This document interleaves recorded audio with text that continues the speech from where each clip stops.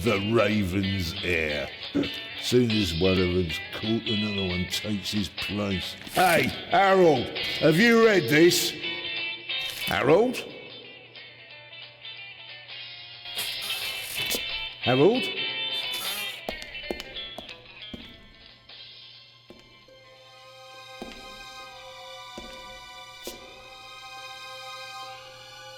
Harold, you hear me?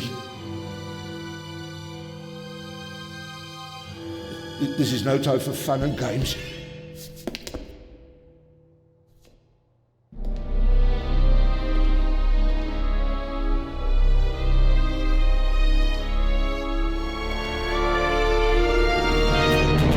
Shh, calm down. I'm a copper. We're on the same side. A copper? What are you doing here? And where's Harold? Harold? Well, there's another guard back there unconscious. That's probably him. The Eye of the Sphinx. Where is it? It's there. Oh, good. Then he hasn't got it yet. You mean the Raven's heir? Shh, turn it off. He's gonna steal the eye. But how do you know? Doesn't matter. All that matters is that we catch him. Do you understand? Yeah, but Do you understand? You and me, mate. We'll be heroes. All right, now, we just have to... what? Halt! Stop! You're under arrest!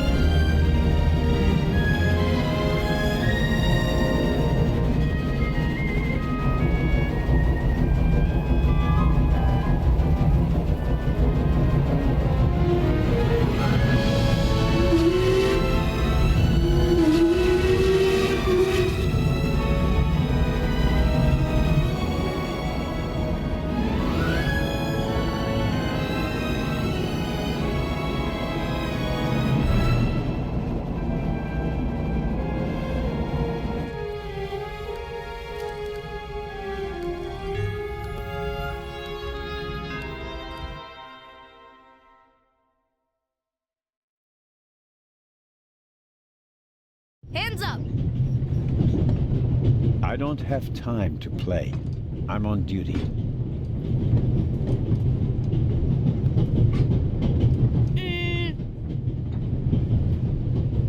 Haha, you're funny. But you don't look like a real cop. You don't even have a revolver. What's your name, boy? My name is Matthew Miller, And where are you from, Matthew Miller? from Dillsburg, Pennsylvania. But my mom and I live in England now. She's taking care of some rich old lady. We're on our way to Venice at the moment.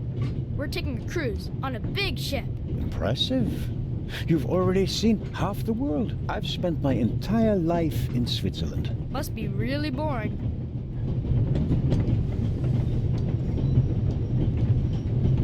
And what's with the gun?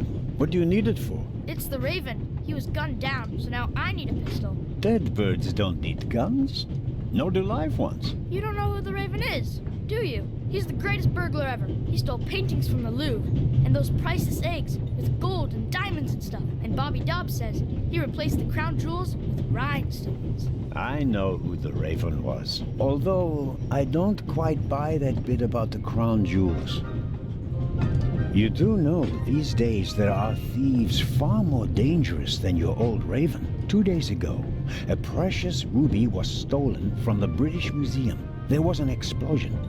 A guard was severely injured. Really? Yeah. And you know what the papers say? You talk too much, Constable. Zellner, monsieur. Anton Jakob Zellner. Or did he pull a gun on you? No, monsieur. Get a move on.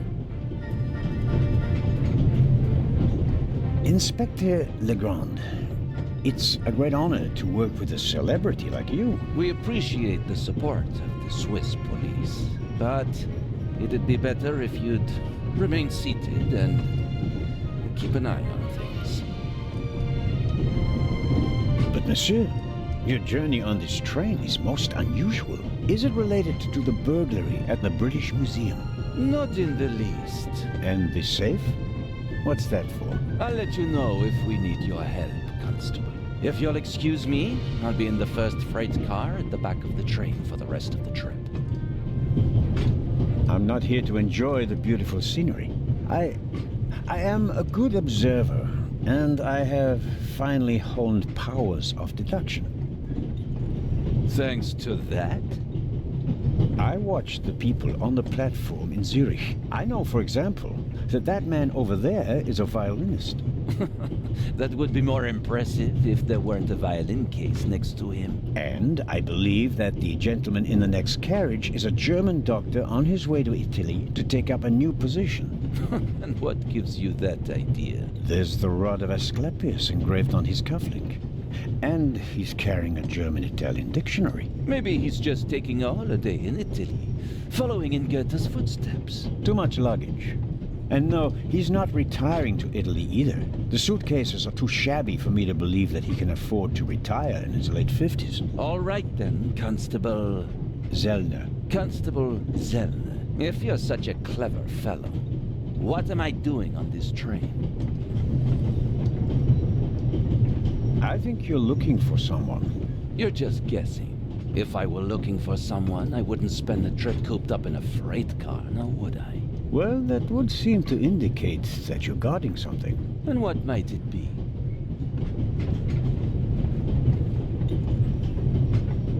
I really couldn't say. But it must be very important. Why is that? Because you are very important. They wouldn't have assigned the case to you if it were just a trifle.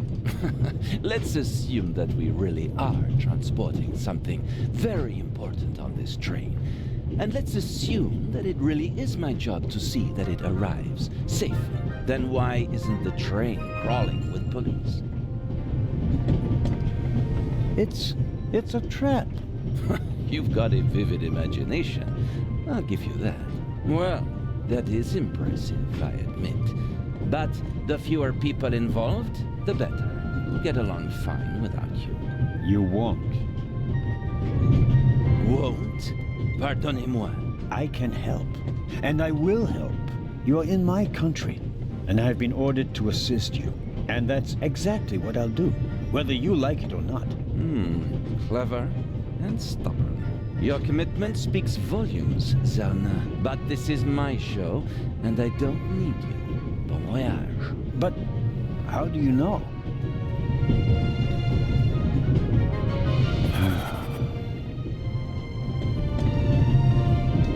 Oh, hello. You cheated. I did what? I saw you talking to the German doctor on the platform. He told you everything himself, and you were just pretending to put two and two together. And what of it? Do you know who that is? That's Inspector Nicholas Legrand. You have to impress him if you want to work with him. I'm going to tell on you. You'd really tell on me?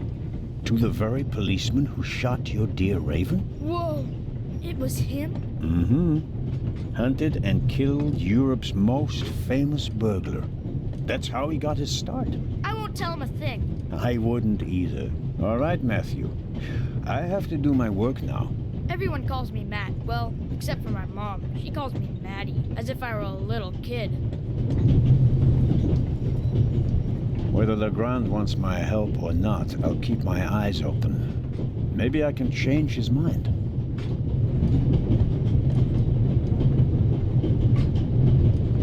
All right.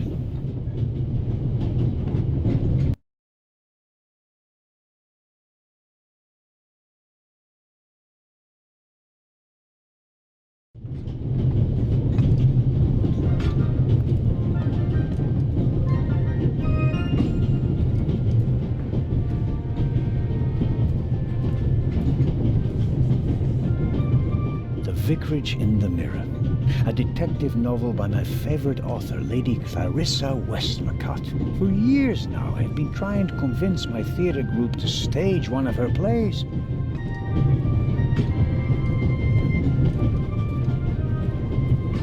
The large map shows the different routes of the Orient Express.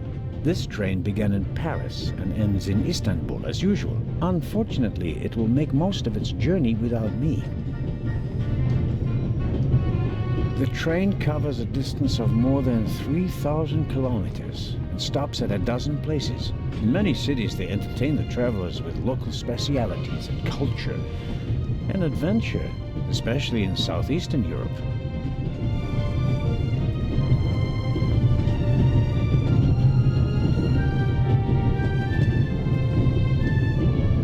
We Swiss are crazy about trains. We don't just have a lot of railroads. We have the most beautiful ones in the world.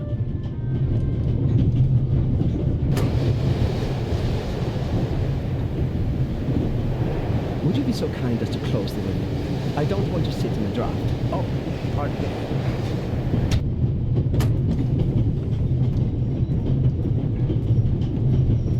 The violinist is a good-looking fellow. And he's traveling through the most beautiful mountain landscape in the world. One can only hope that his violin is better tuned than he.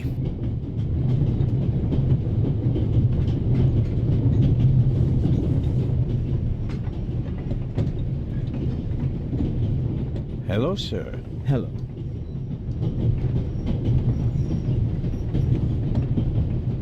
Are you traveling to Istanbul non-stop? No. I'll transfer in Venice to a ship. I'm on my way to Cairo. Cairo? I'm performing at the reception in the Egyptian Museum there.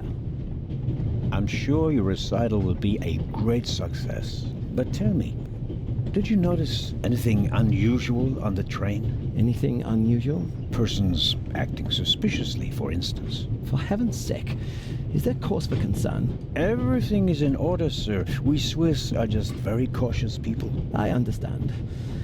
No, I didn't notice anything. Have a good trip. Thank you. Very kind of you. Thanks. Oh, pardon me. No problem. The uniform is waterproof. Mr. Lucio. Professor Edgar Lucio. Oh, a professor. Are you a scientist? Do you teach at the Sorbonne? No, I work at the British Museum in London. You don't say. May I ask where you are going? Of course. To Venice. I'm going to meet some colleagues there. Oh, Venice. A beautiful city, or so I'm told. Indeed. But I really have to take my leave now. If you work in the British Museum, then you must have experienced the burglary firsthand. No, I wouldn't say that. Oh, no? Well, there was a lot of commotion, but I didn't really pay much attention to it. There was a break-in in your museum, and it didn't concern you? Well, let's just say that nothing that's happened in the last 2,000 years concerns me. Whatever you say. The famous Inspector Legrand is on this train. I imagine you know him. No, should I? You don't know him? And you also don't know what he's doing here? No. Why should I? Just a thought. You're a representative of the British Museum. There's a guarded safe on the train. I'm sorry.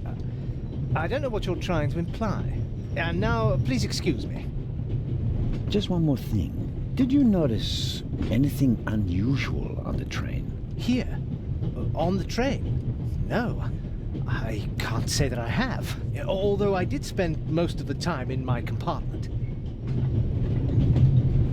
I don't want to take up any more of your valuable time, but you do understand, don't you, that what concerns me is the present, and especially the robbery at the museum. Yeah, of course, of course. It's just, I'm in rather a hurry. You'll get in touch if you notice anything unusual, won't you, Professor? Of course, Constable. What's this? What's the matter, sir? The door. I can't open it. Ah, we'll sort it out somehow. The compartment is locked. But I didn't lock it. I don't even have a key. I asked the steward. He was going to bring me one, but he never came back. Someone locked it. Find the steward. He needs to bring me the key immediately. Calm down, Professor. I'll see what I can do. You don't understand. I have to get back in my compartment. All right, just wait here.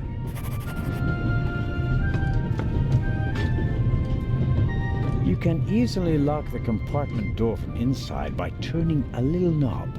But I didn't lock it. Professor, if you had locked the door from in there, you wouldn't be out here. That's true.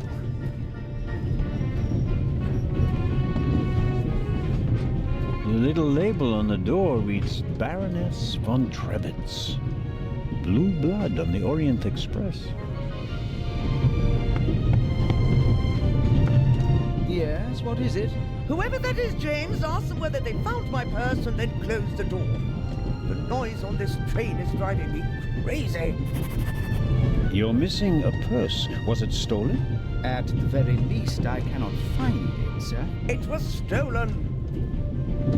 When was the last time the Baroness saw her purse? What? In Zurich, on the platform, sir. I just asked where you last saw your purse. In Zurich on the platform. James, tell him that I still had it when I got out to stretch my legs. The Baroness says... Maybe you lost it there. What? The Baroness never loses anything, sir. I never lose anything. Very well then. I shall be on the lookout for your purse. If I might ask you a few questions about your fellow passengers. I thought he was looking for my purse. James, tell him to look for my purse. The Baroness wishes that you search for her purse. But couldn't we perhaps... All right. First, the purse. I will have a look around. Thank you, sir.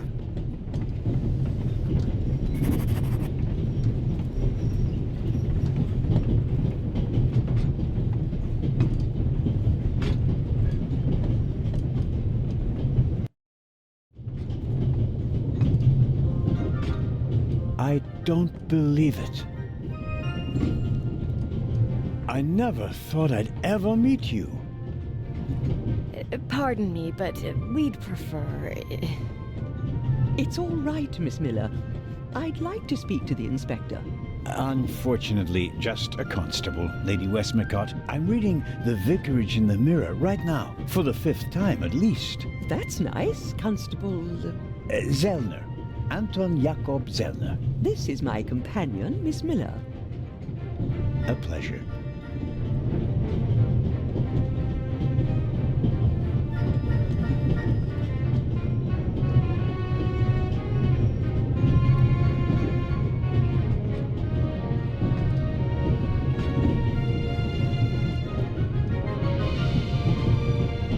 May I ask what you're doing here?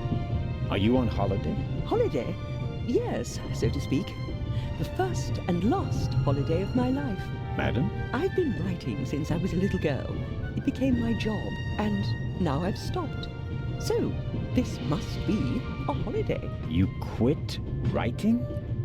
Impossible. I have all of your books. Your Detective Partout is my favorite character. Then I have bad news for you. I killed the old wretch off years ago. I don't understand. I'd rather not discuss my work, Constable. Oh, well, fine. Are you traveling to Istanbul, Lady Westmacott? No, we are on our way to Venice. From there, we will take a ship to Cairo. As you may know, I have a penchant for archaeology. I fund a few excavations in Egypt. I traveled to Egypt by ship as a young woman. And now I'm doing it again as an old woman. I see. As a writer, you must be very observant. Am I right? I mean, You have to study the behavior of people around you to create the characters in your novels, don't you? I solved the mystery of human nature a long time ago, Mr. Zellner. Since then, most people just bore me. Really?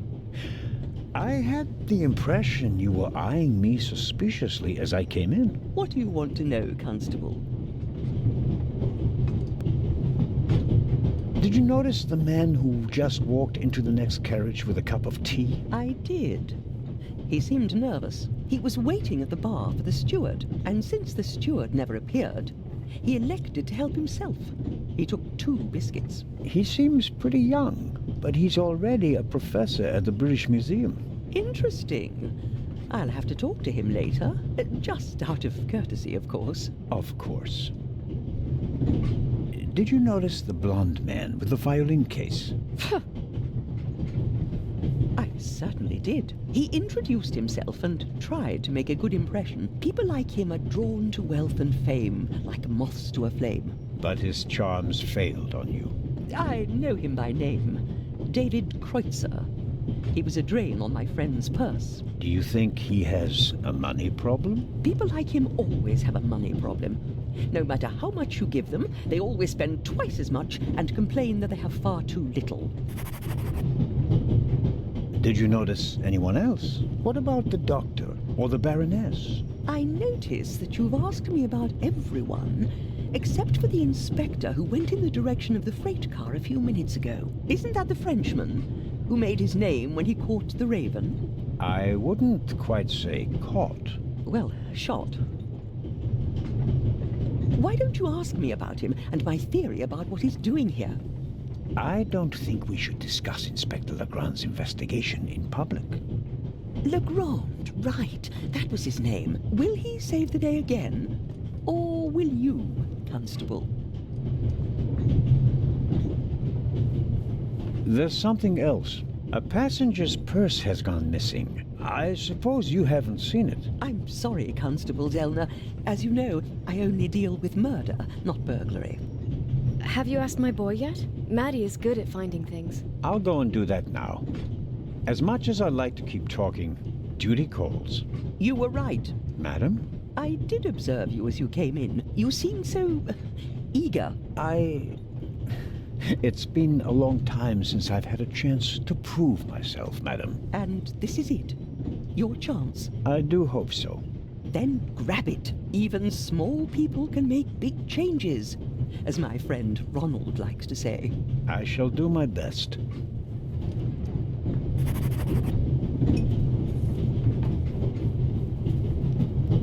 The steward must have forgotten the toothpicks. Normally he would offer them discreetly after dinner.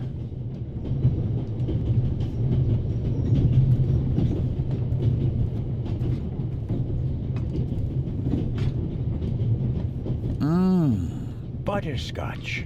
I've loved them since I was a child. Their only drawback, they don't play nice with false teeth. Maybe if I just suck it.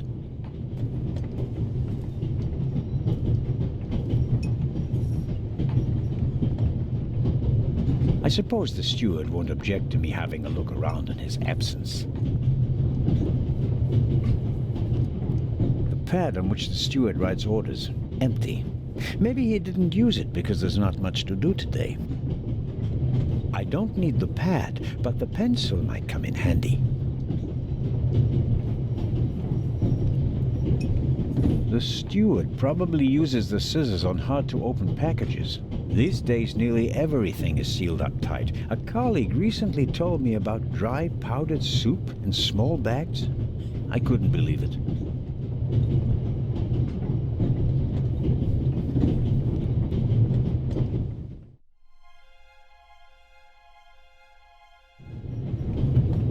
I'll leave the scissors here. If I need them, I know where to find them.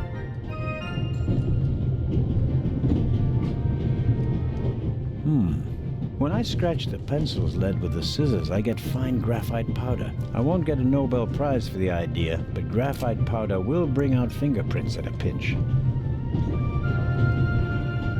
Perhaps he keeps the compartment keys in there. Locked. Where could he be? A shortwave radio. It's amazing how small these things have become in the last 10 years.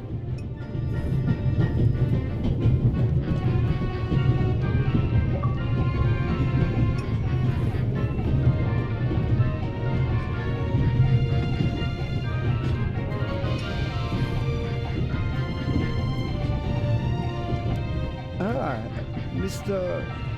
Zelda. Right. How can I help you?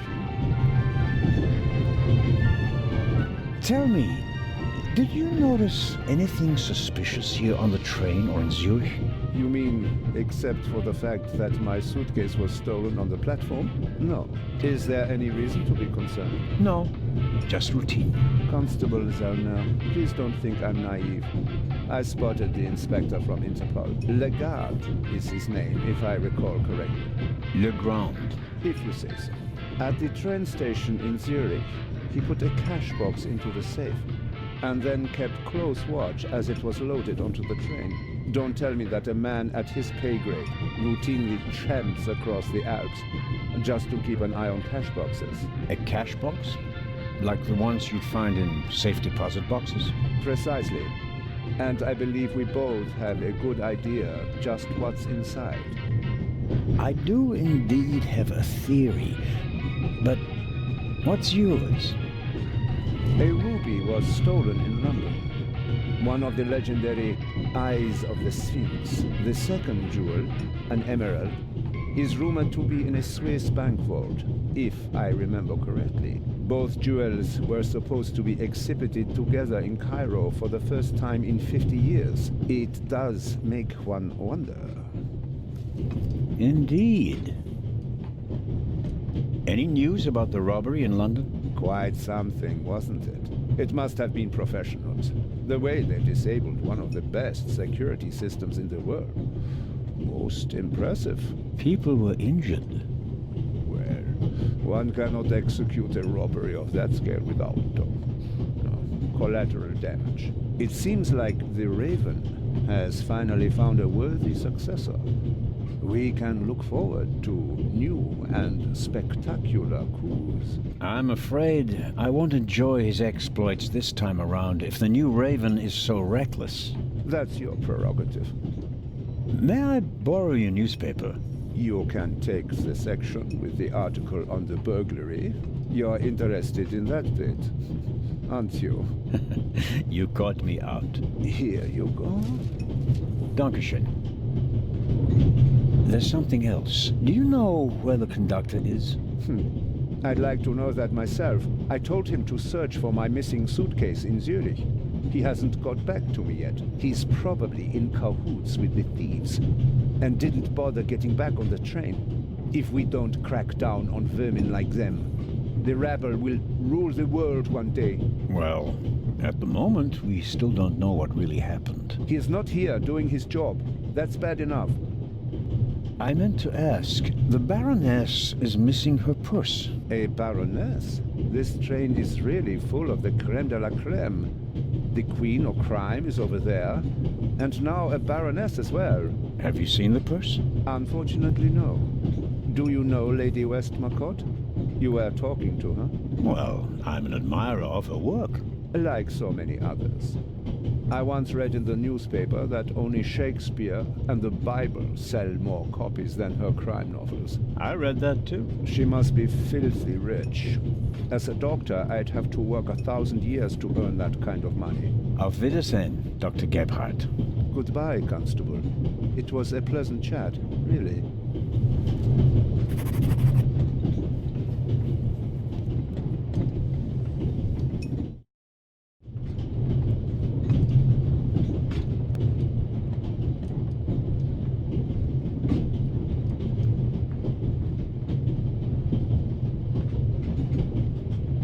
Let's see if there's any news. Blah, blah, blah, blah. Eye of the Sphinx, one of two priceless jewels, extraordinary pure ruby, 2000 BC, etc., etc. Old news. And here, shocking burglary. Professional thieves surprised by museum guard Charles Langley and Constable Robert Oliver of Scotland Yard. Explosion? Not really anything new. One of the two eyes of the Sphinx, a ruby that's nearly 4,000 years old, was stolen from the British Museum. The burglar was surprised, but managed to escape with his loot without being recognized. That's the official story. But it says nothing about Legrand and the second eye. A story about the upcoming Oscars and Cleopatra's chances of winning. An incredible feat. They built the largest movie set of all time in Rome. And because of the main actress's many illnesses, several changes of director and months of delays, cost shot to over $40 million. The most expensive movie ever made. A record never to be broken. John Surtees won the Formula One World Championship for the first time on Saturday. He also won the World Championship in motorcycle racing from 1956 to 1960, making him the only man in motorsports to win world championships in both motorcycle and Formula One events. Not really my cup of tea. Too loud, too fast, too much exhaust. Luna's Drops. The calming herbal liqueur for women. A glass a day. It relaxes the nerves and maintains domestic tranquility. Luna's Drops, if you don't want to bother your husband.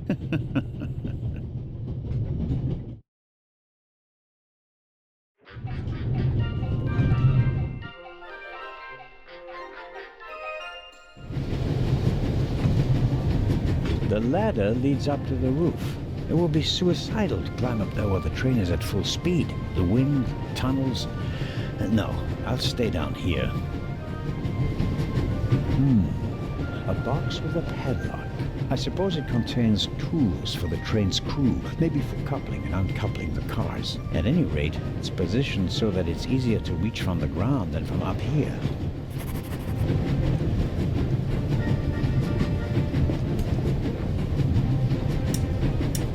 Locked. Bang, bang!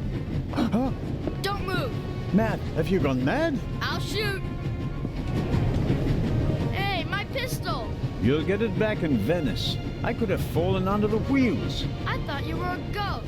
Ghosts don't exist. They do too. One just flew past the window. Yes, sure. Now get moving. Oh, man. I strongly suspect that the door is locked. No, it's open.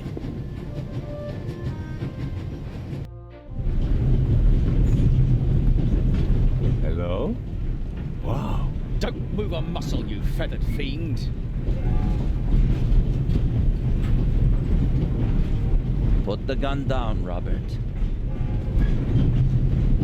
If I may introduce Constable Robert Oliver from the yard. And this is the revered Constable Zellner of the Swiss police, who obviously couldn't control his curiosity. Then I was right. You really do want to lure someone into a trap. That's none of your business. Perhaps that someone recently struck in London. And how would I bait my trap then? With an eye? An eye on its way from Zurich to Cairo. Someone has done his homework. Well done, Constable. I hope you'll acknowledge that I, as a Swiss policeman, can undertake investigations in my own country. Are we still in Switzerland? I could be your eyes on the train, as long as you're here in the freight car. Oh, really? There is a certain Professor Lucien on the train. He's an archaeologist from London. And what's his story? Well, it seems someone locked him out of his compartment. Locked him out? Well, yes. The door is locked and he's standing outside without a key. Was it locked from inside? It may have been. Do you think the locked door could be important? Professor Lucien plays an important role in this story. Well then, Constable Zellner, be my eyes and ears on the train and see that Professor Lucien gets back into his compartment. Report back to me when you're through. My pleasure, monsieur. Constable Robert Oliver. Is it possible that I read your name in the newspaper?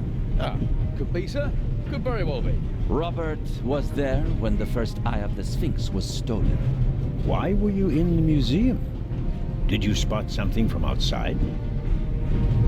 Well, sir, I noticed that a door was ajar, which was suspicious, and it was my duty to investigate, sir. Scotland Yard gave him a commendation and assigned him to me as a liaison. A great honor, sir. Baroness von Trebitz told me that she's missing her purse. Baroness von Trebitz? Interesting. Indeed, sir. But it has nothing to do with our case. So I shouldn't concern myself with the matter? Why not? It's your job as a policeman. But don't expect me to be particularly interested in a lost purse. What do you know of this Raven's heir? He tried to blow me up. Robert, we don't know who we're dealing with yet. In any event, the new Raven is a more dangerous man than the old one. How do you know it's a man? It could just as easily be a woman. Or several men. And anyway, how do you know that it's a new Raven? Monsieur? Never mind. I go attend to the door now. Good. And, Constable Zellner? Yes? Don't bother us unless you have something new to report. Of course. A thief might get anxious if there's too much activity in the freight car. Exactement. Knock twice. Then we'll know that it's you. Understood. An investigation on behalf of Legrand that takes me one step closer. If I can convince him of my competence, I might even be able to see this case through to the end.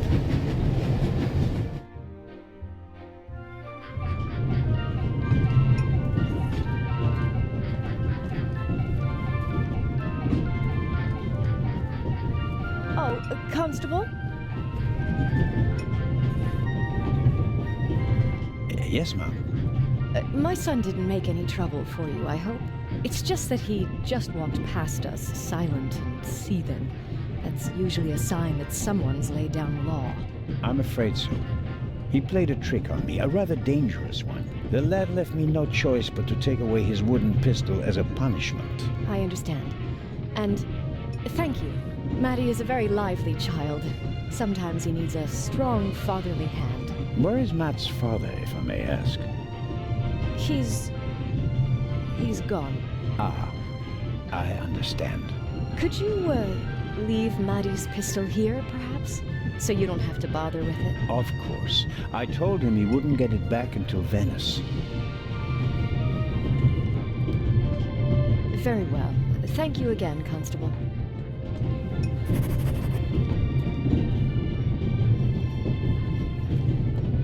Mrs. Miller made a good impression. She wanted to protect Lady Westmacott from me, a pushy admirer. Very diligent. But she does seem a little nervous and tense. I imagine she has her work cut out for her with Matt. And a difficult boss, from what they say.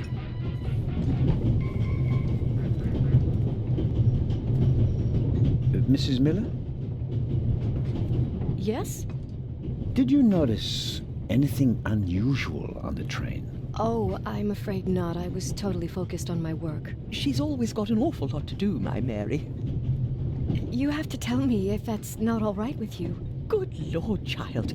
Knit as much as you want. So, nothing out of the ordinary? No, Constable. Goodbye, Mrs. Miller. Goodbye, Constable.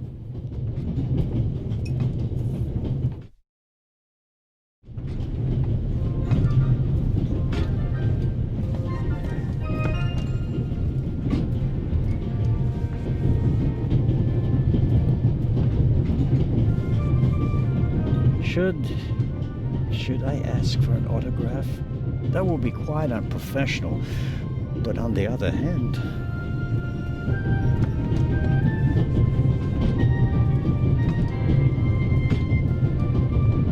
If I may trouble you once more. A passenger is missing her purse. Perhaps you've seen it. So, there are thieves on the train. It's been missing for some time now. Probably since Zurich. The Swiss don't let go of money easily, do they? Oh, Pardon me. No, I haven't seen the purse. Have a good trip. Thank you.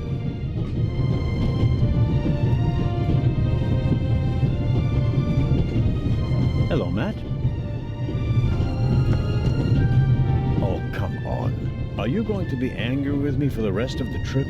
Until I get my pistol back. I gave it to your mother. Oh, man. Couldn't you have just raked me over the coals? Would you have learned anything from that? I didn't learn anything from this either.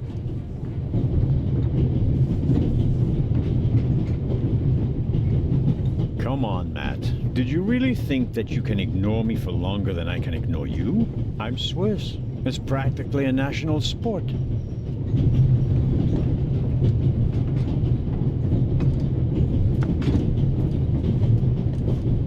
Would you like a butterscotch?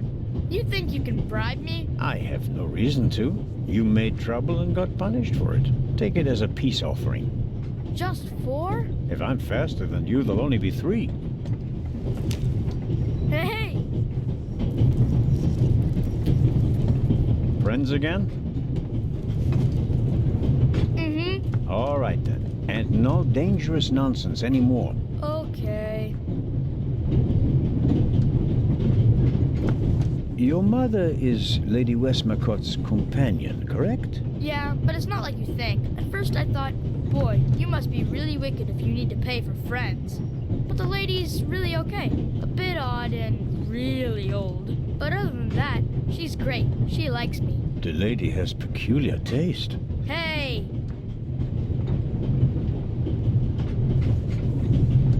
You and your mother, do you both live on Lady Westmacott's estate?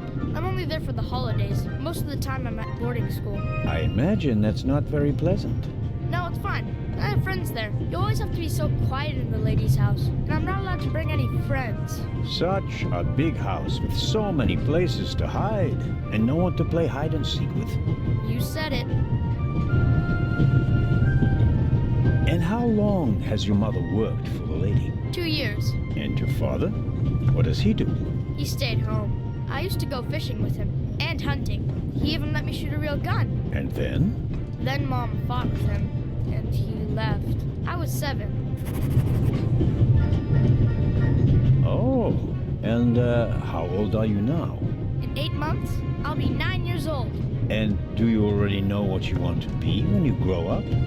A burglar? No, we'll see. Maybe an actor. Really? Well, I don't know. You need a lot of talent for that. I'm an actor in a theater group, you know? You are? Oh, yes. And I'm one of the best in our group, if I may say so. I get really deep into my roles, you know? I don't just talk like the character. I think like him. I become him. It's the only way to... Matt, are you okay? I think you just have to be good at copying things to be an actor. That wasn't bad. Disturbing, but not bad. The Baroness in the second compartment over there is missing her purse. Do you have any idea where it could be? Do I ever? That guy over there with the violin case? What about him? He picked up something in Zurich and put it in his violin case. Really? Yeah, and he made sure that nobody saw him. But you saw him. Uh-huh. Did you also see what it was? Nah, not really. But now that I think of it, it must have been the Baroness's purse. I should look into it, shouldn't I? I think so. Tell me, have you seen the steward anywhere? No. He was walking around a little while ago, though. Hopefully they didn't forget him in Zurich. What's he supposed to do? I'm looking for a key to open a compartment door. Did you check his things behind the counter? I'm sure the drawers will be locked. Can't you break it open? Or pick the lock like the Raven? Perhaps. But I'd need a piece of wire or something like that. Ask my mom. She has a lot of hairpins. She doesn't like the wind messing up her hair. Thanks for the tip. So long. So longer. The violin case looks pretty old. But that doesn't say anything about the quality of the violin. The best violins are often in the oldest cases. I doubt the violinist will let me have a look in his case. Excuse me, sir. About the purse. Ah, yes? Has it been found? Someone saw you with your violin case on the platform in Zurich. What's the meaning of this? I didn't steal anything. Nobody said you did. I just wanted to ask you whether you might have noticed anything on the platform. Ah, well... Why did you think I was accusing you? Well, I thought because you mentioned my violin case in the context of the purse. Apropos, may I have a look at your violin? It must be a very extraordinary piece. Oh, that's not possible. It's a genuine Guarneri. Very valuable. Very. And also very sensitive. What could harm it here? Light? Air?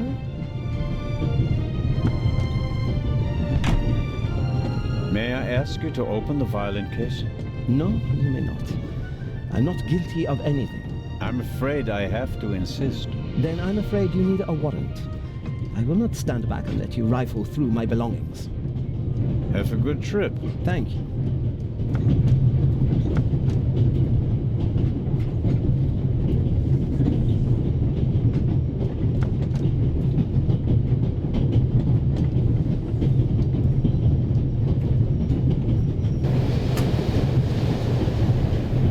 The tip of the toothpick is stuck between the window and the runner.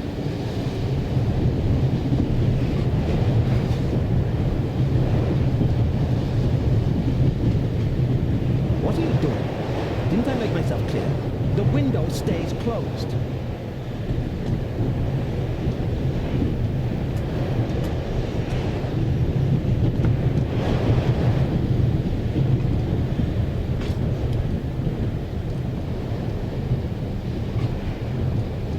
I don't know anything about violins. It may very well be a very expensive violin, or not. Well, that's not what you expect to find in a violin case. An old one, but probably still fully functioning. Hey, what are you doing there? I was taking your case for safekeeping, since it was left here unattended.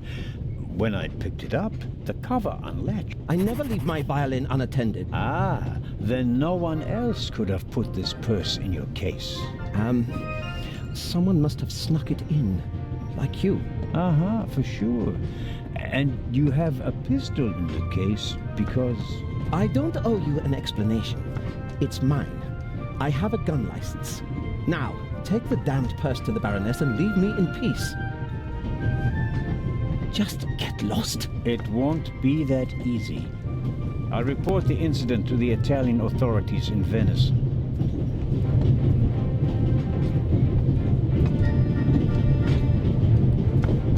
Hey, Matt. The violinist really did steal the purse. Well observed. I knew it! I bet he's got more stuff planned. I'll stay here and keep an eye on him secretly. Okay? Sounds like a plan.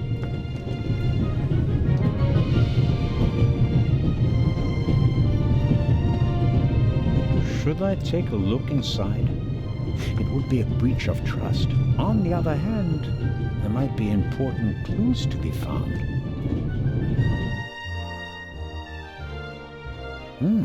Banknotes.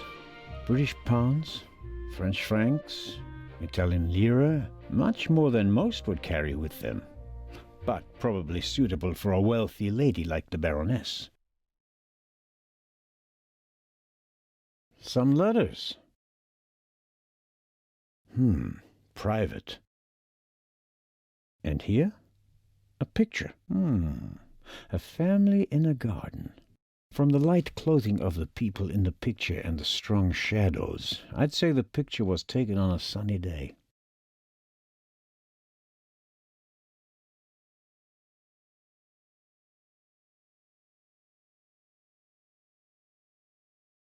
Tough to read. It's old-fashioned German. I learned it in school, but I'm a bit out of practice. I've been writing with the Latin-style script for 10 years now, like everyone else. Seems like it says, For my dear little sister Meta, summer in Masuria, 1926. The Baroness must have been a young woman in 1926. She probably spent the summer holidays with her family there. Pleasant memories carried in a picture. But it's none of my business. I should give the Baroness her property back.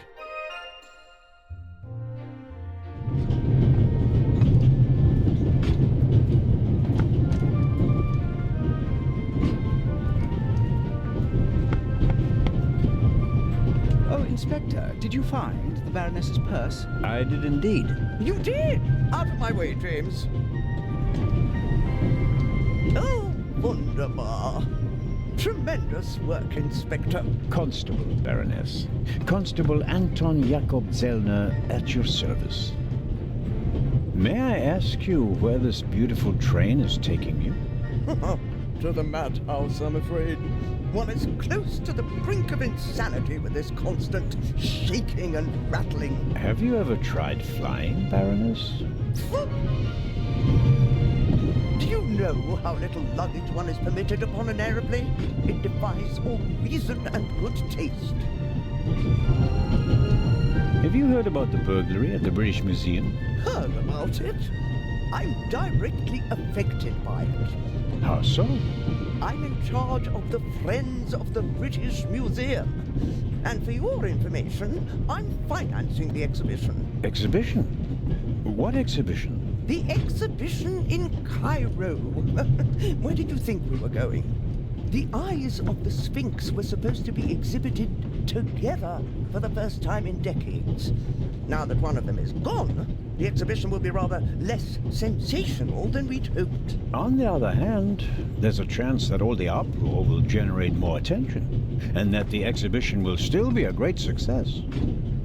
Perhaps. But we wanted to show them both together.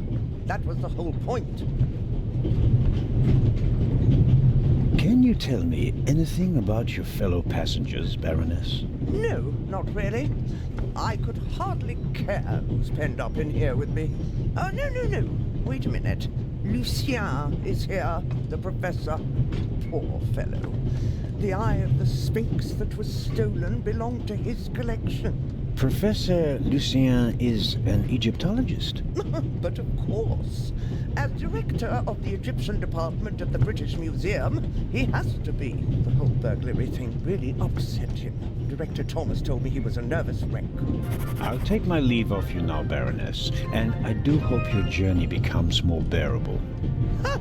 Yes, indeed, Inspector. Constable. James? He doesn't make a very balanced impression, and he, of all people, isn't bothered by a robbery in his own museum. Professor Lucien? Yes? Do you have the key? Actually, I wanted... Please, I have to go back to my compartment. First, I better see about getting the door open, and then have another talk with the professor. It doesn't seem like I'll get anything out of him as long as the door is still locked.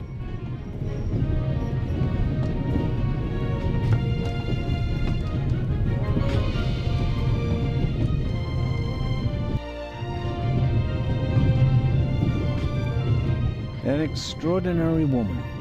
Talented, intellectual, extremely rich, and the most successful writer of all time. Yet, they say she can be difficult on occasion, and that she's rather unhappy. Excuse me, Lady Westmacott. Constable Zellner, how can I help you? I was wondering if you might... Sign your book, Constable Zellner? If it isn't too much of an inconvenience. Of course it's an inconvenience, but only a small one.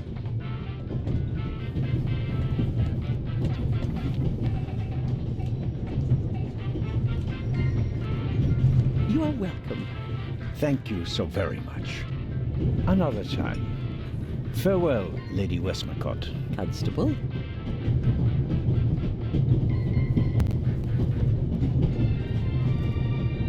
Mrs. Miller? Yes? Please excuse my unusual request, but Matt said you have some hairpins. Could I borrow one?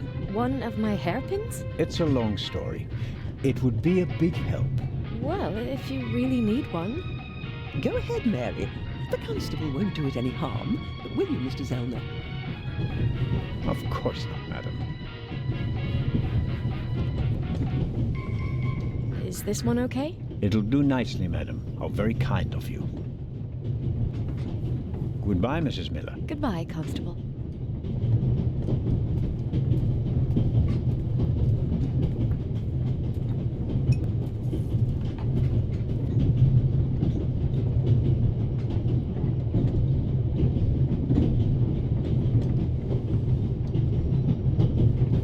And suddenly, it's me who's the thief on the train. Whoops. That was easier than expected. Batteries, a toothbrush, shaving brush, but not the key to the compartment door. Just this one. Too small for the door, but it might still be useful.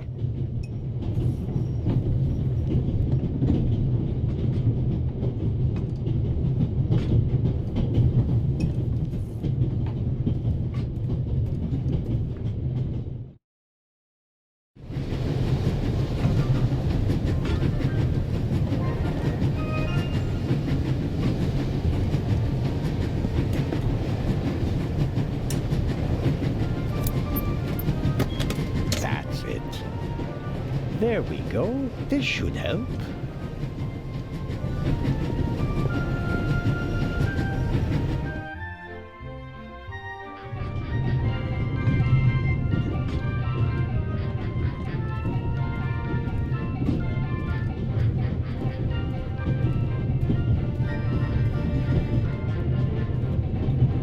Mrs. Miller?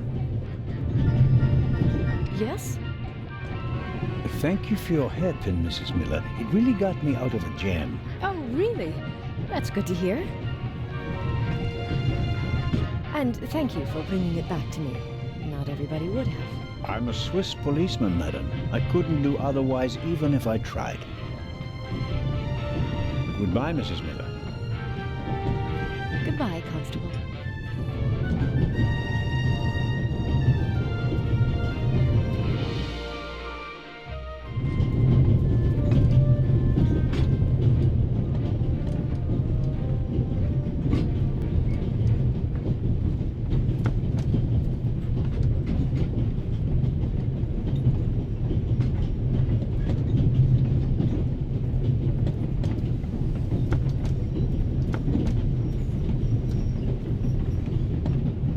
I didn't find the conductor, but I should be able to open the door for you with these pliers. Then go right ahead. I bet I could really get a grip on the bolt with these. Well, come on then, hurry up.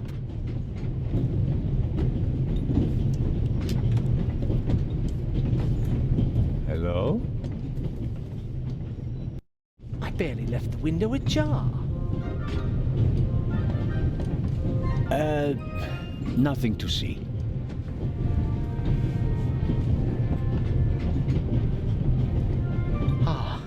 Are you okay? Yes, fine. Do you have any idea why the door was locked? I don't know. Maybe the constant vibrations caused the lock to lock itself. You can't possibly believe that. Well, then what's your theory? The conductor could have locked it from the outside. On the other hand, it could have been someone here in the compartment who locked the door from the inside. Who? And where have they gone? They could have climbed out there. Who would be that insane? You tell me, Professor. So, what are you hiding in your bag? What do you have that would be worth stealing? No, nothing. No valuables? Certainly not. Not on my salary. It was enough for a first-class compartment on a luxury train. That's my business. You're playing a dangerous game, Professor Lucien.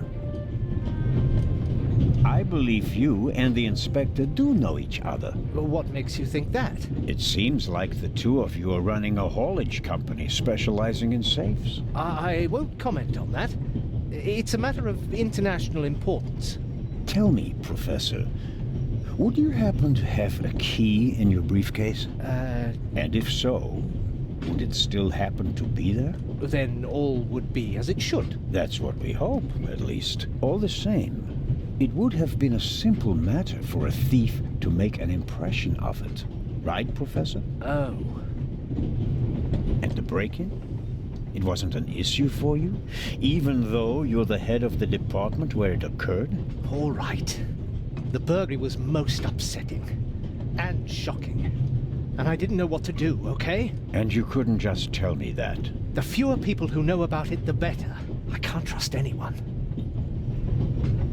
You're not only going to Venice, are you? Could it be that your journey will continue? All the way to Egypt, perhaps? I'm on your side, but the more you lie to me, the more difficult you make my job.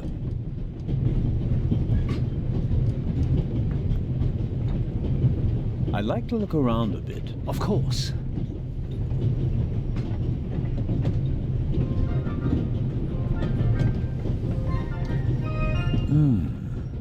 Assuming there really was someone in the compartment, and he climbed out the window, where's he gone?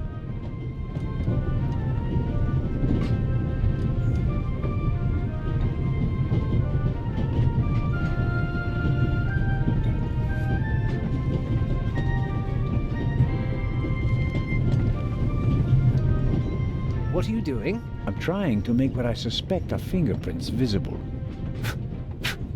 And? Found anything? Unfortunately, no. There are only a couple of fingerprints on the window. It was probably clean before departure, but the prints I can see look like glove marks. Well, wouldn't you expect that? What professional burglar wouldn't wear gloves? It was worth a try.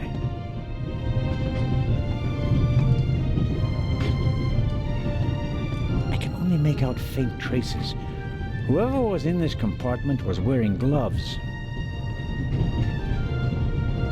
What's this? What do you have there? It's a button. From a suit or a uniform, I guess. The burglar might have lost it. Maybe. Or maybe not. If I notice anyone with a missing button on his jacket, I'll ask him about it. But I wouldn't get my hopes up. If there was a burglar, he climbed out the window and jumped off the train.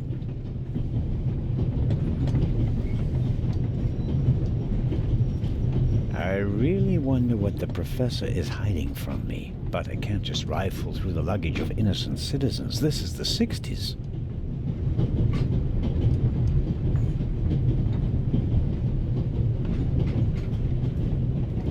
Wow. You have a very nice fountain pen. Pricey. If you'd managed to decode hieroglyphics that boggled the best minds of the last 3,000 years, you'd have received a gift like that as well. The Bible, Grimm's fairy tales, Moby Dick, and gin, whiskey, and rum. All classics.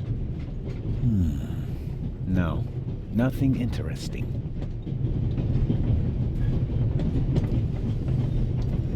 Professor Lucien? Yes?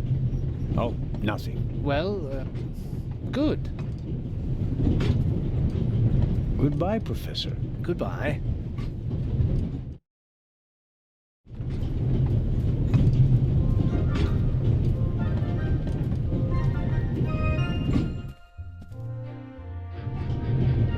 Pardon me, sir. We could have used you a few minutes ago.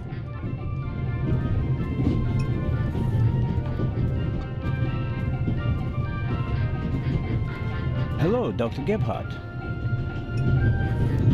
Ah, Mr. Zellner. I've been wondering why you're wearing gloves. Are your hands really so sensitive?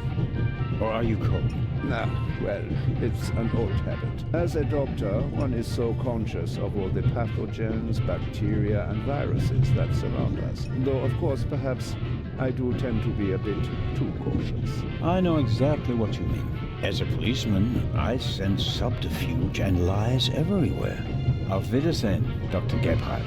Goodbye, Constable. It was a pleasant chat, really.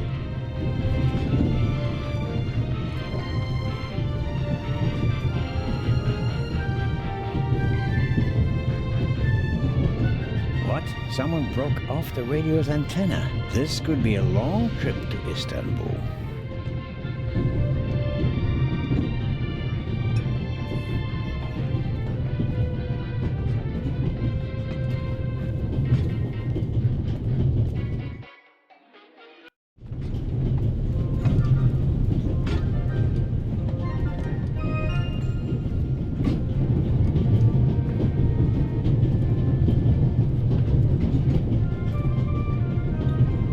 The butler, this James, seems to have escaped the Baroness.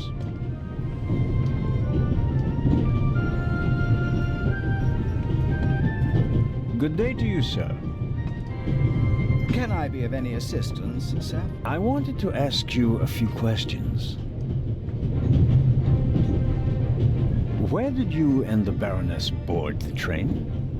In Paris, sir. The Baroness was there on behalf of a charity that she supported for many years. So you weren't in London when they broke into the British Museum? We may have been, actually. We left for Dover bright and early the morning after the burglary. But it was in Paris when we first heard of it. The morning paper in London didn't mention the unfortunate event, sir. And just 2 days later, you're on a train bound for Switzerland. The Baroness certainly gets around. Indeed, sir. We are practically always on the go. What can you tell me about the Baroness? Nothing, sir. A butler does not tattle. If you'll pardon a rather odd question, are you really named James? That would be a lucky coincidence in your line of work. My name, sir, is Clive Alfred Inch. Your second name is Alfred, yet the Baroness calls you James. Madam considers James to be the only forename suited to a butler, sir. Isn't butler an odd choice of career? Butler? Many would say it's a strange job. It is true that I am one of a dying breed, sir. The war claimed a generation of butlers. Have you been to war as well? Indeed, sir. I was a groom for a cavalry officer. When you British talk about war, one is never sure which war you mean. It seems the situation hasn't changed much since the 30 Years' War, has it? Shrapnel from a bomb dropped by a Fokker would not have wounded me in the 30 Years' War, sir. No, of course not. Goodbye, James. Or Alfred.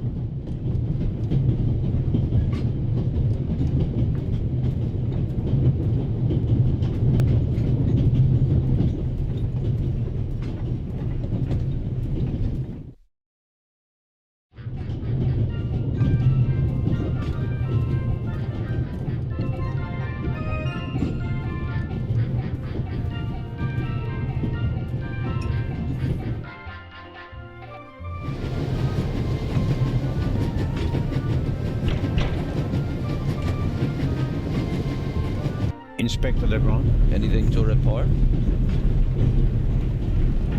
I got Professor Lucien into his compartment using a pair of pliers. Did you notice anything inside the compartment? The window was open.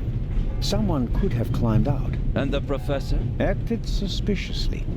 He rummaged around in his leather bag. And? He seemed to have found what he was searching for. Good. Good work. Now, perhaps you could give me some information. All right. We should... What? The light's gone out. Flashlights!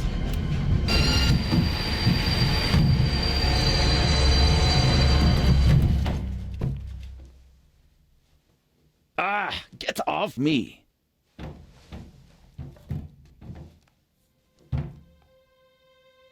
There, sir. An envelope.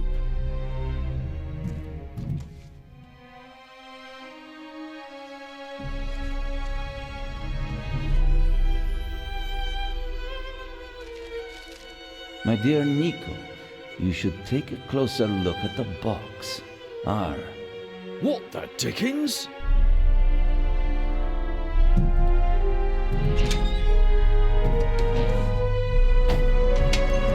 It's a... Away with it! Take cover!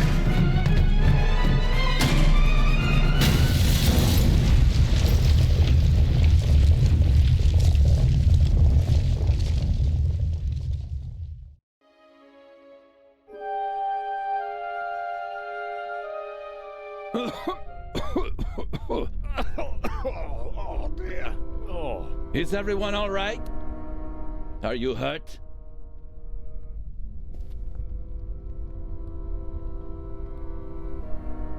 Quick thinking.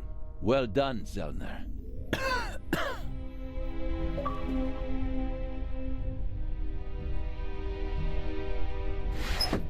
I think the tunnel collapsed. Then he's trapped. Hurry, we have to lock the second exit. Sir, there's a fire up ahead. The engine's burning. It's a distraction. Hurry, block the exit. But sir... The fire will consume all the oxygen. He's right, Inspector. A fire in a narrow tunnel is extremely dangerous.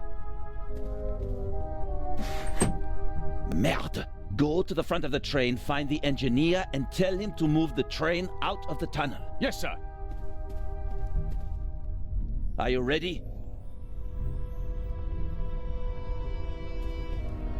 You have to uncouple the freight car. You understand? I understand. I'll see to the passengers. They should all wait in the tunnel. We'll check each one in turn as they go out. Let's get to it.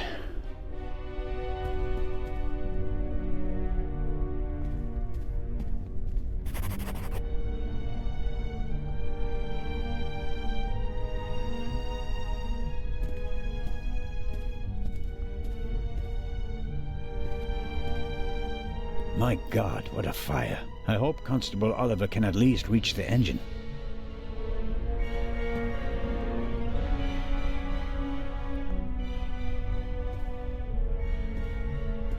A lot was damaged by the sudden stop, but the bowl was thick enough to survive the fall. The last of the candy has vanished. Measured against the exploding freight car, I think the railway will overlook the loss.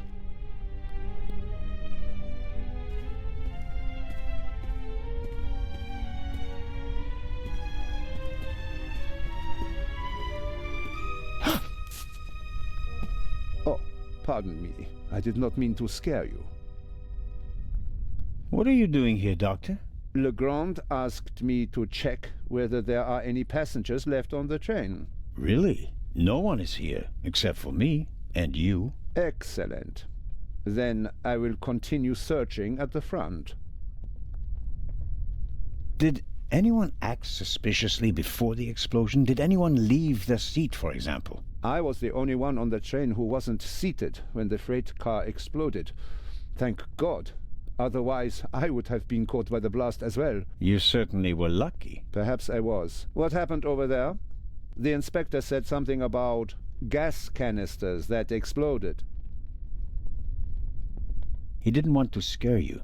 The truth is, it was a bomb meant to kill him and the Bobby. My God. An attack? But who would... The investigations are ongoing, but first we have to get the burning train out of the tunnel. Oh, of course. How are the passengers? They are in a state of shock, of course. The blackout and the sudden stop were frightening enough, but then the explosion, the dust, everyone rushed for the exits. I was helping the American woman bring Lady Westmacott to safety. They are waiting outside in the tunnel. One entrance is blocked by a fire, and the other one seems to have collapsed. Continue to search the train. I'll decouple the buried freight car. All right. Doctor? Can you give me a few matches? Oh, certainly. Thanks. I'll meet you outside. Do hurry.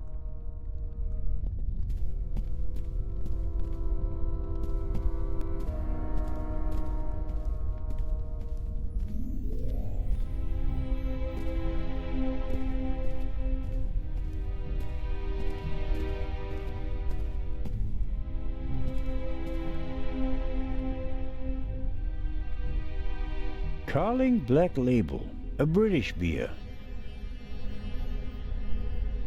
Champagne, the finest. Maybe we'll open a bottle if we get out of the tunnel alive. Until then, though, it's no use to me. Whiskey, scotch, rum, liqueurs, enough to entertain everyone on the train all the way from Paris to Istanbul.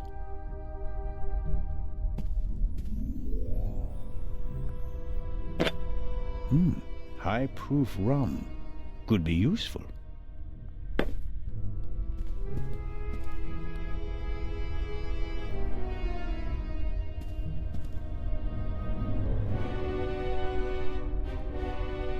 Rum from Austria. Believe it or not, it's 80% alcohol by volume. There's no way anyone would drink it straight.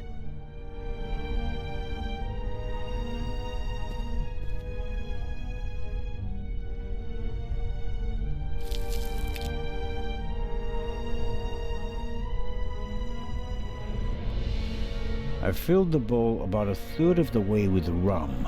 Phew, strong stuff.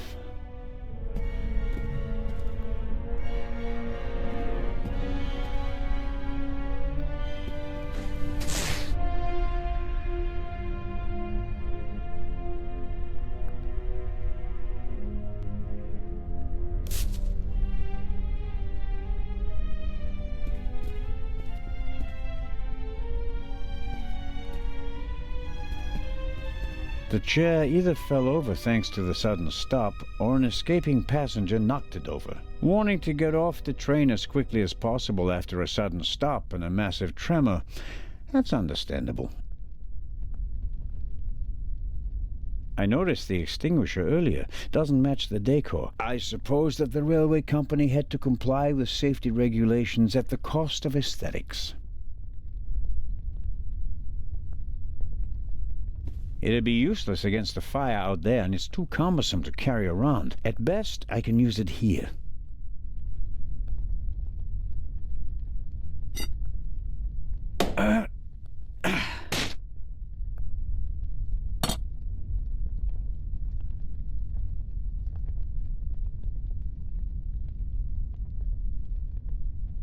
All right, let's go.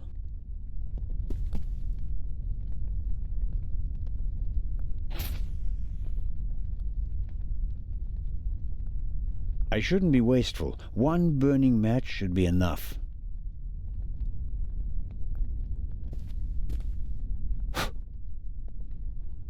The other passengers escaped from the train. I can see their silhouettes in the light of the fire. If I don't hurry up and uncouple the freight car, they'll suffocate.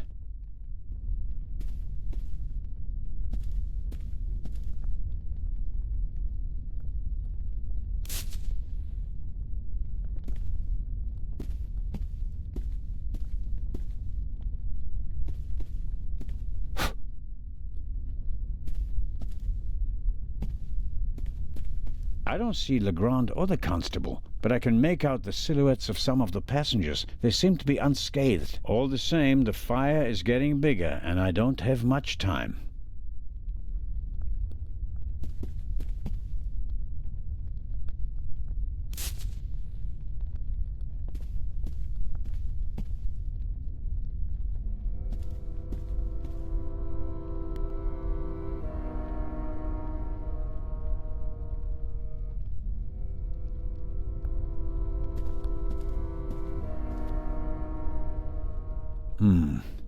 Just as I expected, the alcohol burns with an almost invisible flame.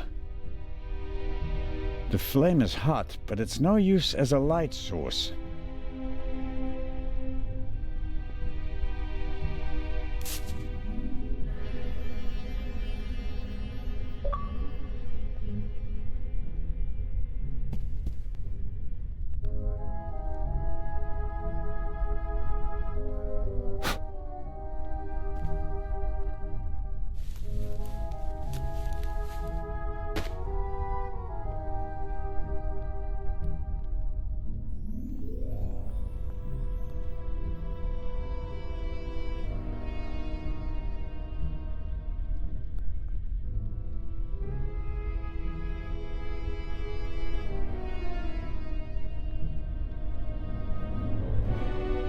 That should do it.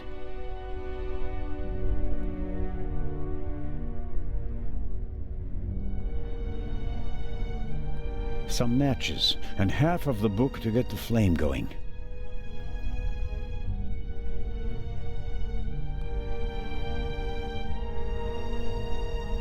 The alcohol on the curtain burns just as darkly as in the bowl. It's no help.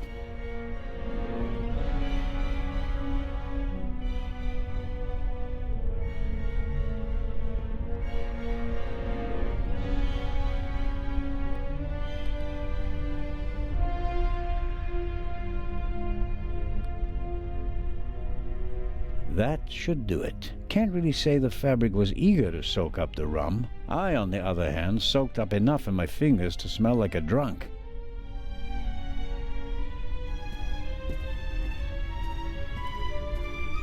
I should concentrate on uncoupling the freight car. I'm positive that Legrand has everything else under control.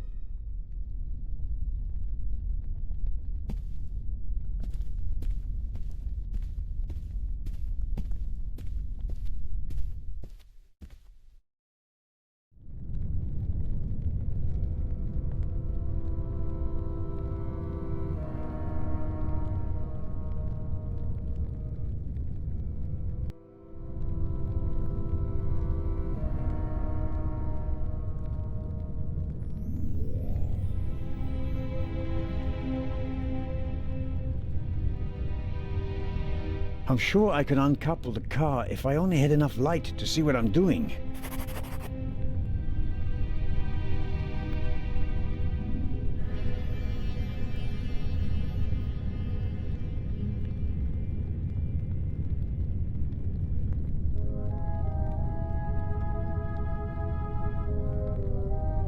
I'm sure I can uncouple...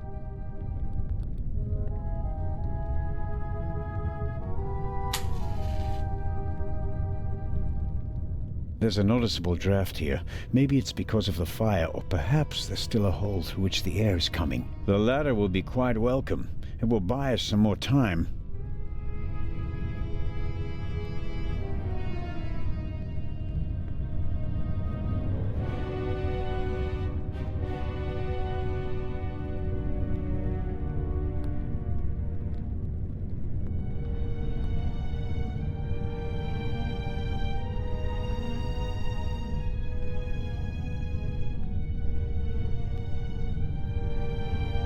A fine, but rather heavy curtain.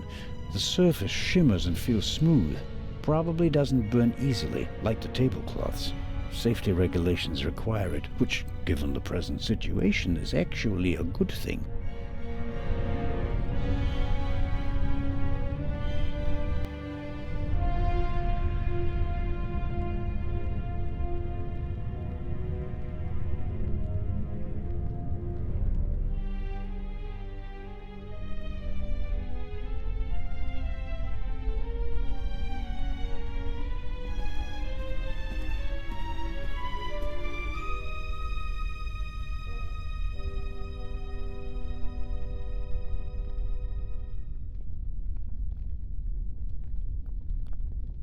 It's taking too long. Time is running out.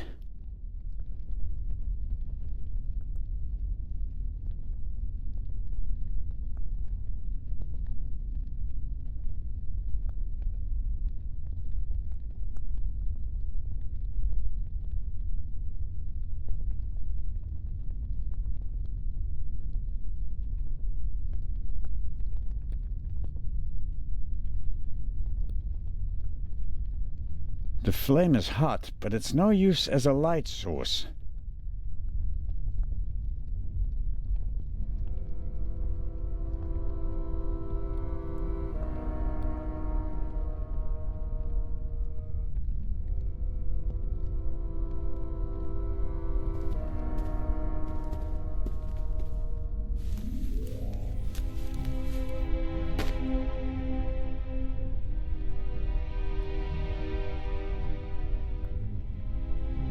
The alcohol on the curtain burns just as darkly as in the bowl. It's no help.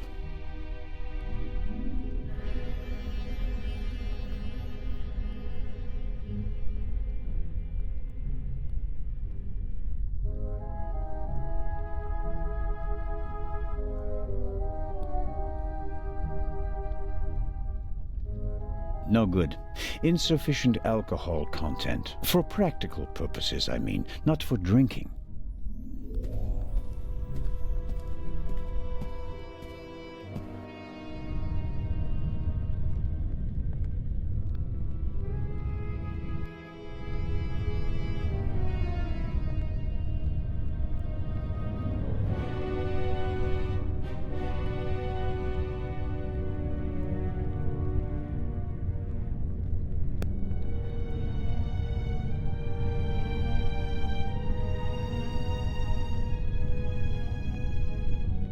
I'm sure I could uncouple the car if I only had enough light to see what I'm doing.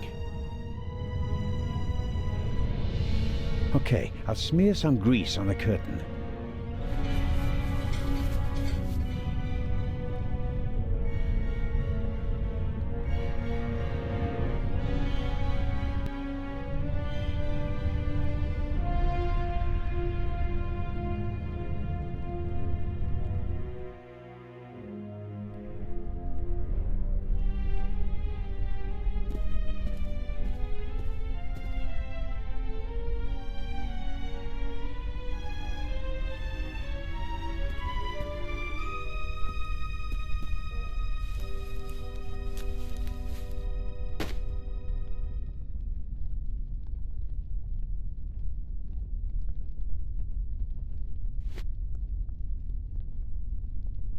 I'm the god of fire.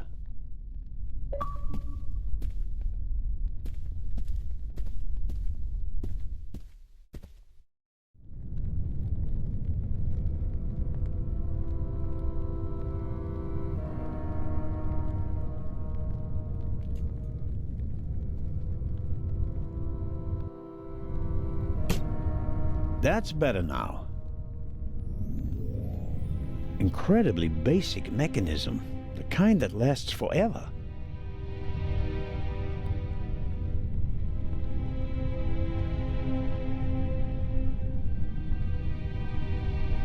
A lever on a pressure sleeve running along a thread.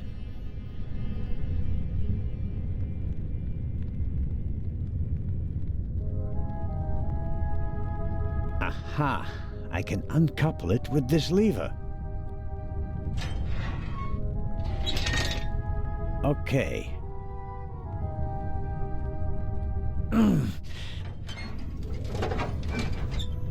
There we go. Time to get out of here.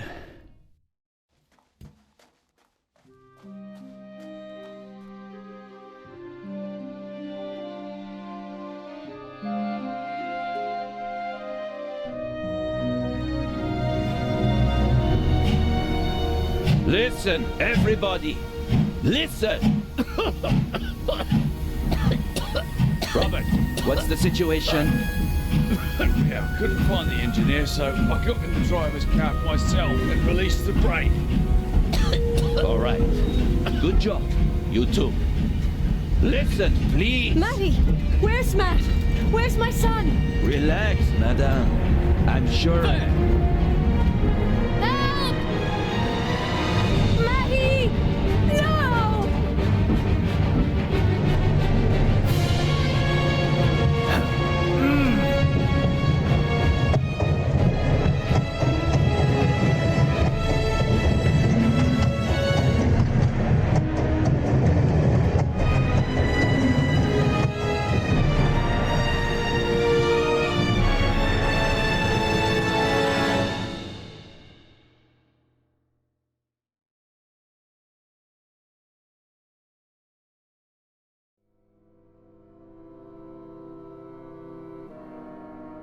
Matt, where are you? Oh.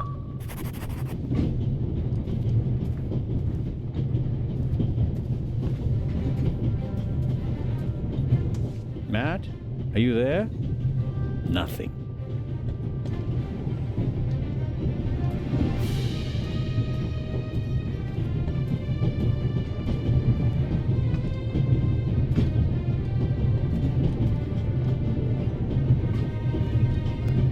The engine and the coal tender are burning stronger and hotter.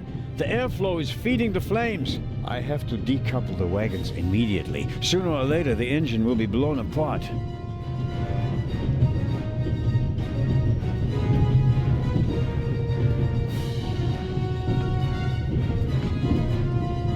I suppose this handbag belongs to Miss Miller, Matt's mother.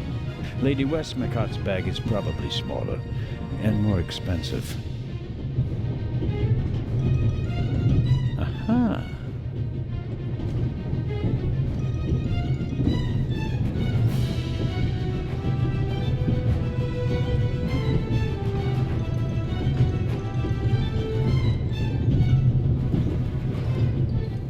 Hey, there you are. What were you thinking? Ah, come out of there. Is he gone? Is who gone? The man! What are you doing on the train anyway?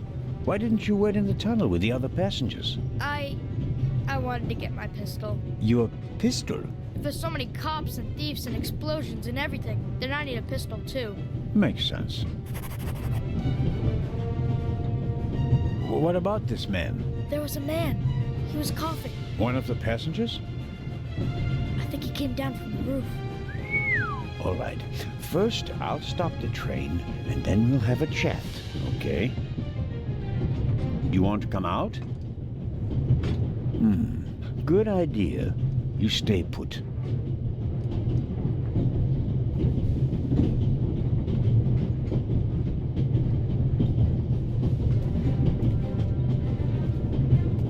Hold tight, Matt. Damn, that makes things extremely complicated. The emergency brake either was damaged in the explosion or was sabotaged. But whatever, it's not working. I think I should try to uncouple the locomotive. I mean, how else can I stop the train?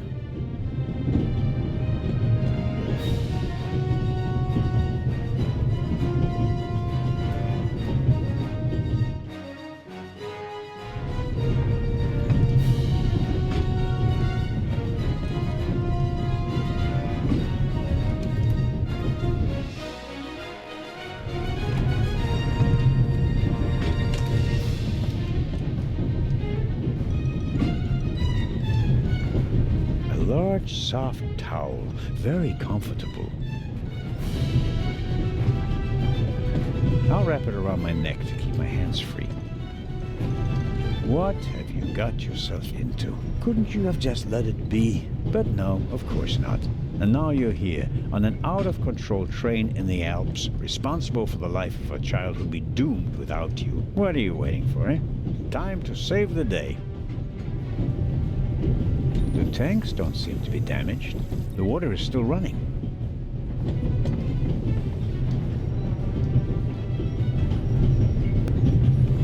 It's soaking up the cold water.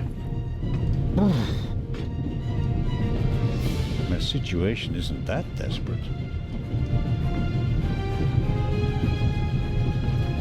Professor Lucien's suitcase. Unlike the leather bag, he left it behind when he fled the train with the other passengers. I don't think there's anything interesting in it. Whatever the professor is hiding from me, it's in his leather bag.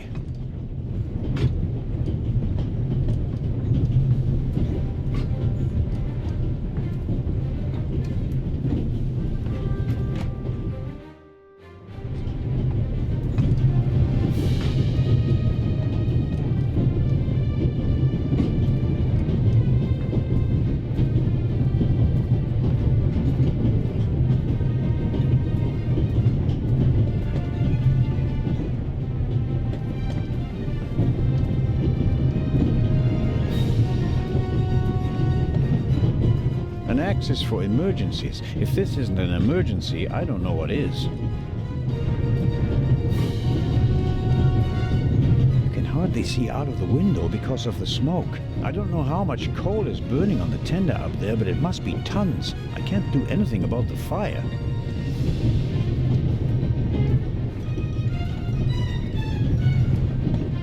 If the emergency brake doesn't work, I'll have to try something else. Here goes. Ouch! Hot!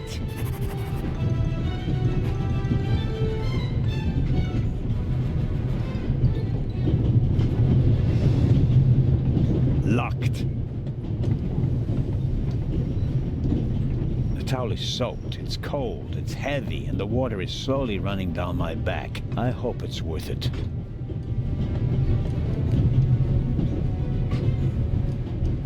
The handle is already too hot to touch. This door leads to the tender.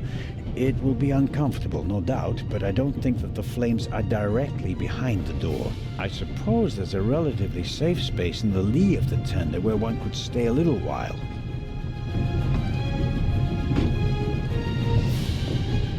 Okay, we'll do it the hard way.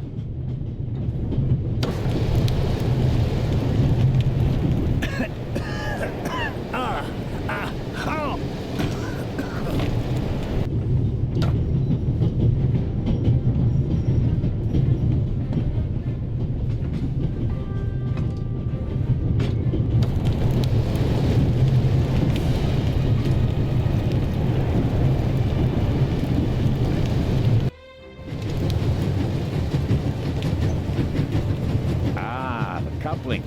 It looks just like the one on the freight car. That means at first I have to turn that thing there. That keeps it under tension.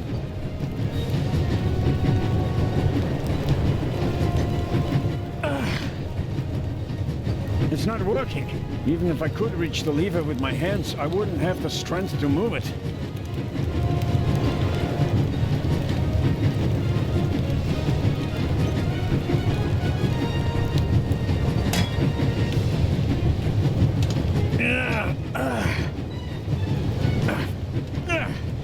That should do the trick. The coupling won't release because it's under too much tension.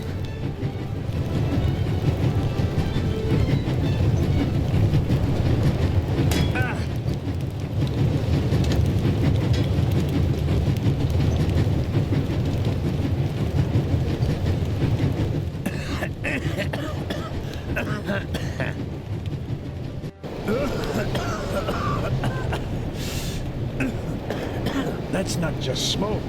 I can actually taste lumps of ash. It's time for my deputy sheriff's story.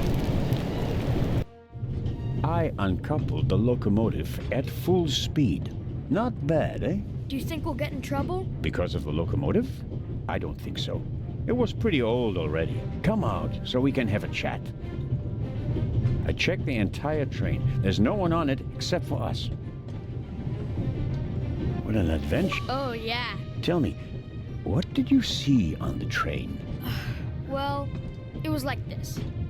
I wanted to get my pistol.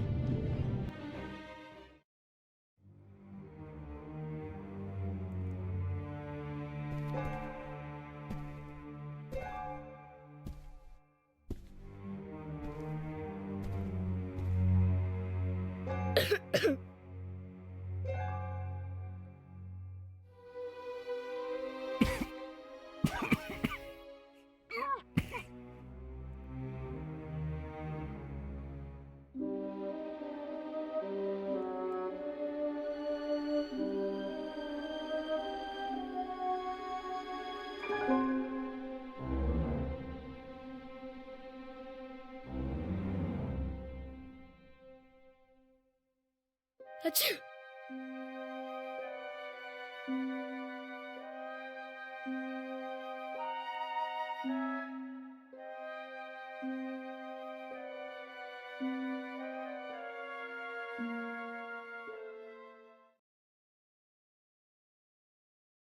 And then? When the guy was gone, I got up and banged on the window. I wanted to get out of there. But then I thought, what if the guy can hear me from the next car? So I got scared, and I hid again. You did well. Are you sure it was a man? Yeah, very sure. What else could he be? A woman? Heh, no. Girls can't be thieves. Girls are always honest. If only you knew. Did you recognize the man? Have you met him before? I don't think so. Would you recognize him if you saw him again? No. It was very dark and I was hiding. Was he a tall man or a short man? Just a man. I think he was a bad man. Why do you think that? He was sneaking around. even though everybody else was outside in the tunnel. Maybe he just wanted to get his wooden pistol. Oh, man. The envelope that the man lost, where is it? I thought it might be important. I think we should have a look. Some cash, an Italian passport, blank. Very interesting. And here, a ticket for the cruise! What? The tickets we have for the big ship from Venice to Cairo look exactly the same. Interesting. May I keep it? What do you want to do with it? Take a vacation.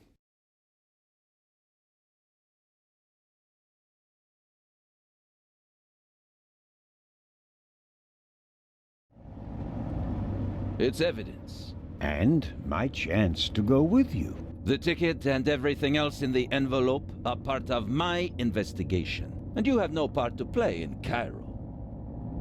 If I hadn't given you the envelope, you'd have no proof that the Raven's heir would be on the ship.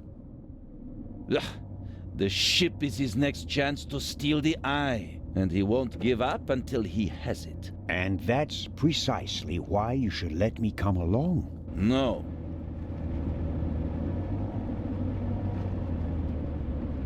I deserve to come along. What you did was extraordinary. Far more than anyone could have a right to expect from you. And you still want to leave me behind? You met our foe and barely escaped with your life. You may not be that lucky next time. It wasn't luck. You can return to Switzerland with your head held high. Enjoy your triumph. I have not achieved anything yet. The Fiend tried to kill us, and he's still at large.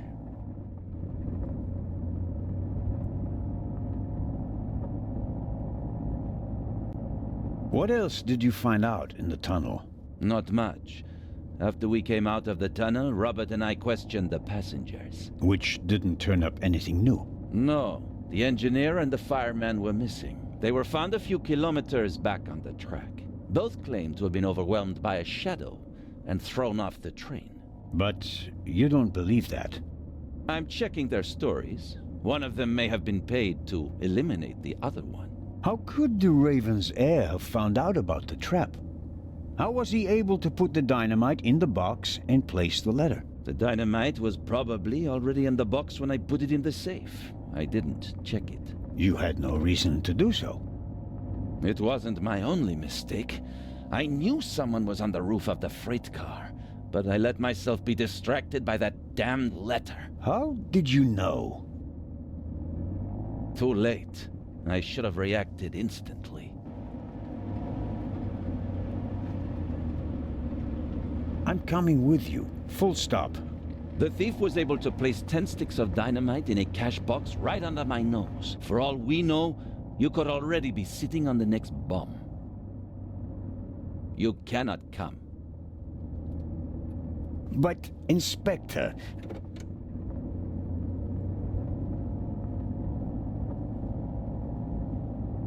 We're here.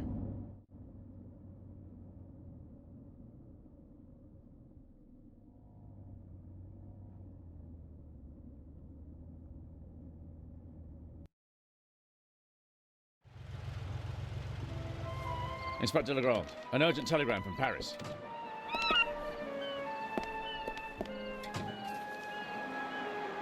Bad news? It's about the unfortunate events on the train. I'm to return to Paris and explain myself. But sir, what about the eye? They want to inform the Egyptian authorities that there might be a burglary attempt. Might? Egyptian authorities? What if the jewel is stolen at sea? I know. I never received it. Keep a close watch on the loading of the eye, Robert. Aye, sir. It was a pleasure meeting you, Constable Zellner.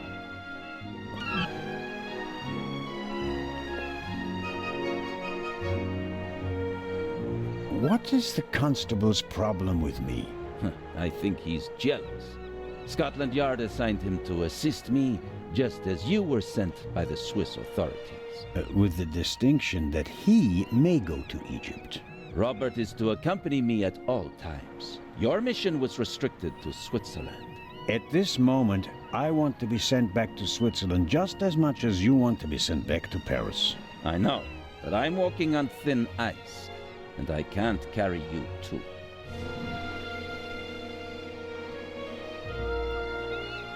And the second eye is in that safe? Yes, an emerald.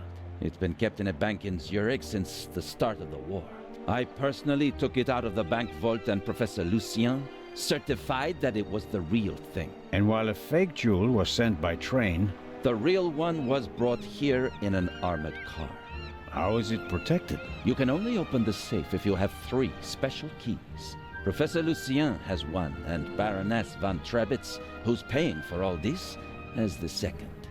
The third was sent by air courier to Dr. Abbas Mokhtar, the director of the Egyptian Museum in Cairo. So, not even you could possibly open the safe before it arrives in Egypt. That's correct. We don't want to make it too easy for potential thieves. Commendable. I hope you're aware of the fact that you're risking your career. Indeed I am. Why do you care so much about this case? Someone pretends to be the Raven, and you promptly risk your career? What if he's not just pretending? What do you mean by that? It's his handwriting. And there's only one person who ever called me Nico. Have you ever considered the possibility that I shot the wrong man?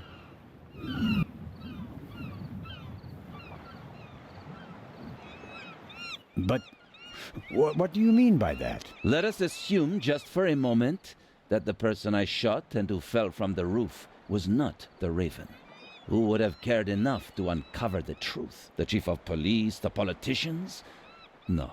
They wanted to revel in a successful manhunt, and it was the best thing that could have happened to the Raven. The search for him was over. He had no reason to fear me anymore. I had so many medals afterwards that he could hear them jingling kilometers away. And now he's back?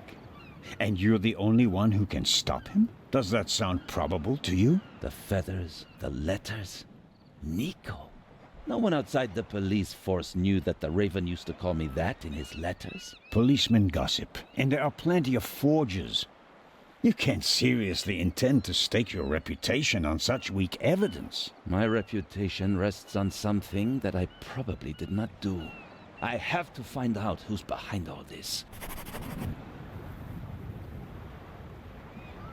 Let's review. One of the 2 most valuable jewels in the world was stolen. Obviously, the second one will be next. And you suspect a legendary burglar who's been dead for 5 years. Go on. The second jewel is about to be put on board over there, in a safe that requires 3 keys.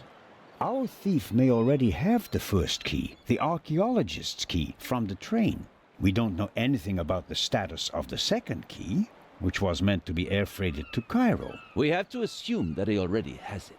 Therefore, there's just 1 key left. The Baroness's. Correct. So, you'll need my eyes on board. Look, you can keep your eyes open for me here on the wharf. I'd be most grateful. But when this ship sets sail, you will not, I repeat, not be on board. But, Inspector... We're dealing with a dangerous man, and I will pursue him regardless of the consequences. I won't let you get mixed up in this affair. It's still my decision. No, it's not. It's mine, and I've already made it. Good day, Constable Zellner.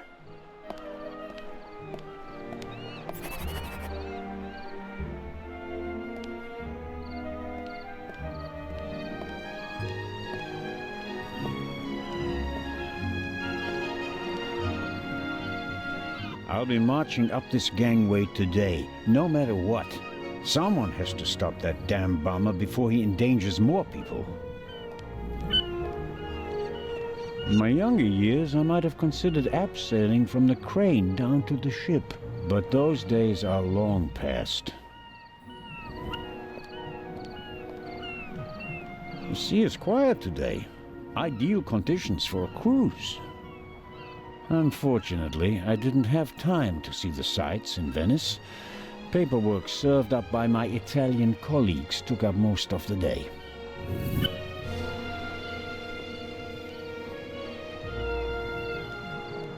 Constable Oliver seems to be a little simplistic. But I don't think he's a bad policeman. The way he reacted in the tunnel and got the train moving. Hats off.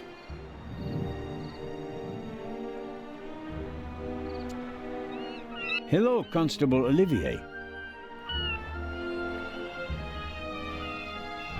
It's Oliver.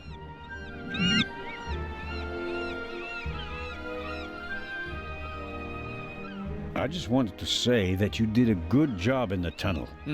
Thanks. How did you know how to get the train moving? I come from a family of miners, and my uncle is an engine driver down the mine. I see. And you looked over his shoulder? Yeah, best way to learn. Did Legrand tell you about his theory? That it could be the real Raven?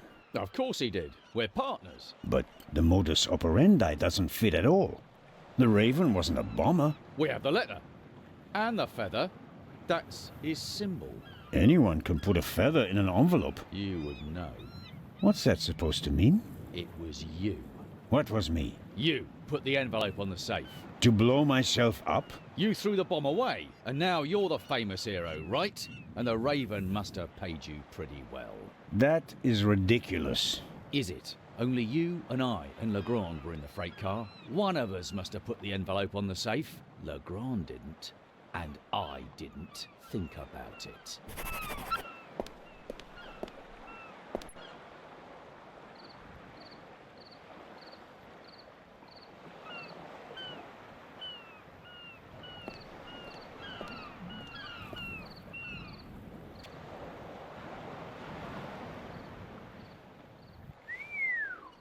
Fine car, but nothing compared to the young lady who owns it.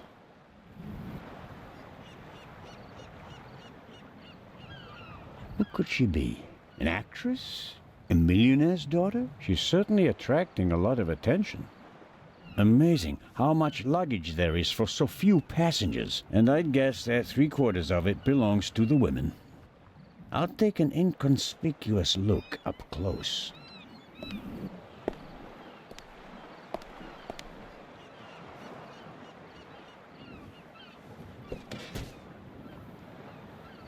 Oh, I'm sorry. I wasn't expecting anyone to be crawling around on the ground in front of my door. Don't worry about it, miss. No harm done. Oh, that's good to hear, Mr. Zellner. Anton Jakob Zellner.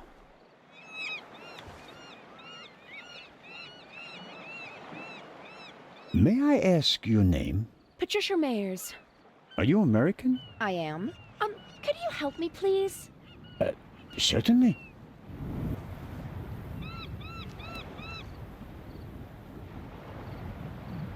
Are you on your way to Egypt? Yes. Are you on holiday? My father works for a railroad company there. And is rebuilding the country after the war. Wonderful. Yes. Wonderful. One more.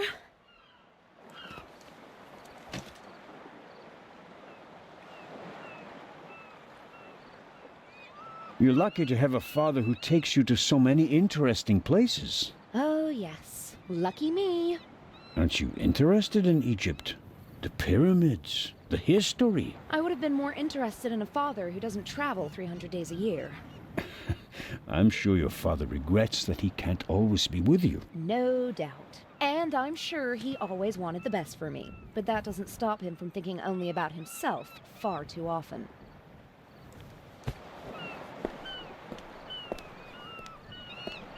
Bring my luggage on board, please. Excuse me? It was a pleasure meeting you, Constable Zellner. Impertinent.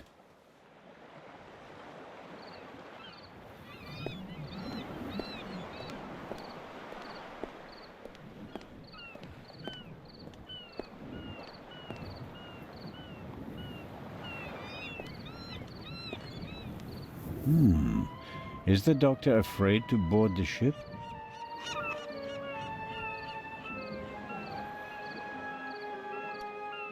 Hello, Dr. Gebhardt.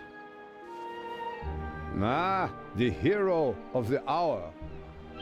The hero of the hour, but out of work soon. Oh, you won't be a policeman anymore? Yes, but on my old beat, which is almost as good as being out of work. I understand. Is your new job bothering you? On the contrary, I wasn't sure whether I made the right decision until now. I'm from the Black Forest, you know. There are only mountains there. No ships. But now... the salty breeze, the atmosphere... I think I want to stay at sea forever. The sea is one thing, the passengers are another. It will be okay.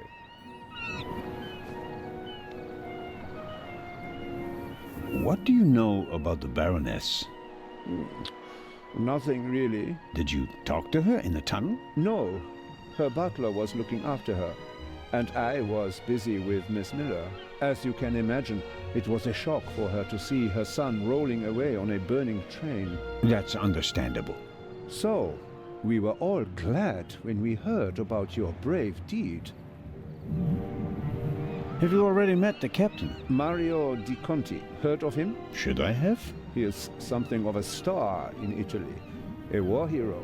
In the First World War, when he was a young man, he sank more enemy ships than anyone else. In the Second World War, well, he had some personal problems. You mean like the ones you buy in bottles and pillboxes? Yeah, you could say that. Anyway, sending him into combat was out of the question. They gave him a supply ship instead, and he became a hero again. His ship, part of a convoy from Palermo to North Africa, was the only one that made it, with an extra 100 seamen who he rescued from the other ships. Impressive. To say his health is rather shaky these days would be an understatement. I think most of my time on board will be spent dealing with his numerous ailments. Well, there's nothing left for me to do but to wish you a good trip. Oh, you are not coming with us? Unfortunately, no. I'm to go back to Zurich. What a pity. Take care, Dr. Gebhardt. Oh, I just remembered. We found these in the tunnel. Are they yours? I'm afraid so. Strophantine. Do you have heart problems? Maybe it's for the best that you're not coming along. Too much excitement could be bad for your health. You mean if I don't do anything, I'll probably have a few more years to live? That's right. Keep your chin up.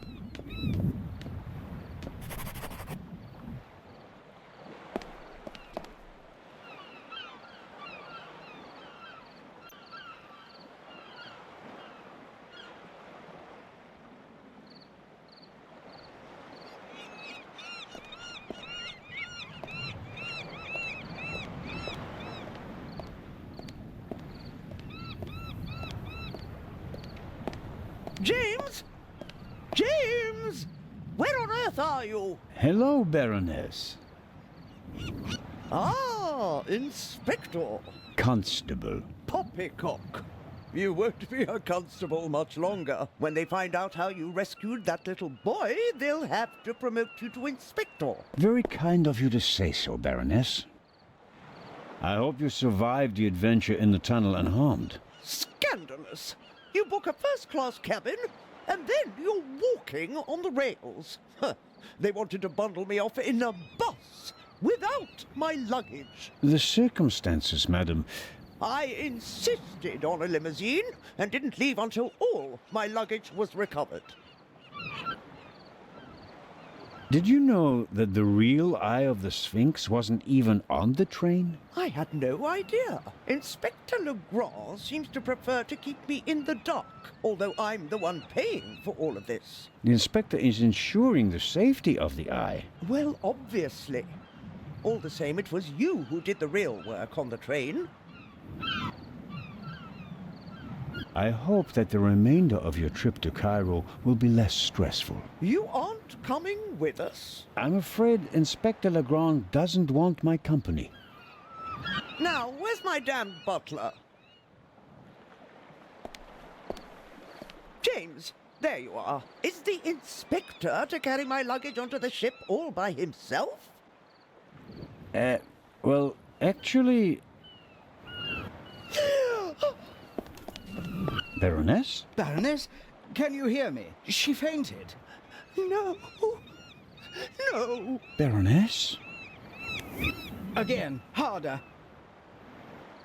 Hello? Can you hear me? Help me up. Perhaps we should... Now. I'll get Dr. Gebhardt. No, Doctor. Just a little moment of weakness. Your arm, James. Take me to the ship. But of course, madam. That was no moment of weakness. She saw something that shocked her, or someone. Very interesting, especially since she doesn't want to admit it. That's a fine automobile, but not even a stately sedan like this can handle all the Baroness's luggage. She was lucky that the second and third freight cars weren't buried in the tunnel. Most of her things made it unscathed. Who or what did she see?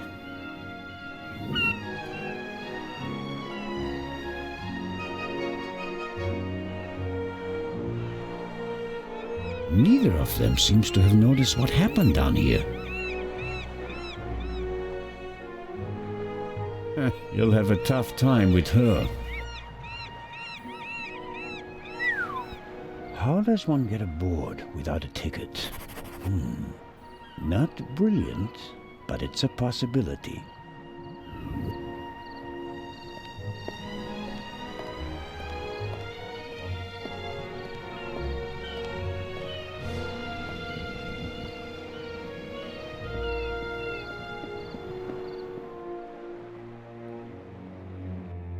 Oh, who do we have here? Signore... This is Constable Anton Zellner. Signore Zellner, I heard about your feats in the mountains. Welcome aboard the MS Lydia. Thank you, Captain. I didn't know you'd be taking part in the journey, but I'm glad to have you with us. I'll have a nice cabin prepared for you immediately. The constable will not be joining us. He has other duties. Oh, that's too bad. I would have loved to hear about his adventures from the man himself. I'd like to accept your offer, but unfortunately, higher powers prevent it. I am sorry to hear that. We are by no means full, and have plenty of room for one more passenger. The constable just wants to have a quick look around and then leave before we set sail. When will that be? In about 15 minutes. There you have it, Constable. May I ask how to get to the cargo hold? Oh, signori, there are much nicer places on board. But I'm interested in the cargo hold. Why is that? One of the trunks seems suspicious to me. Someone could be hidden in it. You? You want to imply that the most brilliant and probably richest thief in all of Europe is stowing away in a trunk? That's not his style. That's what makes it more likely that it's not him, but a copycat who's behind all this. And a copycat's style might include doing whatever it takes, like hiding in a trunk if they've lost the ticket. Oh, come now. Actually, it would be possible for a registered passenger to board the ship without a ticket. What do you mean? You can't buy a ticket for the Lydia at the counter. You book the trip in advance. We know the names of all the passengers. As long as a passenger is on the guest list, we let them board the ship. Doesn't matter if they have a ticket or not. And did any of the passengers board without a ticket? I couldn't say. We ask for a name and check it on the list. The tickets are no more than souvenirs for the passengers. So much for your trunk theory. Regardless of what you say, I would still like to examine the cargo hold. All right, then, if you like. But we'll meet here again in 10 minutes. Captain De Conti, before we depart, I'd like to send 2 telegrams. Certainly, Inspector. The cargo hold is over there. You can enter through a door on the forecastle. The horn will sound twice, 5 minutes before we set off. That's the signal for all the dock workers to leave the ship. Understood, Captain. Follow me to the bridge. You can send your telegrams from there. My time is running out. If I don't find anything in the cargo hold, my cruise will be over before it even begins.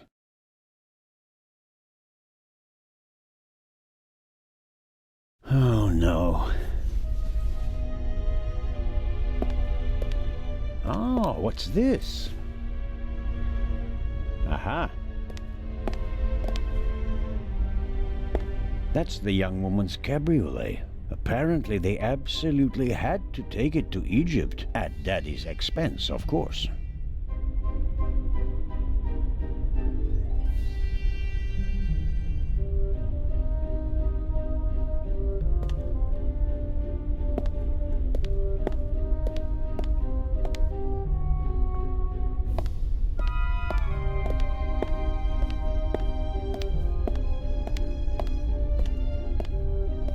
The door to this locker is ajar.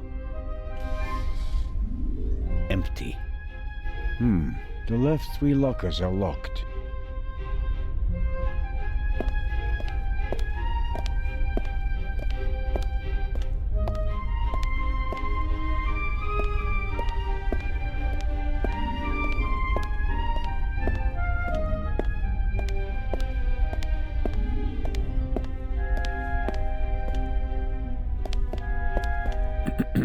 Hello? Come on out. The game's up. I'm opening the trunk.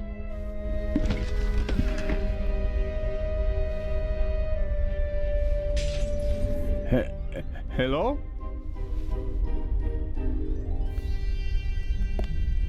I'm sure someone was in the trunk, but where are they now?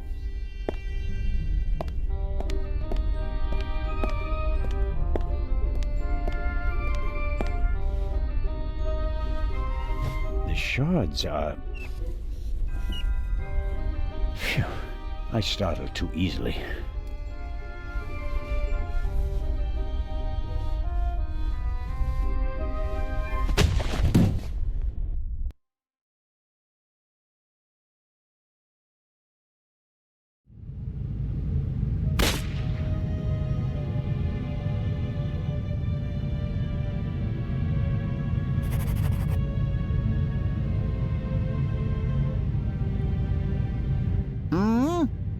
For who?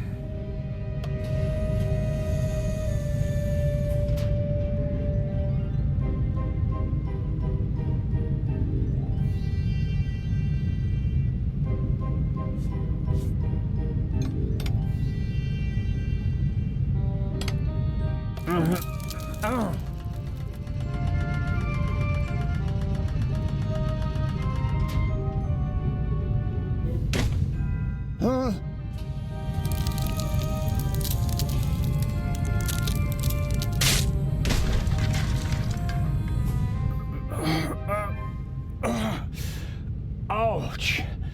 Damned. Ah!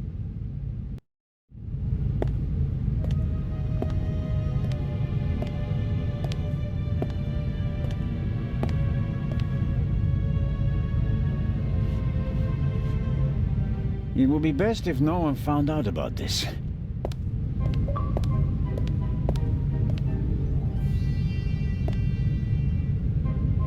There's some blood and hair stuck to the pipe. Here, I really can't afford to lose. I'll hold it on the blood-spattered end. After all, we already know who the victim is.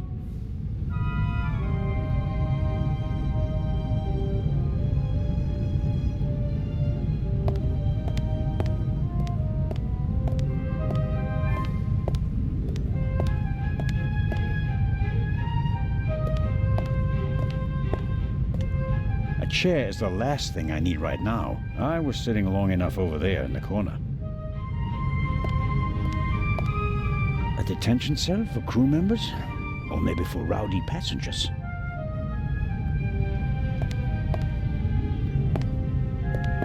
The cargo hold seems to be used as a changing room for the crew as well. Or at least the part of the crew that doesn't do their work in white suits.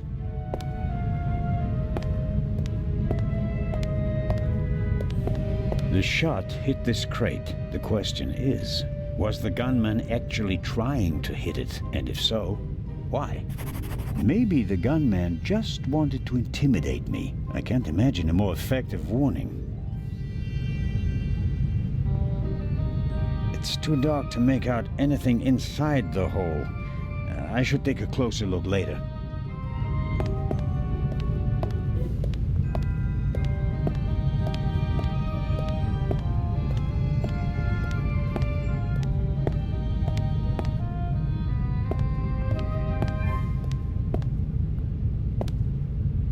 I can make out a corridor, but no details.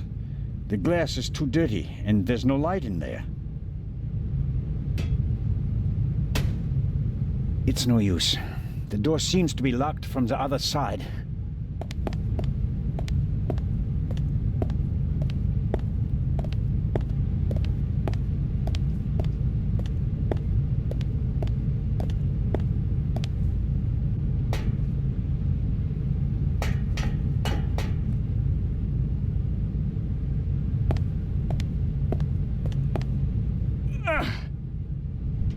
Whoever locked the door is stronger than me.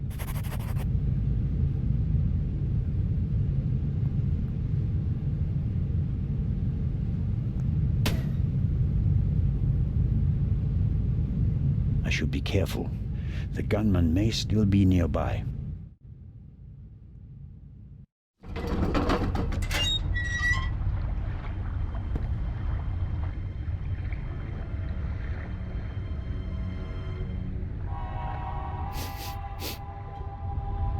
What are you up to, Zellner? I wanted to determine whether the gun had been fired recently, Inspector. I mean, what are you doing on the ship? I was jumped in the cargo hold. Of course you were. Here, look. Careful how you hold it. There could be fingerprints on the end. Surely you don't expect me to believe you. I was inspecting the trunk. I found it in the cargo hold, and it was clear that someone had hidden inside it to board the ship. Some people are willing to go to great lengths to be a part of this journey. Indeed. Whoever it was, they struck me on the head from behind with the pipe while I was looking for clues. Oh, and they shot at me as well. Ridiculous. You wanted to come along, orders be damned, and so you found a way to stay here. I should throw you overboard. I would have dreamed up something less painful. True. That doesn't look good. See? And there's a bullet wedged in a wooden crate down there. I don't have a gun. The doctor should have a look at it.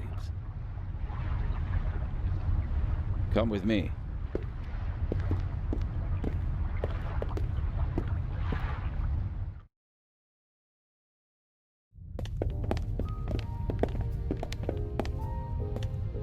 Inspector Legrand and Constable Zellner. So you have decided to join us on our journey after all? So it would seem. We are searching for Dr. Gebhardt. I'm just fine, Captain Conte. Di Conte. I'm in control. I can manage. Tell James he absolutely must wake me at 10:15. Certainly, madam. Absolutely. I shall see that he does. And now, I shall return to my chambers. You'll be in the bar tonight at 10, Inspector. If that's what you wish. It will be spectacular. I promise.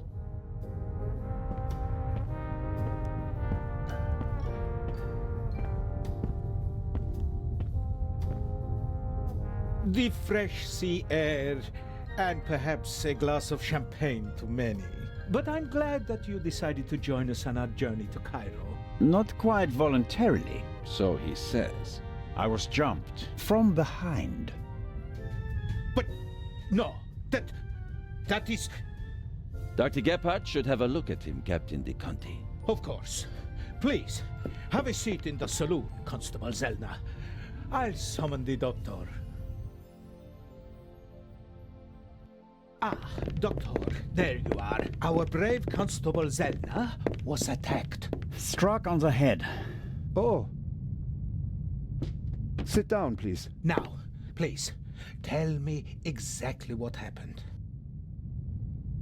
I think you've got a stowaway on board. I was jumped. Intolerable. I'll have the crew search every nook and cranny of the ship. And of course, Mr. Zelna, you are cordially invited to travel as our special guest. Good to know that at least one man doesn't want to throw me overboard. Is it bad? Yes, it hurts a lot. I spoke with Dr. Gebhardt. He suffered a violent blow to the back of the head. I cannot really say how bad it is. But I can. It really hurts. Why didn't anyone come looking for me? Didn't anyone notice that I didn't come back from the cargo hold? We did search for you, but we couldn't find you. Who was supposed to search the cargo hold? Constable Oliver. I'll have a talk with him about that later. I should hope so. How many fingers do you see? 3 fingers. Okay. Where are we? And what time is it? I must have been out for ages. It's just after 8 p.m. You just missed dinner, but we'll all meet here in the saloon at 10 o'clock to have a drink together.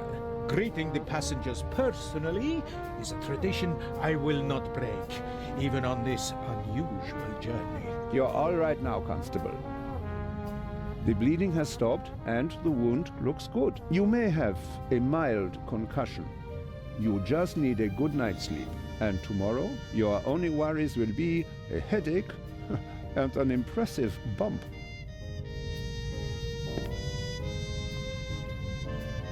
Thanks. That's a good enough reason to celebrate. Enough about crooks and thieves. From now on, you can start to enjoy your free cruise. Inspector! What? A dark shadow. Upper deck, just now. Go, let's have a look. I'll join you. Me too. No, you stay here. Do you want to make this an argument? Robert, go to the Baroness and don't let her out of your sight. Zellner, you're coming to the port side. Doctor, you go to starboard. I'll start at the forecastle and work my way back to the 2 of you. Understood? But...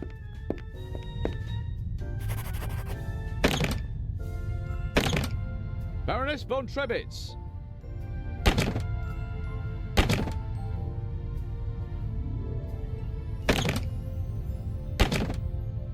Hello? Baroness von Trebitz? Open the door!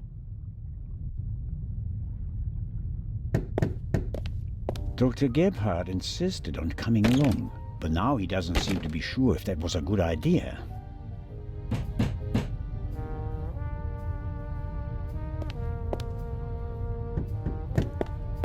Are you okay, Doctor? Oh, of course. Why wouldn't I be? It's just that... Well, I would prefer to come with you. You heard the inspector.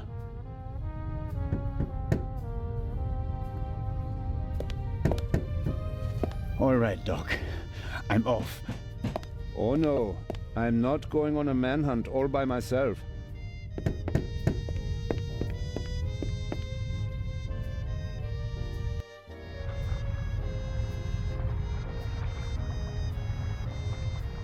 Are you okay? Maybe you had better take a rest, in case the blow was more severe.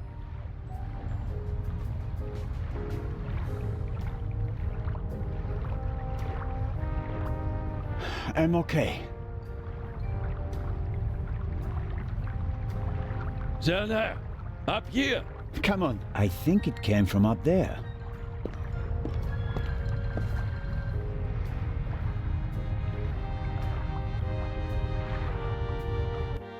Sure, you just wanted to get a breath of fresh air.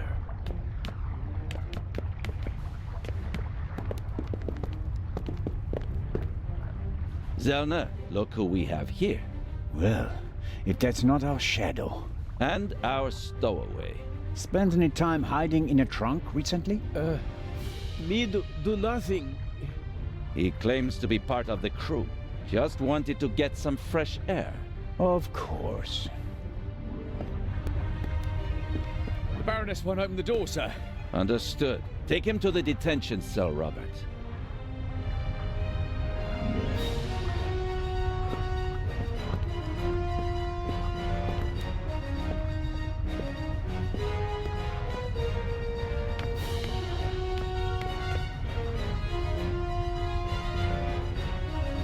You were right. There was a stowaway. Yes, but he can't be the Raven. He's too young. Right, but that doesn't mean that the Raven isn't lurking here as well. What was that? A shot! It came from one of the cabins.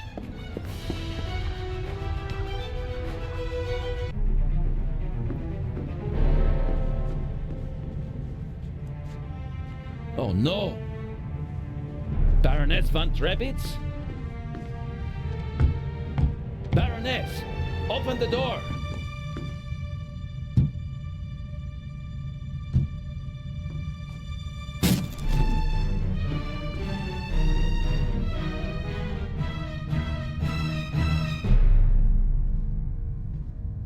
Step aside, please.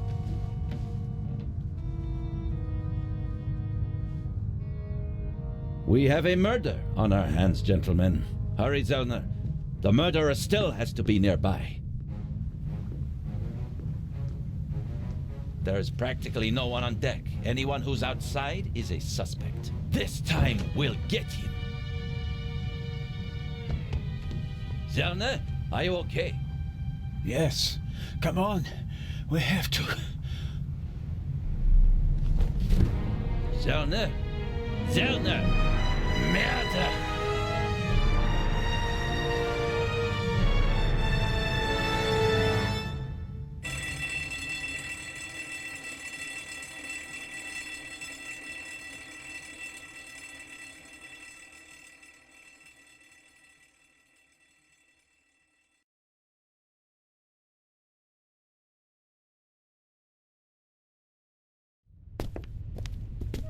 Ah, you awake?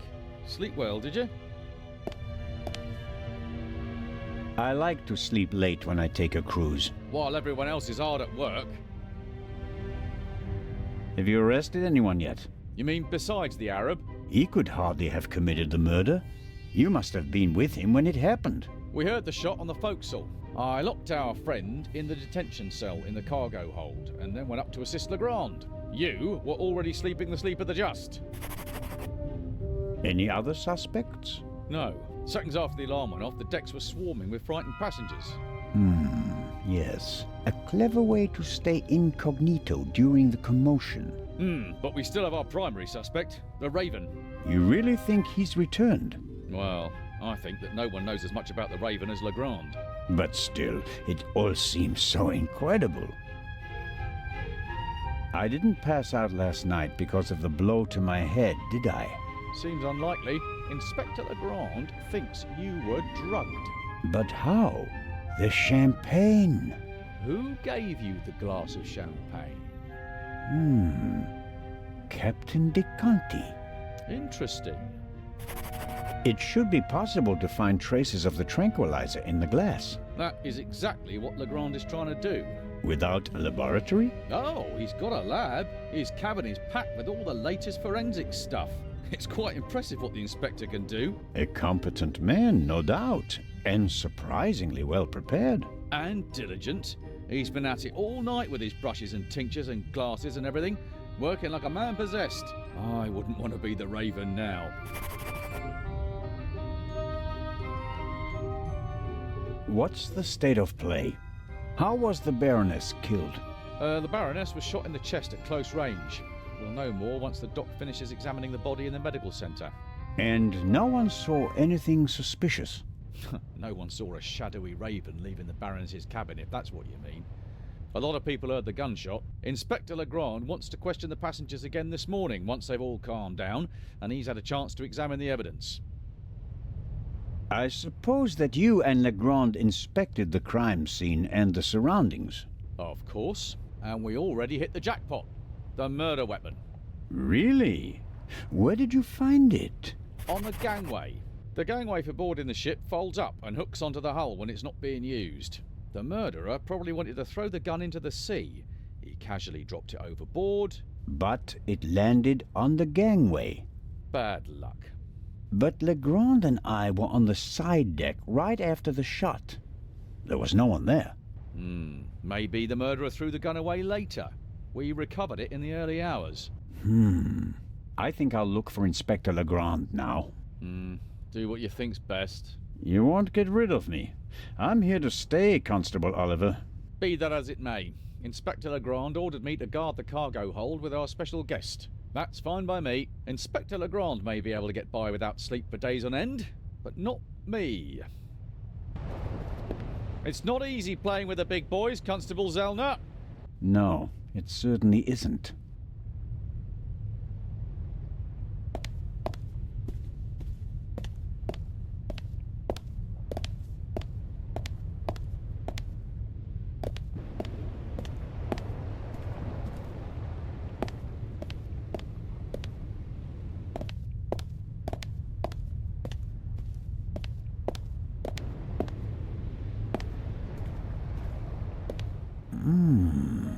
The cabin was sealed. I'm pretty sure the seal doesn't have any legal relevance here on the open sea, but I'm still dependent on Legrand letting me join his team. I better not blow it by breaking his seal without permission.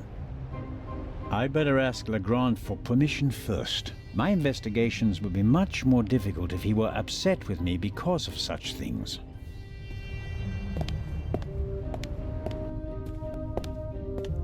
An antique wooden globe. If Galileo hadn't asserted himself back then, this would be a flat disk now. The globe nicely shows that 4/5 of the Earth's surface is covered by water. Looking out the window, I'd call that an understatement.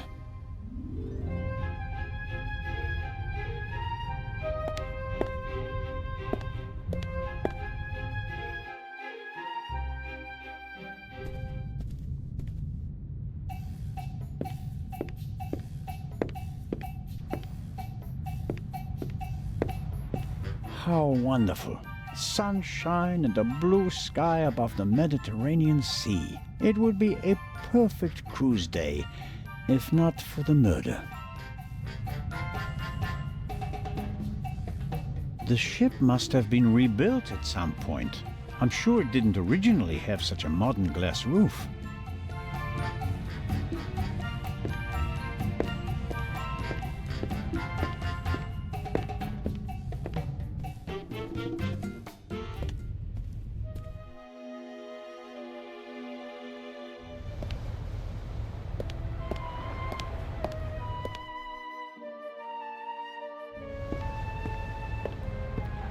I'd really like to lie in the sun and take a nap, but I don't have time for that at the moment. No, Jacob, business before pleasure. Did Edison have any idea what would become of his invention? Big, soft towels. I could reserve a deck chair with it. No, better not. These things made quite a racket last night. I couldn't hear myself think.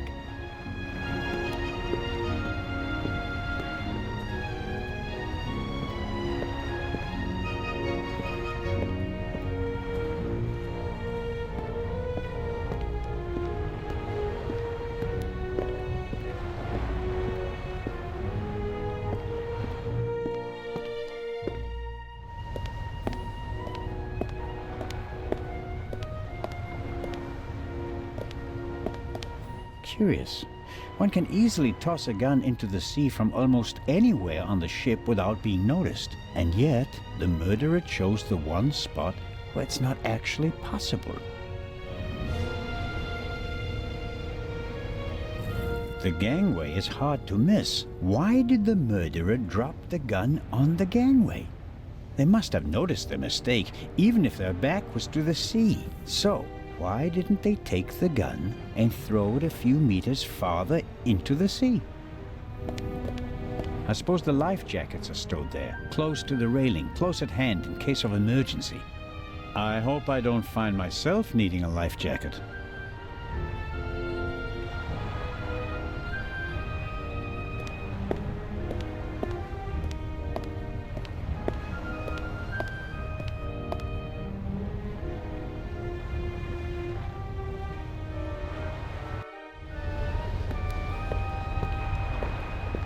We were here yesterday when we heard the shot, and it was also here where Legrand caught our stowaway.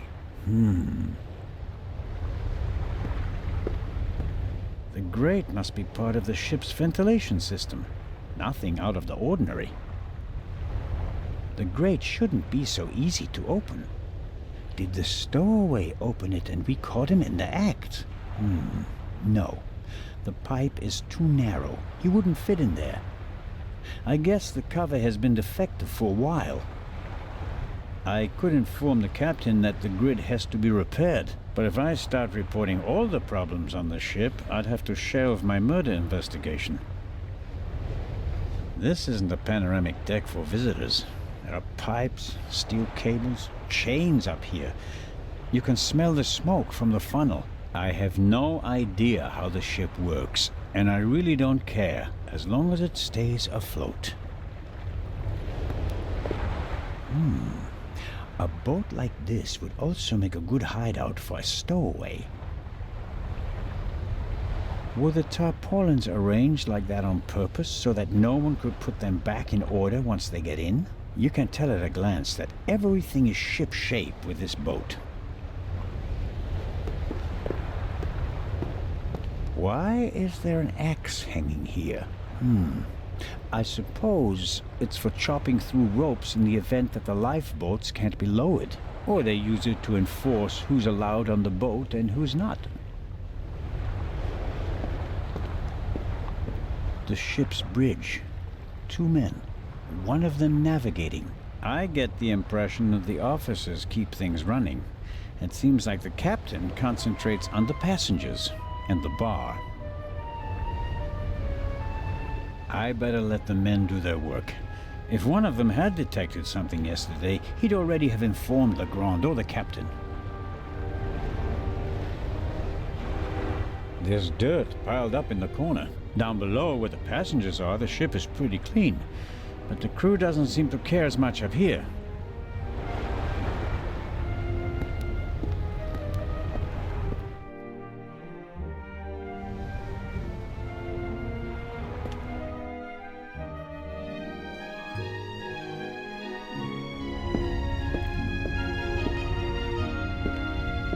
It may not seem like it, but Constable Oliver is actually a very effective watchman.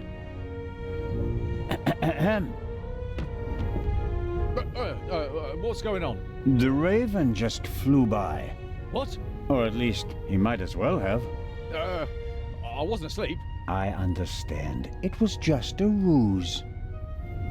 Any conclusions about our young stowaway? He's a bit suspicious. Foreign and whatnot. I see. Did he act suspiciously in any way? No. The shot surprised him as much as it did me. Looked in on him earlier. Still seems to be asleep. Covered with a blanket from head to toe? He's still in there. I poked him. May I go downstairs and have a couple of words with our guest? No, you may not. Come again? Inspector Legrand wants to conduct all the interrogations himself. I'm sure he'll understand if I form my own conclusions. He ordered me to guard the door, and that's just what I'm going to do. How about a bit of individual initiative? How about letting a man do his job? Or do you think you'd be better at it? What do you think? What happened here last night? The Raven broke into the Baroness's cabin, she surprised him, and he shot her. What was he looking for in her cabin? She was a rich woman. Why did he lock the door? Why not? From inside? An impressive trick. I'm not saying I know how he did it. I'm just saying that it was him. Why didn't he leave a raven feather? Are you serious? We'd have suspected him straight away. But fortunately, we still did. Let's assume that the old raven really has returned and that he really is responsible for all this. Who is he? Or she? Oh, could be anyone. No one's ever seen the Raven. He could also be paying someone else to do his dirty work. Well, of course. It's a fact that he used to work with partners. They even arrested some of his accomplices. But no one could ever identify the Raven himself. Some claims that they didn't even know that they were working for him. Fascinating. He could have hired someone with financial difficulties to set off the alarm at a certain time without that person knowing why they were doing it. The man Legrand shot back then, he was a famous safecracker. He could just as well have been a henchman. Or the real Raven. There's probably no better cover for a big thief than acting like a small one. I don't want to keep you from your duties any longer. Good idea. Constable Oliver brought something to drink. You can tell it's not the first time he's had to guard something.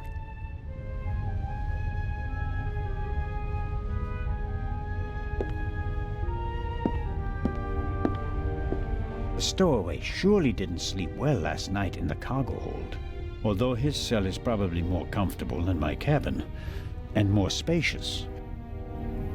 The bottle should be full of water, unless the good constable happens to have a secret alcohol problem. No way to verify that. I can't get the bottle without him noticing. I have to talk to the young fellow right away. Even though he was already under arrest at the time of the shot, he may have noticed something before. If I want to get into the cargo hold, I'll have to get rid of the constable first. He won't let me talk to our young friend. I wonder if this game is an advanced version of bocce. Maybe the inventor realized that it's difficult to play ball games on a boat and came up with an alternative.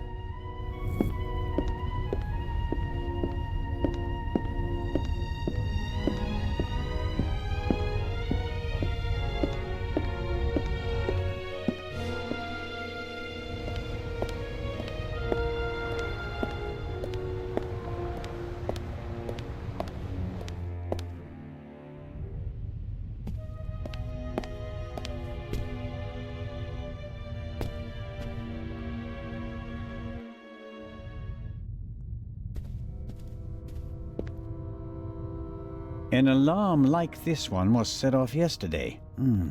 This one hasn't been set off. The security seal is intact. I'm not paying for this trip, and that's a fair price for my cabin. It's rather plain, shall we say. No, I've slept enough.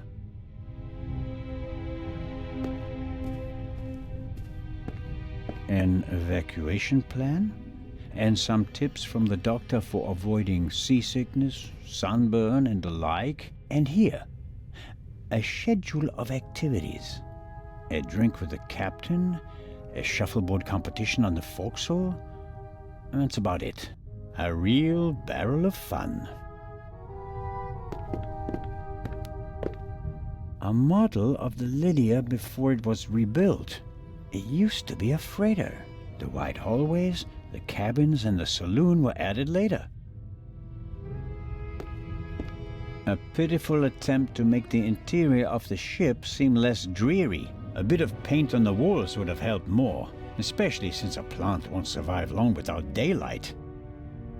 There are little stones in the flower pot. Not only does the poor plant have to make do without sunlight, it doesn't have any soil either.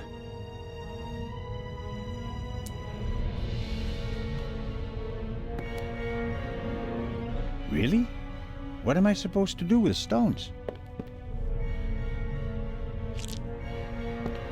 Although, sooner or later...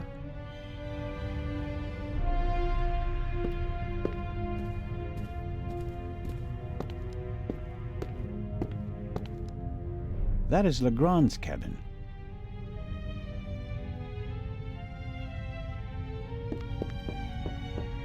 Come in.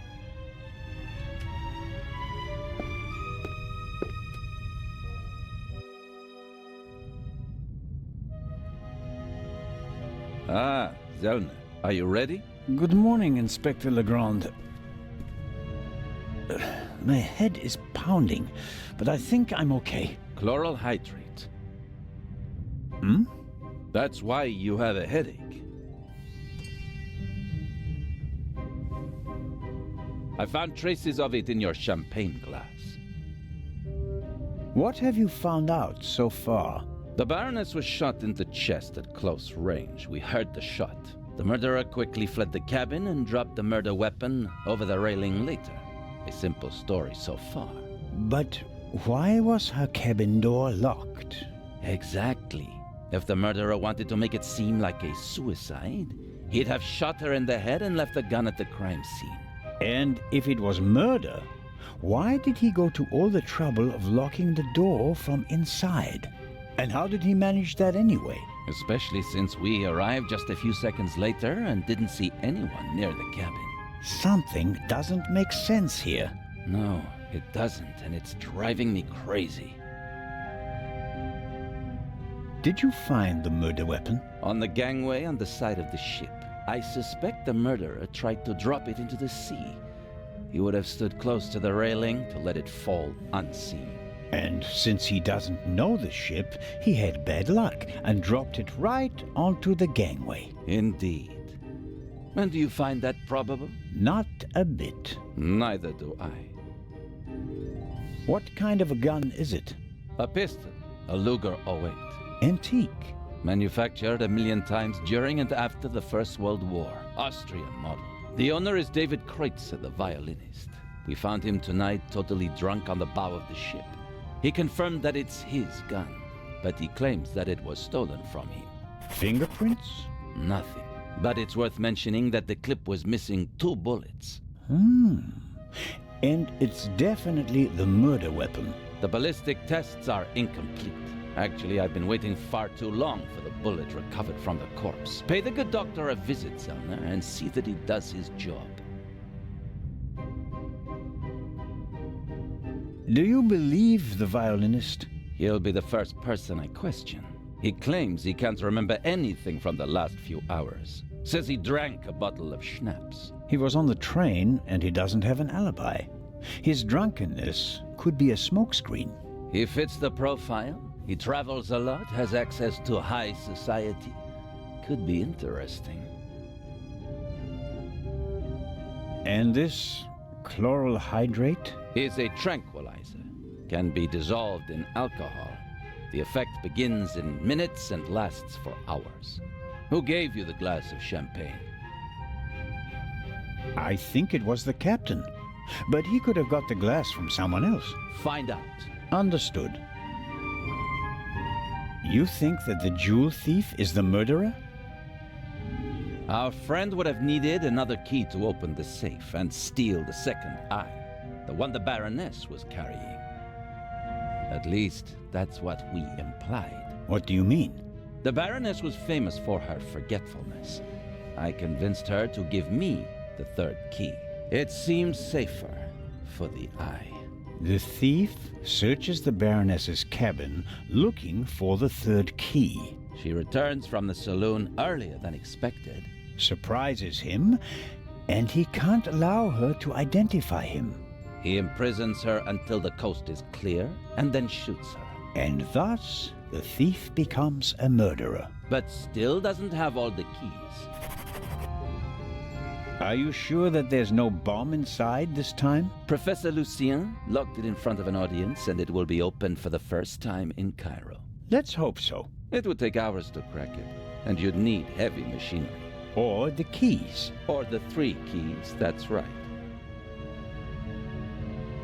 Do you really think that the Raven is behind all this? He wrote the letter that was on the safe in the train. Without the letter, we wouldn't have opened the safe and the bomb wouldn't have exploded. But it doesn't seem like him, does it?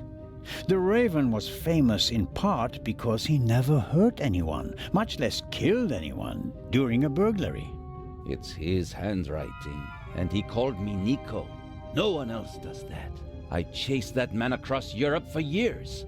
It is him. It has to be him. But the evidence... Enough. I'll be on my way. I want to find out who gave me the drugged champagne. Good idea. And get the bullet from Dr. Gebhardt. Of course.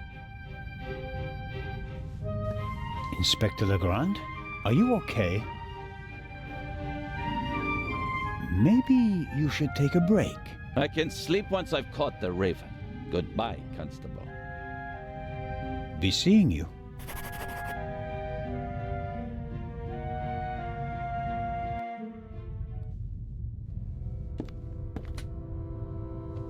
Legrand is risking not just his career, but his health as well on his hunt for the Raven. He's working like a demon.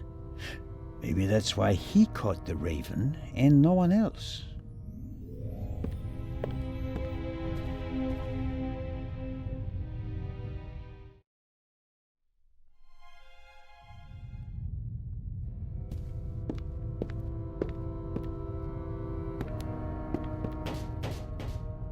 Come in.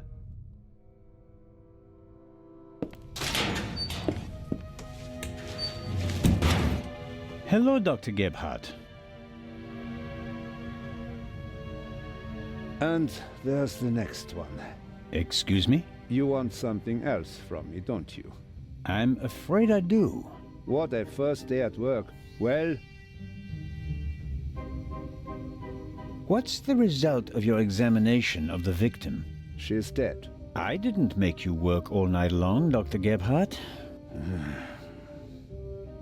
She was shot. Point-blank shot. Probably with a pistol. It seems like she was lying in bed. The shot struck her hard. She died immediately. One shot? More were unnecessary. And we only heard one shot, no? And there's just one entrance wound. Just one.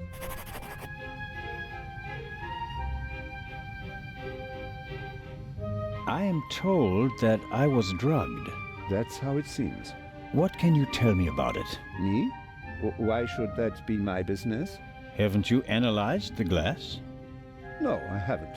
The inspector said he's the better chemist. I let him do it. That way I could at least concentrate on the body.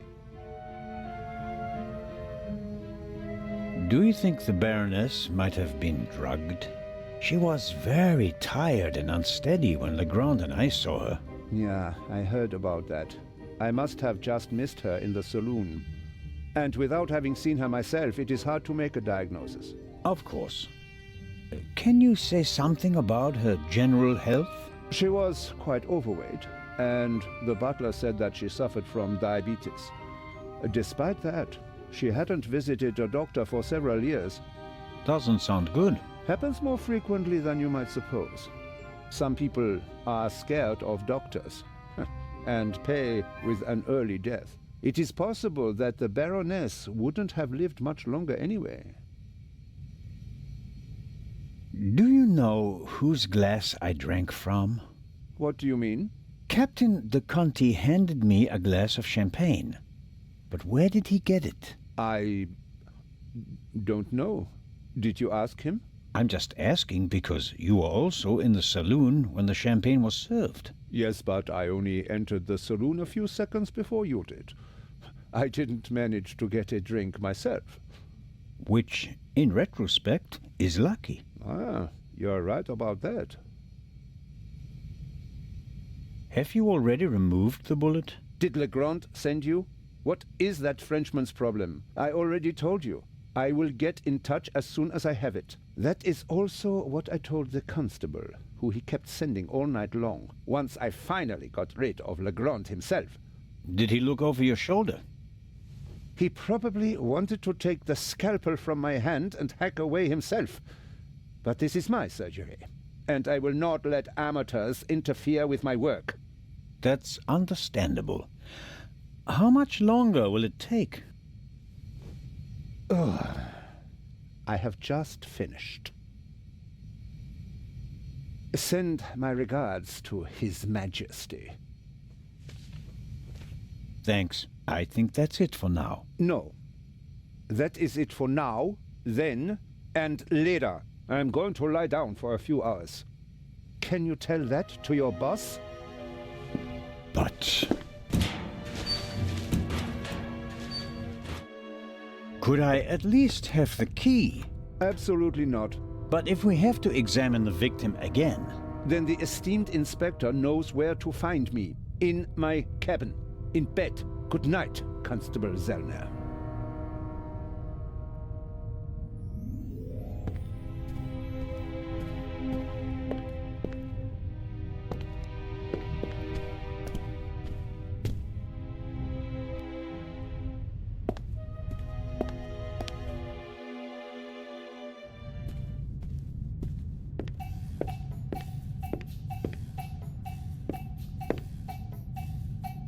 The alcoholic drinks and everything that goes with them is top-notch on this ship. Fresh ice and tongs. They could be useful. Constable Zellner, what is the meaning of this? Are even the police light-fingered nowadays? I need this tool for a criminal investigation. Well, why didn't you say so? So, how are you getting along? Can I be of any help? Actually, you could answer a few questions. What was your experience of last night? Oh, terrible. Dinner was fantastic. Everyone was excited about having a pleasant drink under the stars. And then this. You were in the saloon all night long. As the captain, I have to care for my passengers. After you and the others rushed out, I tried to maintain a festive atmosphere. But when the alarm goes off, I lose the battle. How was the Baroness? She really surprised me. After she was so unapproachable at the reception and didn't show her face for the entire afternoon, I was afraid she was one of the bores and bourgeoisie. But then she arrived in the early evening in the best of moods. Already had a few, if you know what I mean. Did she say anything to you? She asked me where Legrand's cabin was. I told her, then invited her to come for drinks in the evening. I said it would be great fun. The whole ship will be there, and you don't want to miss that, I told her. And then? She seemed to like the idea. She smiled, and then left again for a few minutes. Then she came back and seemed very happy. We drank a toast to life.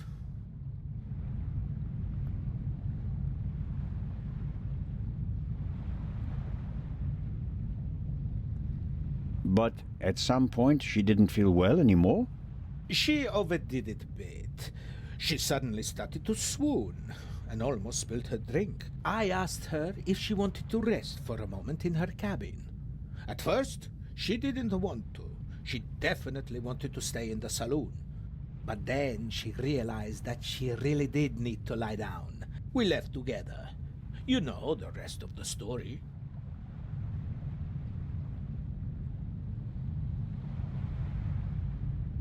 Did everyone drink from the same bottle of champagne last night? There was more than one bottle, if that's what you mean. There were quite a few guests, and the event lasted several hours. The last bottle of champagne, the one the Baroness drank from, did anyone else drink from it? Certainly. We have reason to believe that the champagne was drugged. Incredible. But wouldn't that have made everyone drowsy? Not if it was only the Baroness's glass that was drugged. I see. That's possible. On a night like that, many glasses are filled and emptied. There are several stewards, many guests. No one keeps track of every glass and every bottle. A few drops in a glass?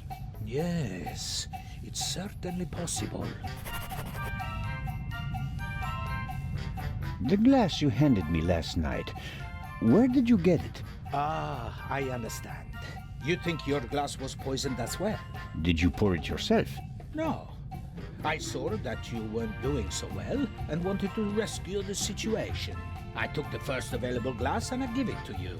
Was it on the table? No, I hurry over to you, together with Dr. Gebhardt, who... Of course, he had the glass in his hand. He was looking around for a place to set it down, so that he could examine you. I took it from him. And gave it to me. I'd like to apologize for that, but you look so worse for the wear, and I just wanted to comfort you. I didn't think of looking for a new glass for you. So the doctor had the drugged glass in his hand. Is it possible to find out where the alarm was set off? I'm afraid not. There are alarms all over the ship. I saw that they're sealed. Can't we just check whether the seal is broken? I'm afraid they're gonna be missing on a lot of alarms. You know, this is an old ship, and over the years... So, you're saying that the alarms haven't been regularly maintained? I'll inform the crew immediately, of course. Of course. What can you tell me about the passengers? Oh, not that much, I'm afraid. I wanted to get to know them properly at the reception. In most cases, I just shook hands with them as they boarded the ship. There are a few regulars on board, and after dinner, I had a conversation with Mr. Kreutzer, a talented violinist, and Lady Westmacott. But you already know them from the train. It seems like there aren't that many passengers on board. These bloody airplanes are making our lives miserable. Can you imagine? Grown men prefer to jam themselves into a narrow metal coffins instead of enjoying the fresh sea air on a ship. It's all about saving time. It shouldn't be about how much time it takes to get from A to B, but about how you spend that time. What you experience on the journey, that's what it's about. I'll get back to my investigations now. Ciao, Constable. Lady Westmacott seems to be an early bird, but maybe that's just because of all the excitement. I saw a twinkle in her eye on the train. She's eager to be part of a real detective story.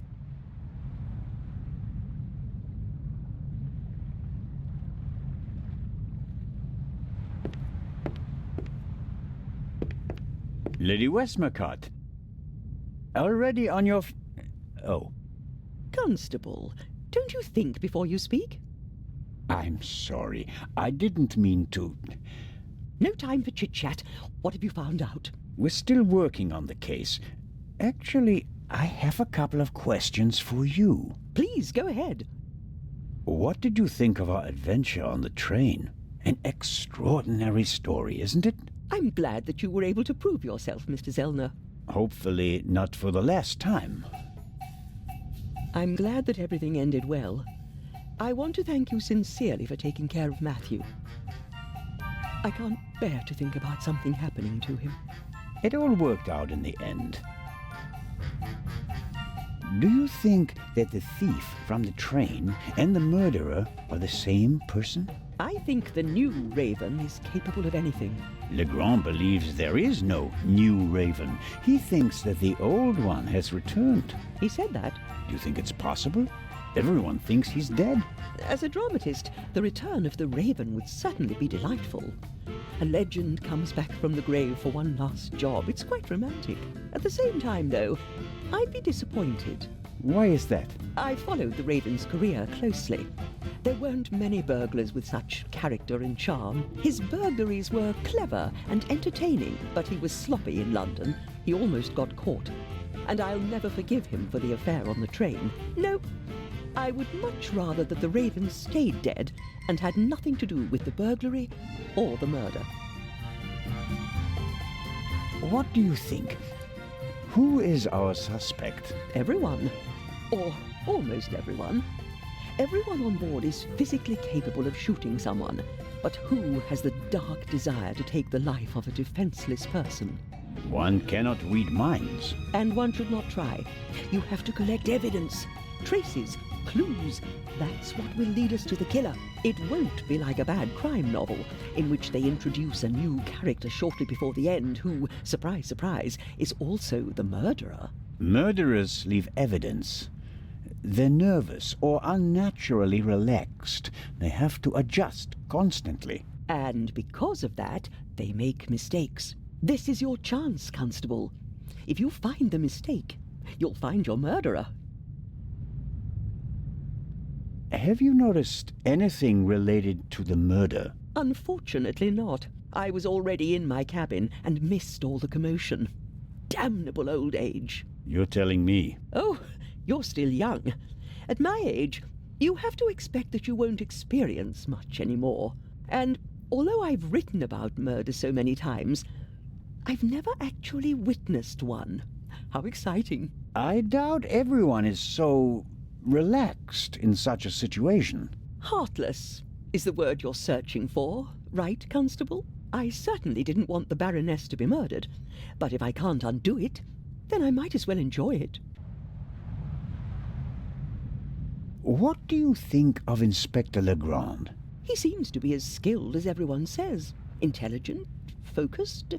I had a chat with him yesterday, and he impressed me, but there's something haunted in his eyes. I don't think he ever really stopped hunting the raven. Catching the raven made him famous.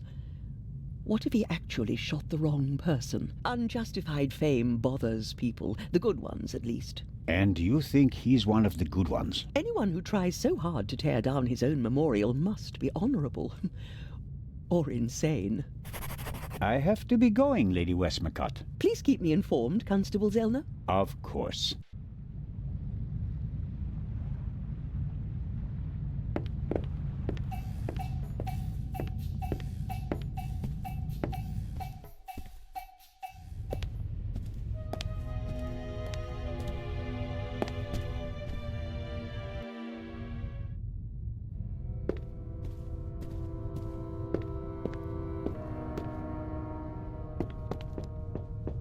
Come in.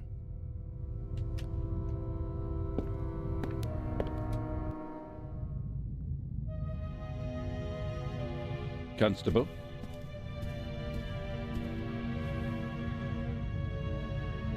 About the bullet. Here it is. Excellent. Give it to me. As I suspected, a 7.65 Parabellum Luger. Don't you want to examine it in more detail? When I have time. For now, though, we can assume that we have the murder weapon. There can't be too many antique Luger 08 pistols on board. May I take a look at the Baroness's cabin? We already searched it thoroughly. Sure. But what about now, by daylight? Yes, fine, it can't hurt. Here, take this with you. Thanks. I'll let you know if I find anything important. But only then, please. I'm very busy. Of course.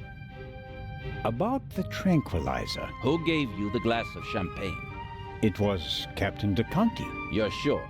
He doesn't deny it, but he also says that the glasses passed through many hands that night and that everyone had access to the champagne. So it could have been anyone. Maybe the question isn't who put the poison in the glass, but rather who it was they wanted to poison. Smart. And who were they trying to poison? Dr. Gebhardt? The captain got the glass from him. An unconscious ship's doctor. That sounds like it would be more use to a murderer than a drugged constable. You think so? Did the murderer have reason to assume that his shot might not kill the victim immediately and that Dr. Gebhardt would be able to save her? You're right. That's improbable. My ego is just searching for reasons for them to want to kill her and not me. Good job, Zellner. I'll be in touch if I uncover more clues. Very well.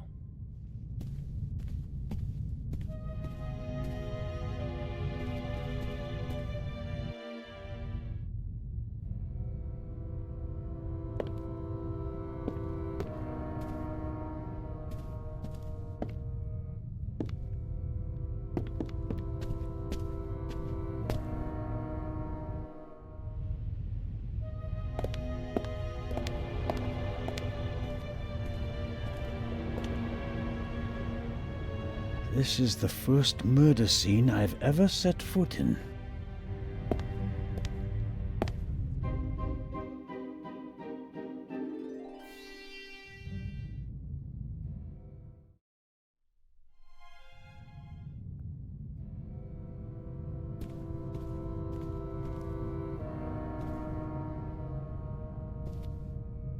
The portholes face the side deck.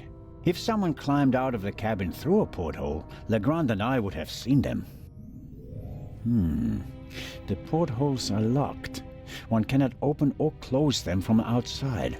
It's the same problem as with the door. If someone left the cabin through the porthole, how did they lock it? And the Baroness wasn't shot from outside. The doctor said she was shot at close range.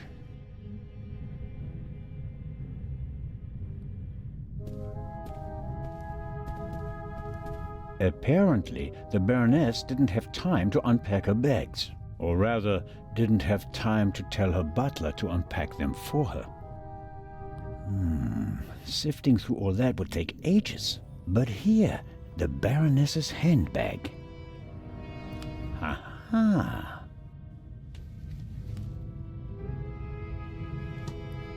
A small leather-bound book. 1964 is engraved on it. This must be the Baroness's diary. Let's see. Yes, it's a diary, all right. Difficult to read.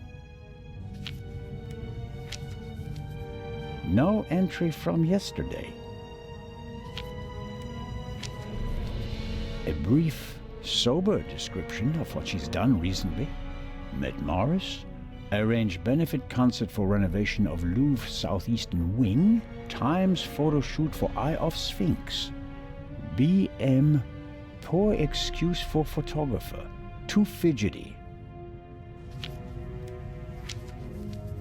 and so on.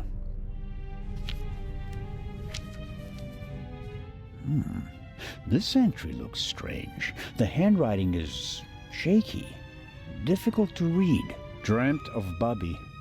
Yesterday would have been his birthday. Next week, Jay's. The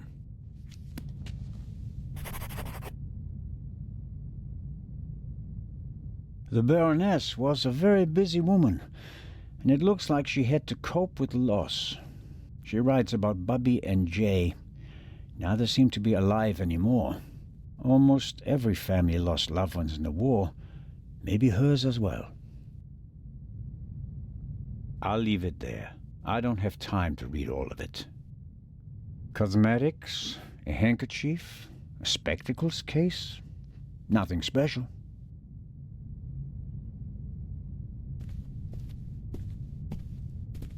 Something's under there. Down feathers. Maybe from a quilt or a pillow. Nothing special. Although, it seems like one of the feathers was scorched at the top. Literally burnt. I'll take it with me.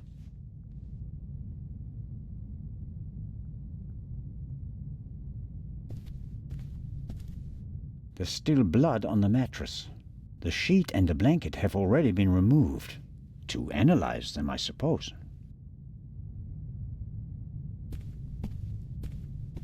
Sunflowers. By Van Gogh, I presume. He liked to paint that sort of thing. Can't be an original. They cost thousands of francs.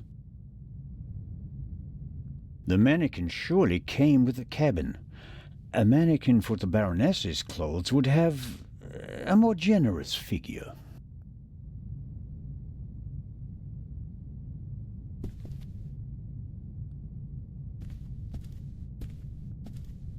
A big, ugly, and impractical vase. If it had a wider opening, one could at least use it as an umbrella stand.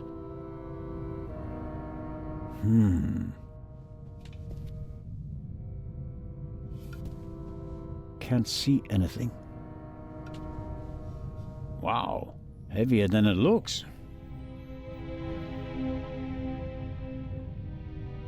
Aha!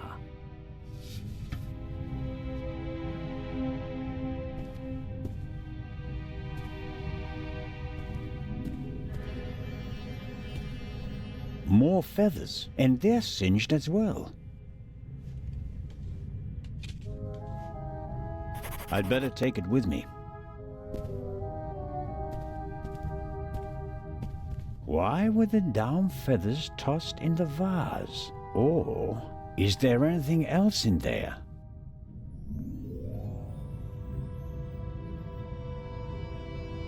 There may be something else in the vase, but the neck is too narrow to reach in with my hand.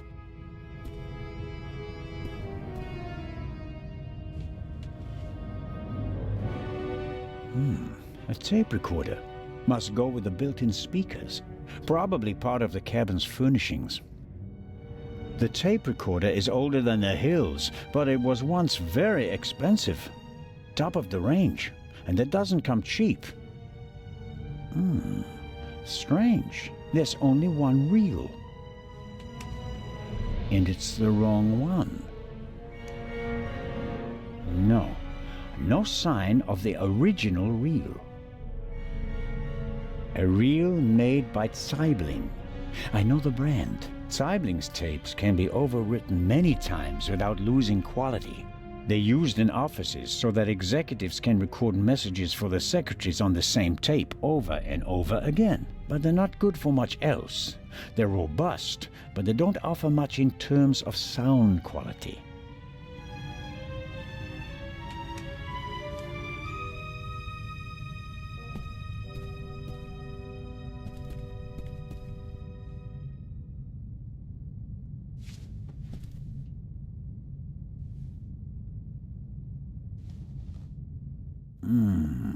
Nothing.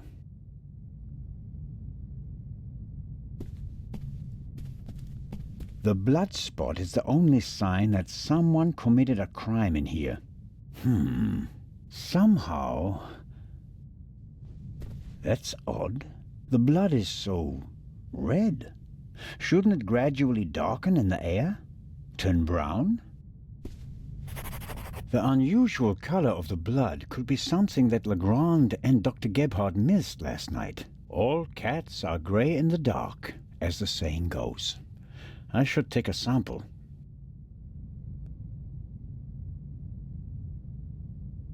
The unusual color of the blood could be something that Legrand and Dr. Gebhardt missed last night. All cats are gray in...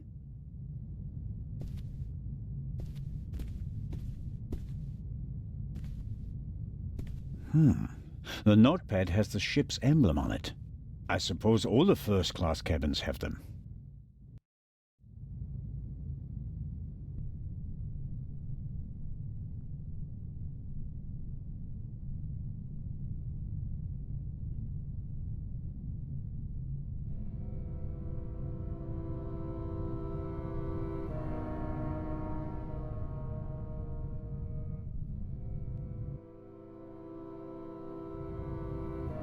It says, Inspector, be in the saloon at 10 p.m. There is a murderer on board and I will expose him. B. The Baroness seems to have known the murderer, and that means that the Raven can't be the murderer. He never killed anybody. Legrand probably never got the message, otherwise he'd have said something.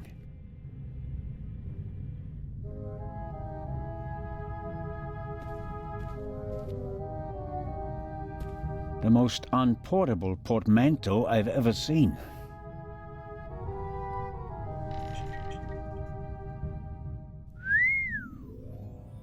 A portable bar is more like it.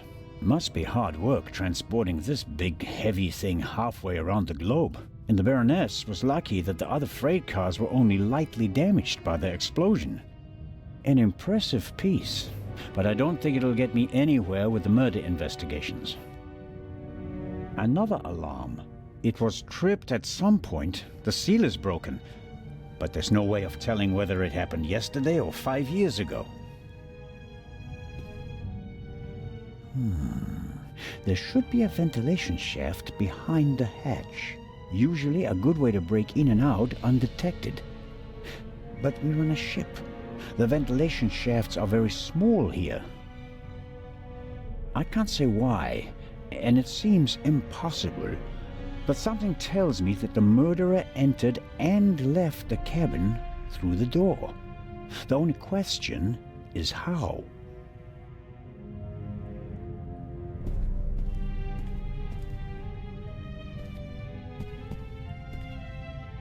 The door frame was damaged when Dr. Gebhardt kicked it in. The real question is, why was the door locked in the first place?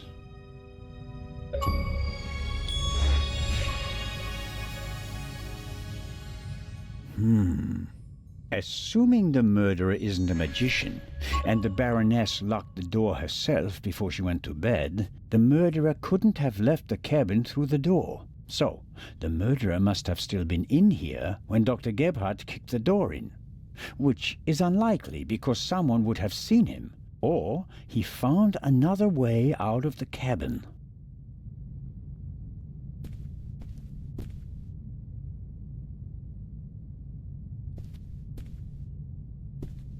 Could work. There's something in there.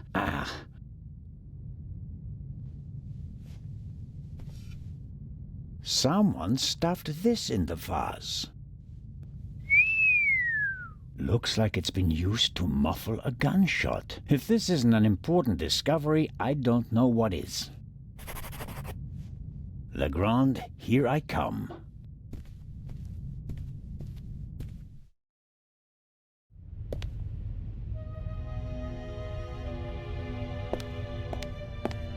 The Baroness's butler looks like he didn't get much sleep.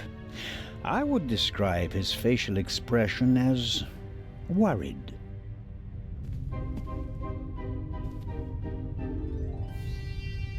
Hello, Mr. Inch. Oh, Constable, hello. You look the worse for wear. It must be terrible for you. Quite terrible. No one will hire me now. Excuse me? My mistress was murdered. Would you hire a butler who's been mixed up in a murder? But if it turns out that you're not guilty... If? But what if not? Who else would they blame? There are no gardeners on this ship. I understand your problem. Under these circumstances, I'm sure you'd answer some questions that could help clear your name, wouldn't you? Of course. Did you notice anything suspicious last night? No, sir. After the Baroness went to the saloon, I went to the forecastle. I was there until the alarm went off. I went to the side deck and arrived shortly after Professor Lucien and Miss Miller. We found you and Inspector Legrand there. You were unconscious, and the inspector asked us to take care of you. Did you hear the gunshot? No, just the alarm, sir. You said you were on the forecastle. It sounded like the Baroness let you have the rest of the night off. Not entirely, sir. One of the crew informed me that the Baroness wanted to be roused at 10:15. Right. Why was that? I suppose that she wanted to toast the success of the journey with the captain and the other passengers. She hadn't intended to take a nap, then? That was not her way, sir.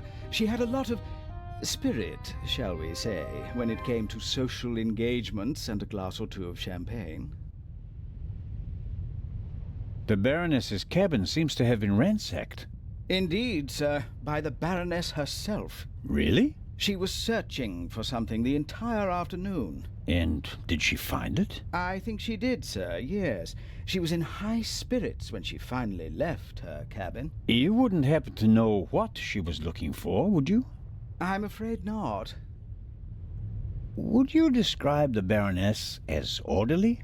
Well, she always had a lot of responsibilities, sir. That doesn't answer my question.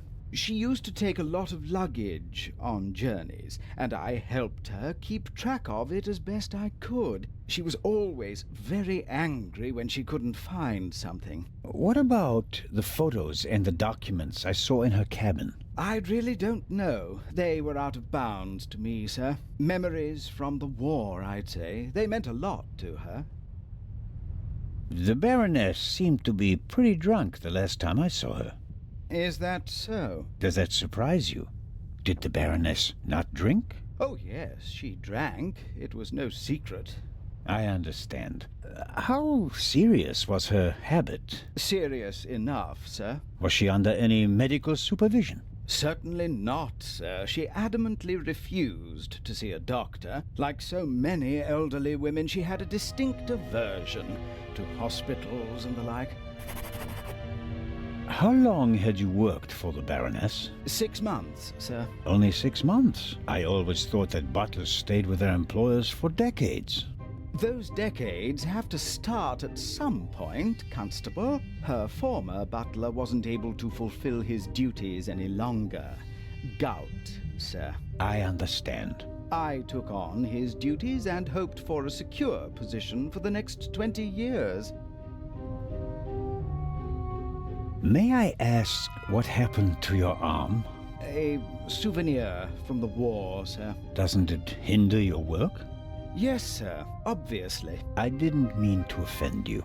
The Baroness had a soft spot for disabled veterans. I think she'd been through a lot herself. I think that's all for now. Please, sir, find the murderer. You have to clear me of all suspicion.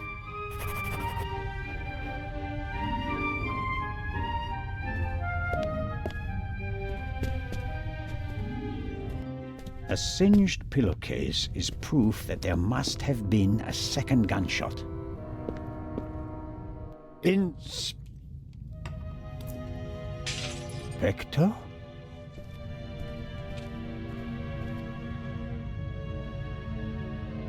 Can't you knock? I didn't realize. I'm not getting anywhere. I'm going to question each passenger individually. Anyone without an airtight alibi will be checked for gunshot residue. But, Inspector... People trip up when you put pressure on them, Constable Zellner. The Raven is nervous. He's changed his methodology and become a murderer.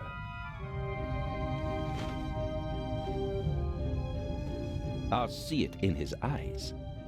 After you. But, Inspector Legrand...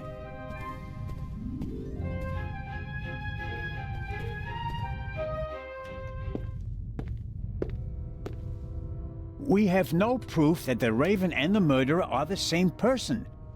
You may not know it, but I do. I will catch him with or without your help.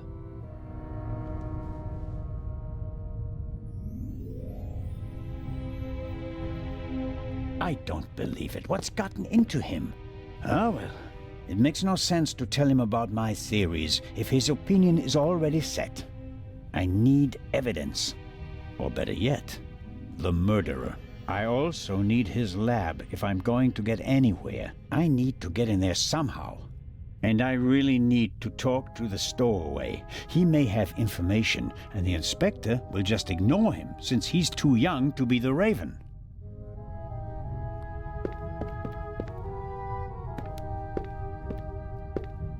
Legrand locked the door.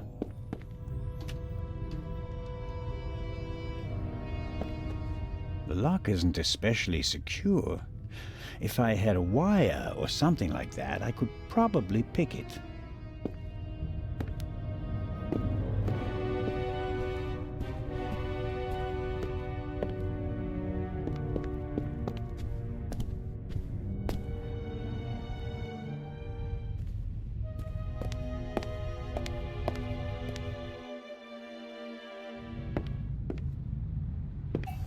Mr. Kreutzer, come on, you have to give me a bit more. You're the only one who was on the train and who has no alibi for last night. As I said, I was in my cabin. Are you sure that it was your cabin and not the Baroness's? Legrand will question the guests, one after another. But if he doesn't get the answers that he wants to hear, it could become unpleasant for them.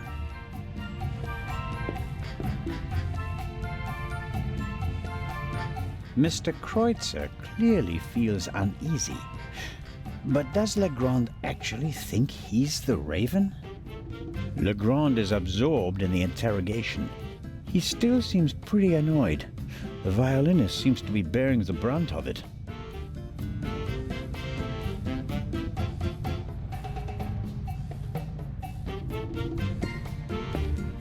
Lady Westmacott, may I bother you for a moment? By all means, Mr. Zellner.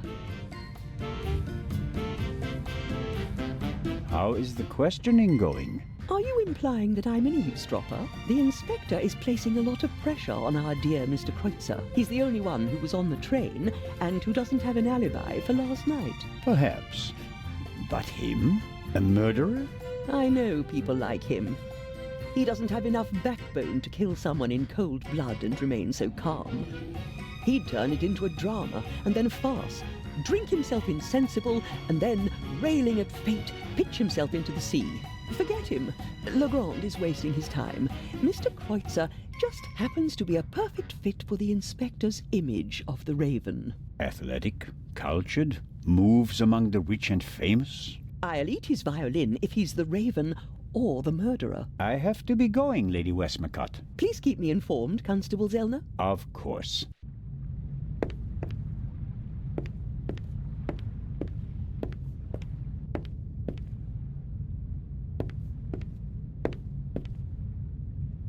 Excellent.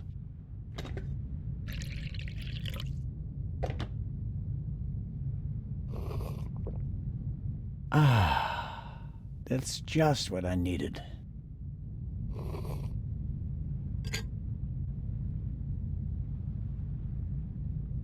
Coffee is not bad at all, but 1 cup is enough.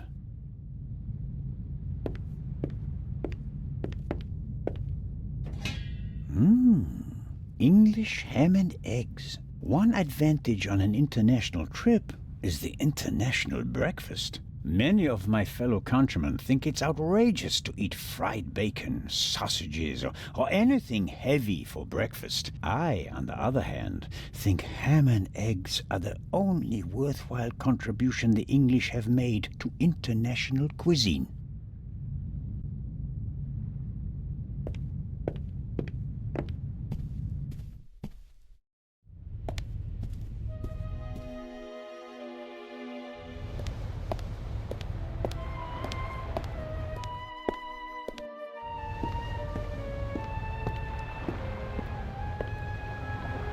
Miss Mayers seems to have found an opportunity to do nothing.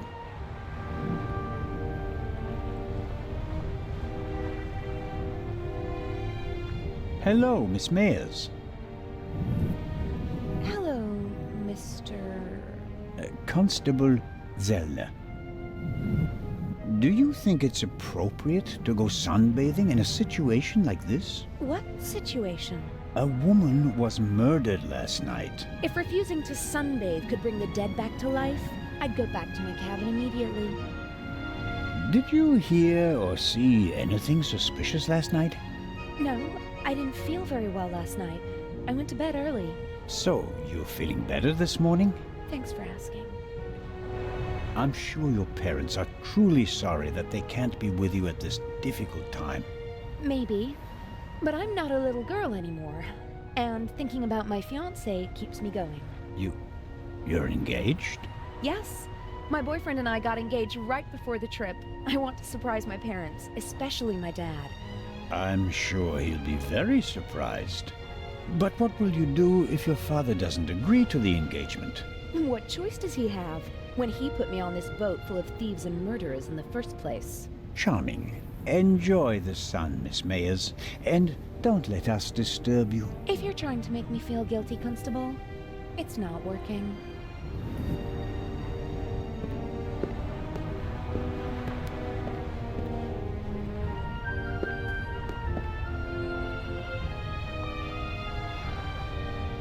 Captain De Conti seems old and tired.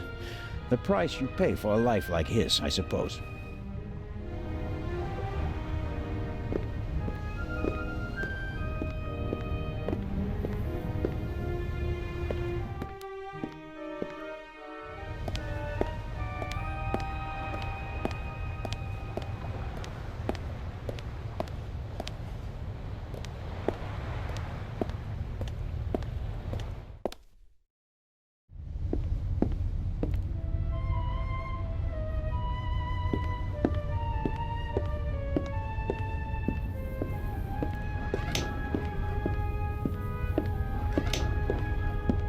Salty sea air in my old lungs, wind in my thinning hair. If I hadn't become a policeman, I could have been a sailor.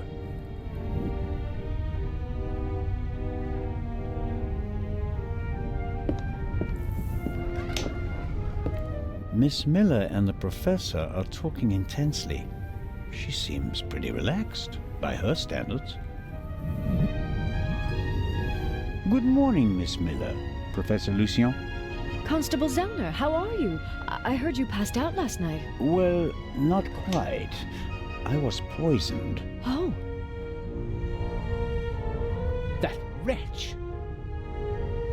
Who do you mean by that wretch? That stowaway. That new raven.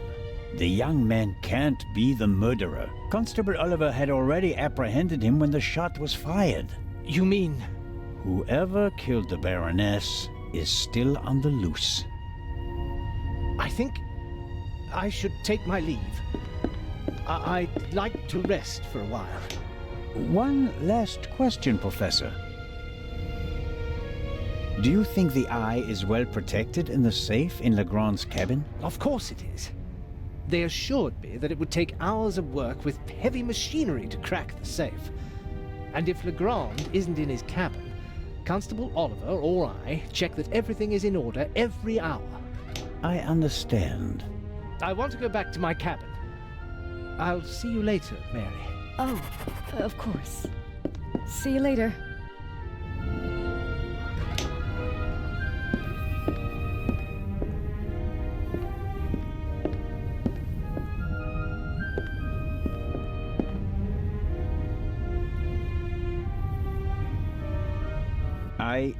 I didn't want to interrupt your conversation with Professor Lucien so abruptly. I don't know what's wrong with him. Learning that there's still a burglar on board seemed to frighten him. He was so relaxed the whole time, and then... And then the stupid Swiss constable came by and made him anxious. Oh, I didn't mean that. No matter. I'm sure he'll calm down and come back soon enough. May I ask you a few questions? Of course. How is Matt? He seems happy enough. After all the commotion, he's already back to his old self again. But I haven't told him about the murder. That would be a bit too much for him. I think he's made of sterner stuff. I want to thank you again for what you did on the train. I wouldn't have known... Everything's fine. Think nothing of it. How was last night for you? It was awful. I was having a conversation with Edgar, Professor Lucien, here on the forecastle. Then I wanted to look for the lady and went forward via the side deck. When I passed the Baroness's cabin, I heard a muffled scream. You heard a scream? Yes. I thought the Baroness probably had a fall. I went to the door and listened for a moment. Since I couldn't hear anything, I knocked on the door and asked whether she was all right. There was no answer. Interesting. And then?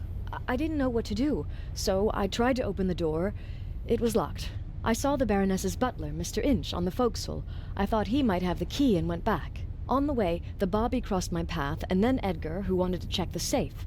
I explained the situation to him, and then the alarm went off. How did the scream sound? It was a short outcry, very frightened, as if someone had been startled. Was it a woman's voice? Yes, the voice was high. So it could have been a scream from the Baroness.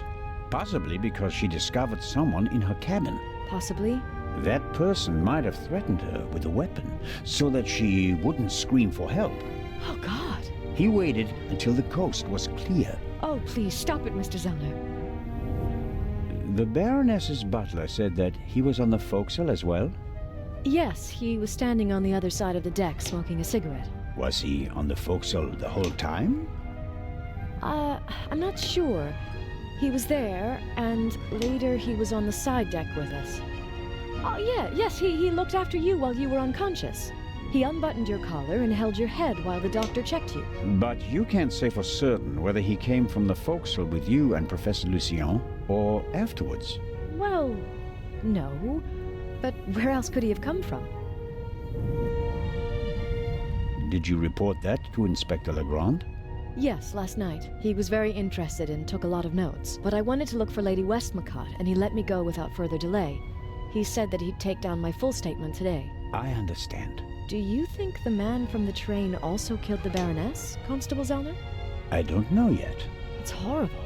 Explosions, thieves, murderers. This isn't the right place for a lady and a little boy.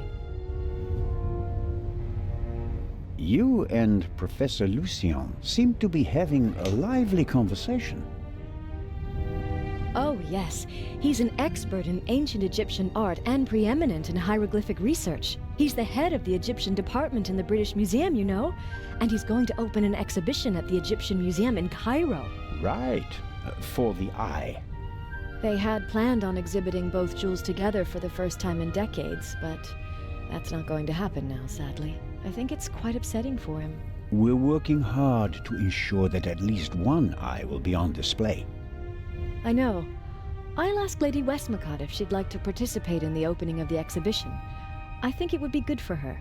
And Professor Lucien will surely offer you a private tour.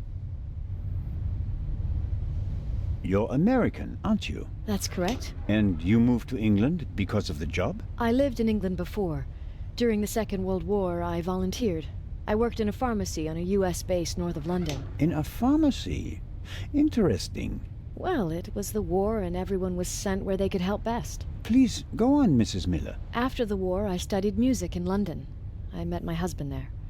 We married and went back to the States together. He was also American? No, English.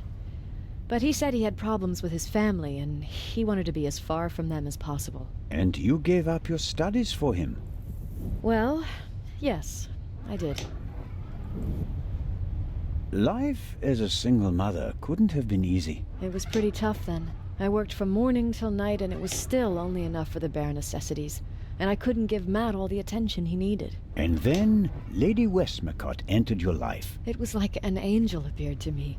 She must have offered me the position out of pity.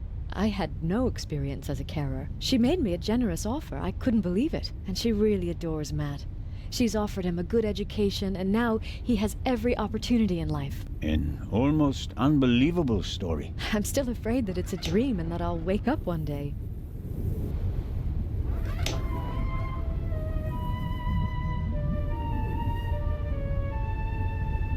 How does it feel to work for such a world-famous person? The work is very interesting and varied, and it pays well, too. You are very lucky that the lady offered the position to you. I just hope she won't change her mind one day. What would become of Matt's education then? I really make an effort to measure up to Lady Westmacott's expectations, but sometimes I feel like I fall short. Lady Westmacott couldn't ask for a better companion. I'm saving up as much money as I can all the same. I'd do anything so that Matt doesn't have to give up his new life. Lady Westmacott dropped a hint on the train that she killed her hero, Partout. What did she mean by that? Oh, she must have meant the manuscript. Manuscript? She always takes it with her. It's an unpublished Partout novel. I once asked her why she never published it. She said that according to her will, the novel's only to be published after her death. And in it, Partout will be killed? Maybe. I've never read it. No one has. You'd better ask her yourself. If you worked in a pharmacy, you would certainly know something about medicines and poisons. Everything is a potential poison, Constable. It depends on the dose. Have you ever heard of chloral hydrate? It's a tranquilizer, isn't it? I'm asking you. Lady Westmacott also asked questions like that, for her last novel. But since I've never wanted to kill anyone, I never bothered with things like strychnine and arsenic and all that. I could recommend something for a headache, a sore throat, or a rash. That's kind of you, but there's really no need. I'll be seeing you, Miss Miller. Constable?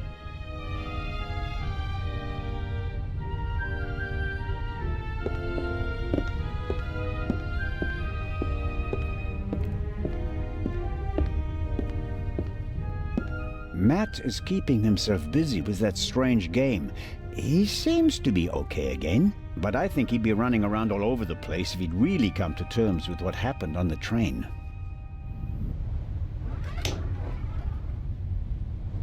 Hello there, partner. Hi. Are you all right? Uh-huh. Have you recovered from our adventure? Mm-hmm. Mr. Zellner, Hmm? what's going on? What do you mean? Everybody's acting so strange, and there's tape across that door. I saw that in a movie once. You don't have to be worried. Is it about the man from the train? It might be about the thief, yes. Haven't you caught him yet? I'm working on it. Okay. I heard you and your mom used to argue a lot. We did. Everything was bad. The house, school, the other kids. We didn't have much money, and I was always alone. You do know that your mother would love to have been with you, don't you? She had to go out to work to earn money. She wouldn't have had to, if Dad were still around. And how do you get along with her now? I'm always happy when we do something together on vacation. She has more time for me now, and I like my boarding school. I have lots of friends, and the teachers aren't so bad. Your mother and Professor Lucien seem to be on very good terms with each other. Don't you like him? Don't know. He seems to be very nice. I guess. Lady Westmacott is all by herself in the saloon. Maybe you'd like to visit her later. Sure. The lady tells exciting stories. I know. She's my favorite writer. She told me that it's not much fun to write detective novels. She'd rather write something else, but her fans always want the same thing. They made her rich and famous. I told her to write what she wants to write. If it's good, someone will buy it. And if not, at least she had fun writing it. Then she smiled and nodded. She said it was a good idea. What are you playing there? I'm playing shuffleboard. At least I'm trying to. Never played it before. It's easy. Professor Lucien explained it to me. And who won? We didn't play. You didn't want to play with him, did you? Do you want to play a game with me? Sure. Then let's get started. Oh, yeah. What are we playing for? I thought we'd just play for fun. That's boring. We have to bet something. Otherwise, it isn't fun. You English people. So I'll bet my brand new slingshot. And you? I don't want to gamble. How about ice cream in Cairo? Okay. If I win, I get the slingshot. If I lose, I get an ice cream in Cairo. Hey! Never try to cheat Matt Miller. So, what do you say? Ice cream versus slingshot? All right. Let the games begin.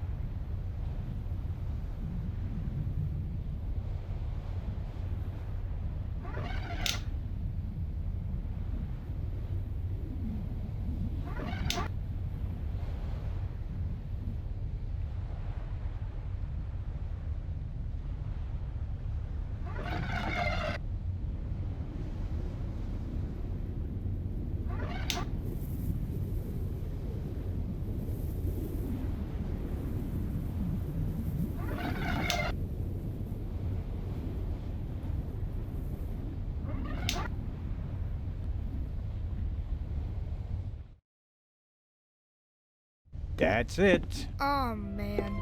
The athlete wins the day. One more time. No, that's enough for me. All right. Here. Are you sure? Gambling debts are debts of honor. I'll give it back to you when I don't need it anymore, okay? Okay, but make sure my mom doesn't catch you with it. She thinks it's dangerous.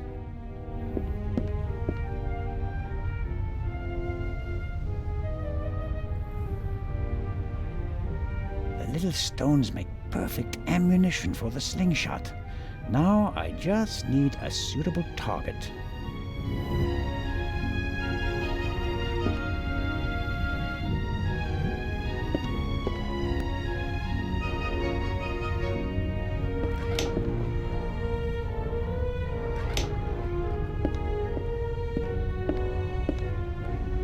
All right. Ow! Ow! Ow! Ow! Ah! Hey, Zelda, what in blazes was that? What? Something hit me! You mean someone shot at you? Yes, well, no. I don't know. Didn't you notice anything? I was riveted by the fantastic view. We Swiss aren't used to seeing the horizon like this. And my bottle's broken too. Oh, I don't believe this.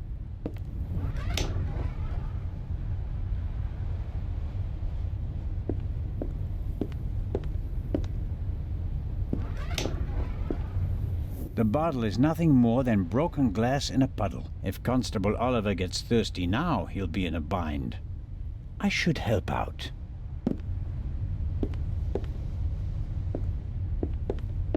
Ahem. What do you want? Inspector Legrand is questioning the first of the passengers in the saloon. And? It will be hours before he gets to the stowaway. And? We'll save time if I question him. We'd also save time if you stopped asking me the same things over and over again. I will not let you in. What time is it, by the way? Got an appointment? No, but I'm hungry. Go and get yourself something. I'll mind the door in the meantime. Aha. You could bring me something, though. So, what do you want to eat? Oh, anything. An apple or something like that. There's ham and eggs in the saloon. Can't touch him. Why not? Sergeant Mills. Hmm? He's responsible for the fitness of the unit, and he'll chew you out if he thinks you've packed on a few pounds. I see. Leave it with me. Yeah, thanks.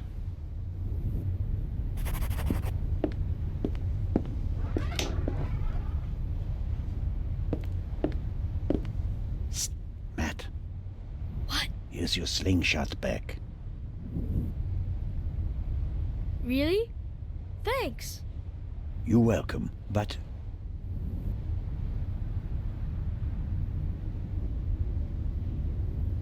You should put Constable Oliver on the list of people who'd better not see it.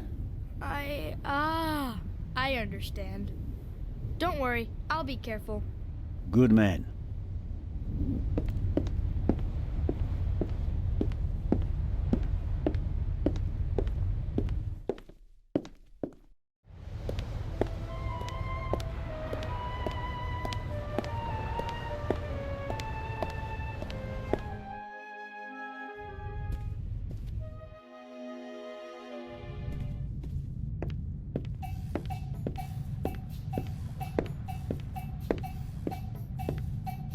Lady Westmacott, may I bother you for a moment? By all means, Mr. Zellner. Did Miss Miller cope with all the excitement? I think so. But what happened on the train was quite a shock for her. She wouldn't be able to go on if something happened to Matthew. She's worried about him. He's all she has. It breaks her heart that he lives at a boarding school and can't always be with her. But she sets her wishes and needs aside so that he can get a good education. That's her way. Where is Matthew's father? Gone. Run off. Ran away from his problems again. He drank a lot. More and more after each setback. It's better for both of them this way. He left her. She couldn't have borne it. She loved him and wanted to stick by him. She fell out with her family over him. They couldn't understand her. And when he left her, the ground opened up beneath her feet. For 2 weeks, she was as good as dead. If she didn't have Matthew, she'd be dead. You seem to know a lot about it. I mean, about the time before Miss Miller began working for you. I have my reasons. And Matthew, do you care as deeply about the children of your other employees? If you fail with your own child, you hope to do better with others, Constable. And the idea to send Matt to a boarding school was mine. Matthew idolized his father and blamed his mother for the fact that he wasn't around anymore. I was afraid the situation would escalate if he had to live on a country estate alone with his mother and some old people.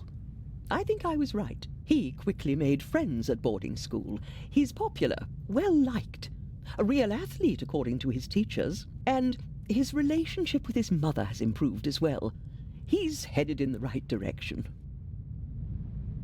Miss Miller told me that you have a valuable manuscript with you. That is correct.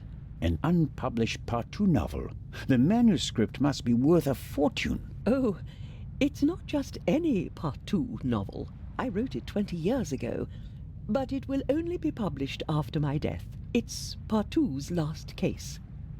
Maurice Part 2 dies. You're going to kill him off? I already have. And I enjoyed it. Madam. I was so sick of writing one Part 2 novel after another. I was keen to stick a knife in his guts. And so, 20 years ago, I did. Of course, I didn't want to disappoint my fans, so I let him solve case after case. But at least I was certain that he'd never escape me, that in the end, I would get him. I understand. Let's just hope that this novel remains unpublished for many more years. I have to be going, Lady Westmacott. Please keep me informed, Constable Zellner. Of course.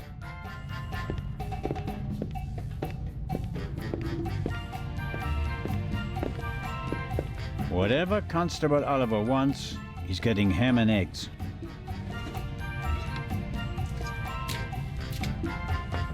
And just a pinch of salt for our friendly constable.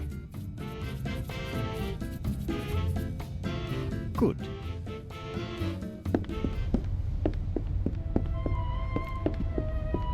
Constable Oliver. Huh? Ham and eggs, piping hot. Oh, I shouldn't really. I don't see anyone here who'd rebuke you. It was a hard night. Yeah, true. Oh, delicious. Just enough salt.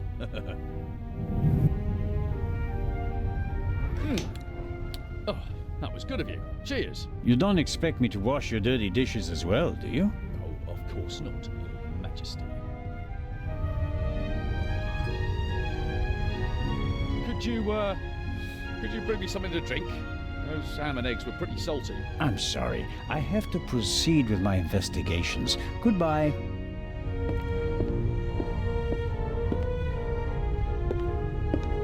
Let's see how long he can resist his thirst.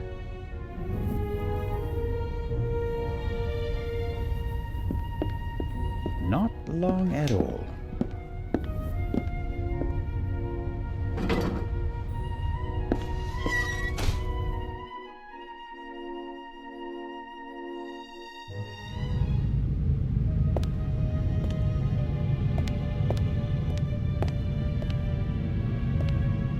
Nervous? I would be too in your position. Who are you? My name is Adil. And you are? Constable Zellner. Why did you sneak onto the ship, Adil? I wanted to go back home. You're Egyptian? There's no work for me in Italy. I want to see my family again. And since you don't have money, you stowed away. So what if I did? So, it was you who knocked me out. Me? Never. No? Where were you when I was attacked? Well, I couldn't take anything with me on this trip, so I snuck into the kitchen and took some canned goods. Interesting. And how do you know when I was attacked? Well, I thought it was yesterday, shortly before we set sail. I take this bump personally. What were you searching for on deck last night? I was hiding the whole evening. I wanted to go out and get some fresh air, see the stars. But then suddenly, they were looking for me. Were you in one of the cabins? No. Did you see anyone on the deck or on the roof? No. And after we arrested you? The English policeman put me in this cell. Then he left. I've been here ever since. And you didn't notice anything along the way? No, nothing. What about the gunshot? Didn't you hear it? Yes. The English policeman had already arrested me. We heard a bang and looked around. And then? Then, the Bobby was in a hurry to get rid of me. He almost pushed me down the stairs and locked me in here. He left, and then a short time later, the alarm went off. Constable Oliver wasn't with you anymore when the alarm went off? No. I was scared that the ship would sink with me sitting here like a rat in a trap. It's hard for me to believe a single word of your story. Because I'm a foreigner? Because you seem to have learned our language in the space of a day. Accent-free. Believe what you want. Who paid you to distract us? What? You went for a walk around the deck and let yourself be seen. Everyone goes off hunting you, and in the meantime, your partner shoots the Baroness in peace. No, I didn't do anything. I didn't want to distract anyone. I just want to go home. You're a liar, and a bad one at that. But sir, I'm telling the truth. And I'm the Raven. Inspector Legrand will deal with you. He's lying like a cheap rug. But he probably doesn't know anything about the murder. Very disappointing. So I have to keep searching. What interests me most is the shot that was fired here in the cargo hold last night.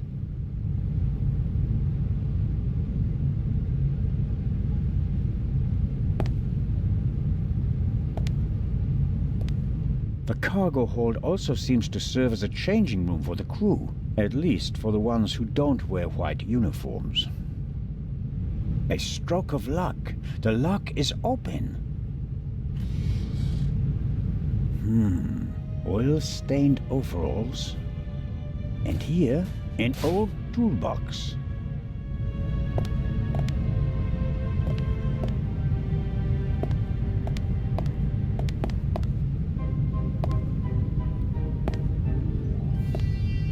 It's been through a lot. Hardly any paint, dented, and the lid is held shut by a wire. I'll take it with me.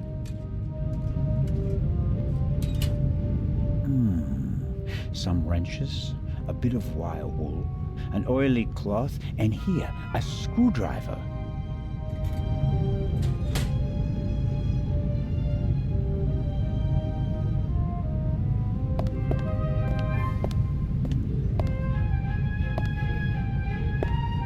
I've got the screwdriver. That's all I need.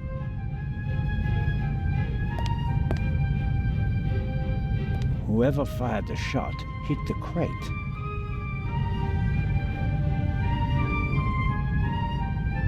Well, I think the bullet is still in the wood.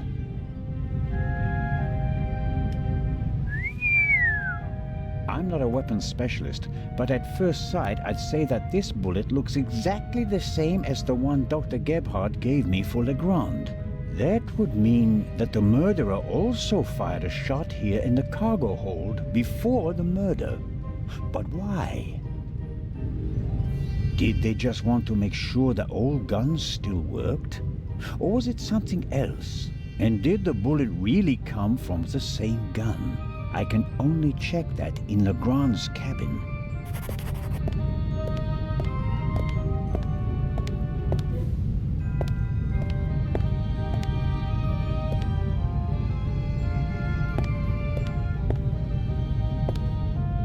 The young man is lying like a cheap rug. That much is clear.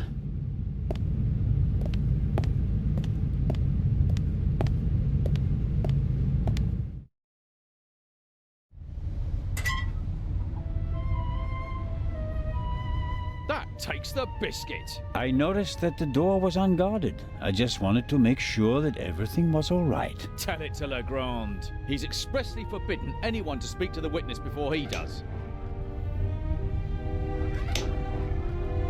All right, let's go to Legrand and tell him what happened. You fell asleep and then you left the door unguarded. Well, are we going? No, but don't try it again. Of course not.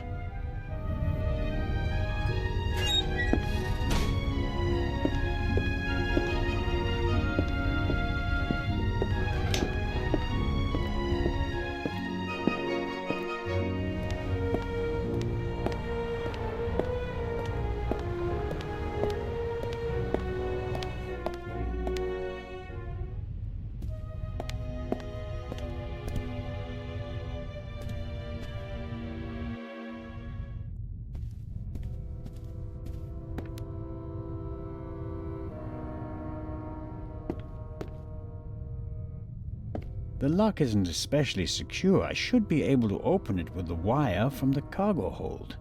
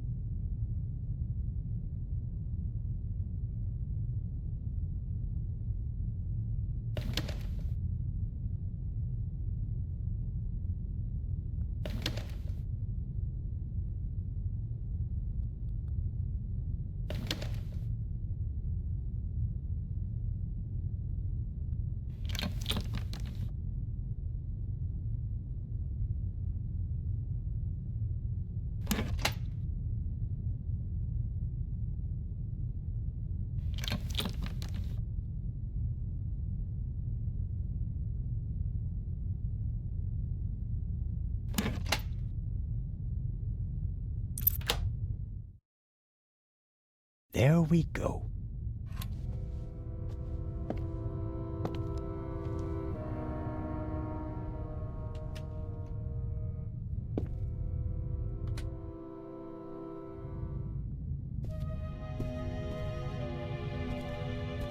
A lock, master and son. Tough to crack. If I wanted to steal the eye, I'd concentrate on getting the 3 keys. If everything goes according to plan, the first time this monster is opened will be in the museum in Cairo. Fingers crossed.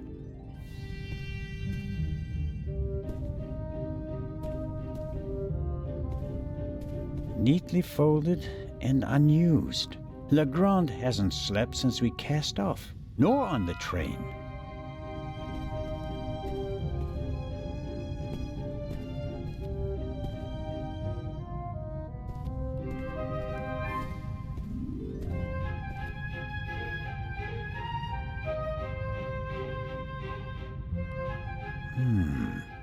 There's nothing written on the bottle. I suppose it's some sort of stimulant, legal or not. Legrand has been awake for at least 30 hours straight, maybe more. I shudder to think what kind of side effects this stuff might have. A policeman on a murder investigation should have his wits about him. The risk that he could miss evidence or endanger himself and others is too high. Legrand's file on the Raven, centimeters thick, but totally useless. We're not dealing with the Raven. Why can't he see that? Our man is ruthless, a bomber, and quite probably a murderer. This file belongs in a museum. It's history. The inspector should concentrate on the present.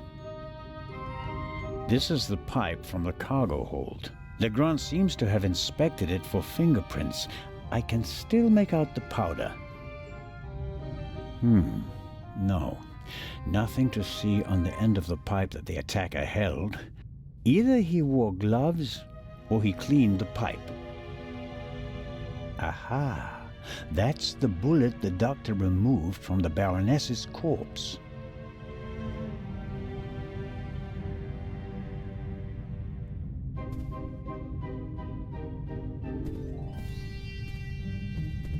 Legrand must have taken them yesterday at the crime scene.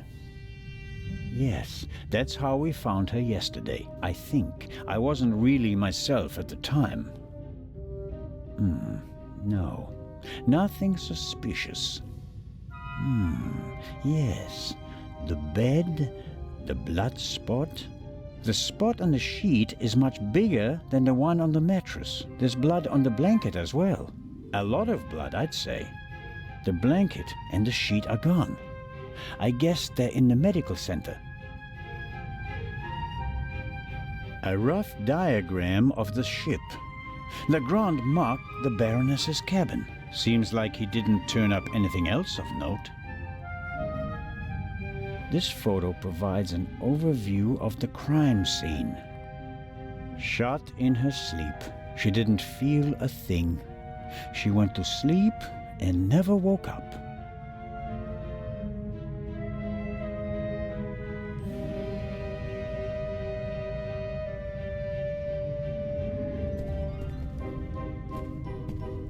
Another alarm. It was tripped at some point, but there's no way to determine when. Smells like chemicals. Legrand probably developed the photos in here. There are still fragments of the syringe that the inspector broke in the sink.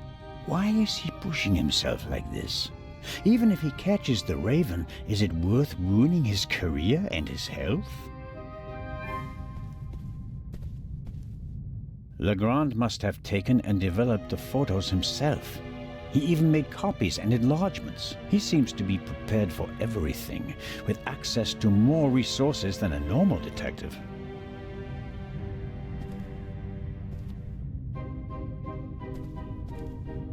A microscope. Looks like the one that Lutz Reichinger uses in his pharmacy, just more modern.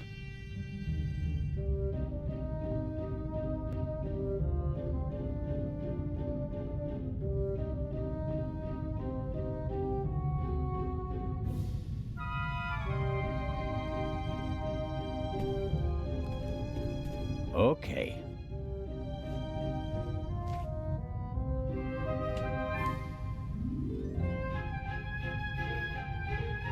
All right.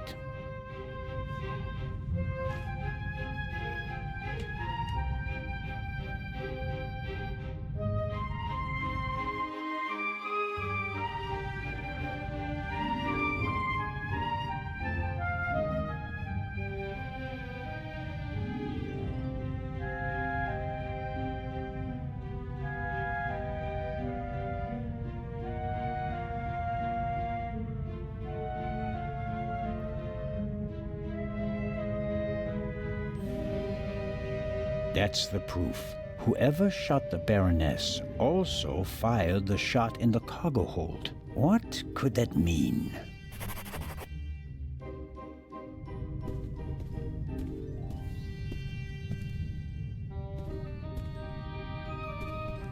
A masterpiece. Forensic teams use kits like these. They're placing increasing importance on the preservation of evidence. But not in Switzerland yet. It's a small lab used to conduct simple analysis on site. All right, what have we got here? Half of the tools in this box will be interesting for an archaeologist as well. Actually, forensics and archaeology are really quite similar to each other. The goal is to find out what happened, whether a few hours ago or a few centuries ago. I'm sure Legrand could work magic in this alchemist lab. Me, I'm just awestruck. What's this? Oh, how practical. A hermetically sealed cotton swab for collecting samples. I'll take it. Good Lord. Good Lord.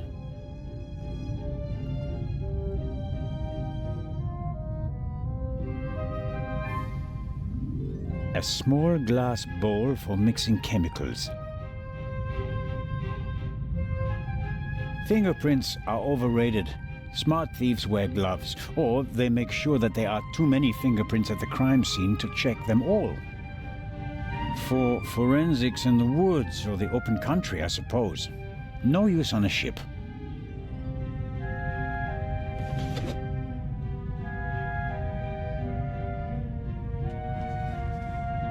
Aha! This is some kind of inventory list. For each chemical, it lists the chemical composition and a short comment on how to use it. And here's a list of the most important procedures. Fingerprints, gunshot residue, blood. I don't have to analyze the pillow and feathers to determine whether there's gunshot residue. I can smell it. And I don't have any other clues at the moment. The booklet will be useful once I have something to analyze.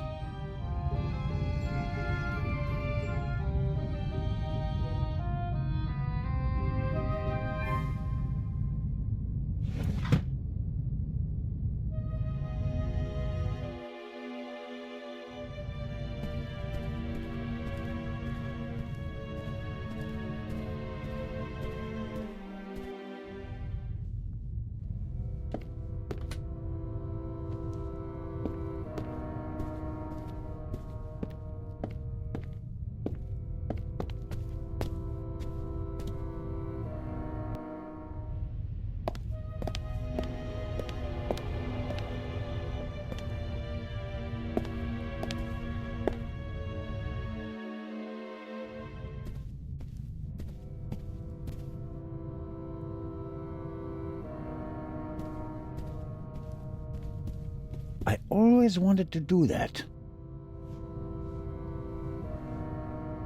That should be enough.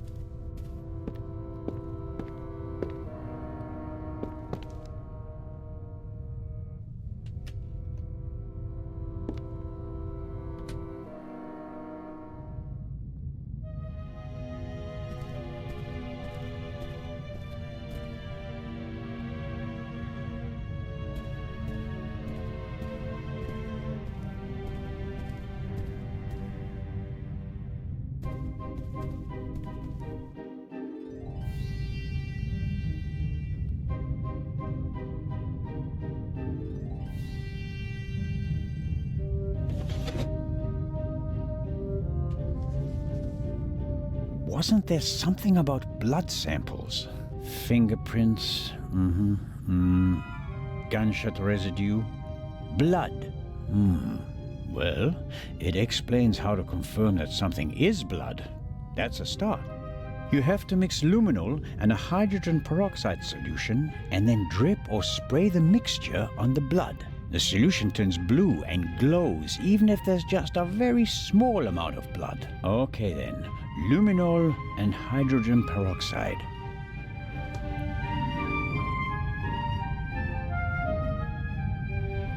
Aha! Luminol.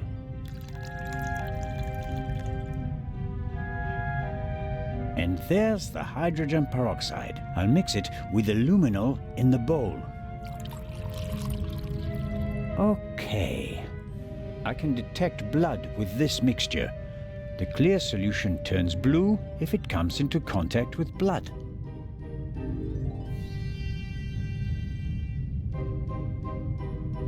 All right, so this is our reagent liquid. Okay, I'm filling the pipette and putting it down very carefully.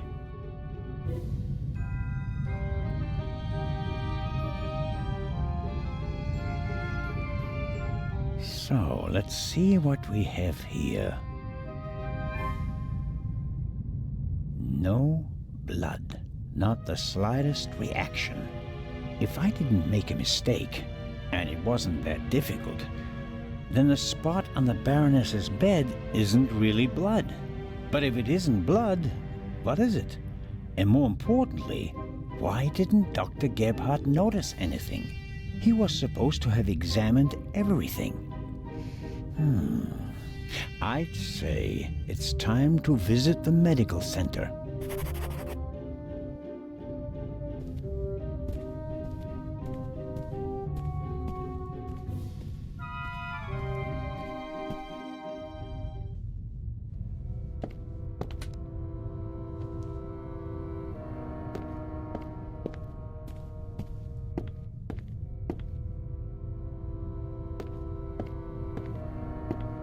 We're lucky that the Lydia has a well-stocked medical center at its disposal. I suppose it was added during the war. A ship of this size wouldn't normally have a full medical center.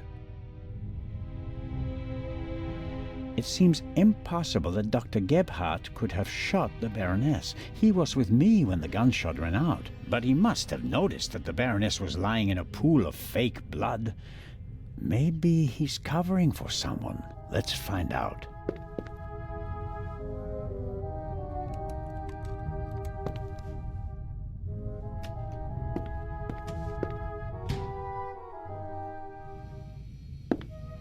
It's probably for emergencies, in case a passenger falls down and can't walk anymore. Possibly due to rough seas, or maybe the captain's well-stocked bar. The sink looks like it's been cleaned recently. I can't say whether it was cleaned to comply with the hygiene regulations, or whether there was another reason.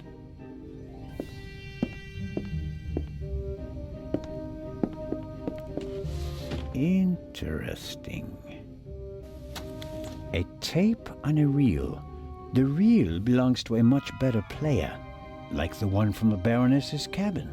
I can't be certain that this is the reel that was missing from the Baroness's cabin, but it seems quite likely.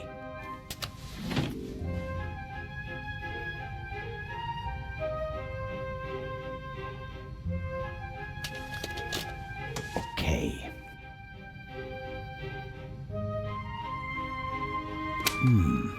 Nothing. Strange.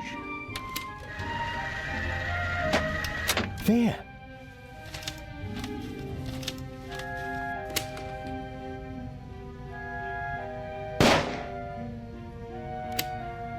Very interesting. A shot is audible on the tape, and the reel comes from the Baroness's cabin. It's all coming into focus.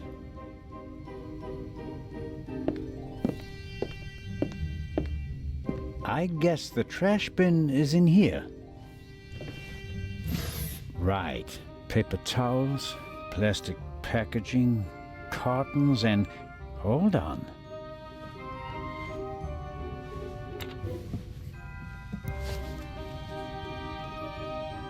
What's this? A burst rubber glove. It's knotted, and there's a red liquid all over the inside that looks like blood. I bet good money that it's the same fake blood I found in the Baroness's cabin.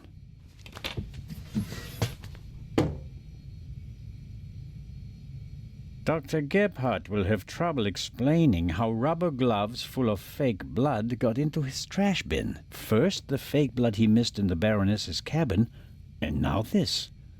It doesn't look good for you, Doctor.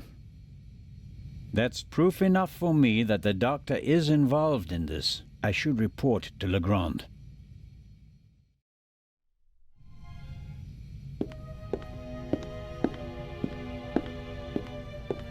Time to pay Legrand a visit. No. No, don't.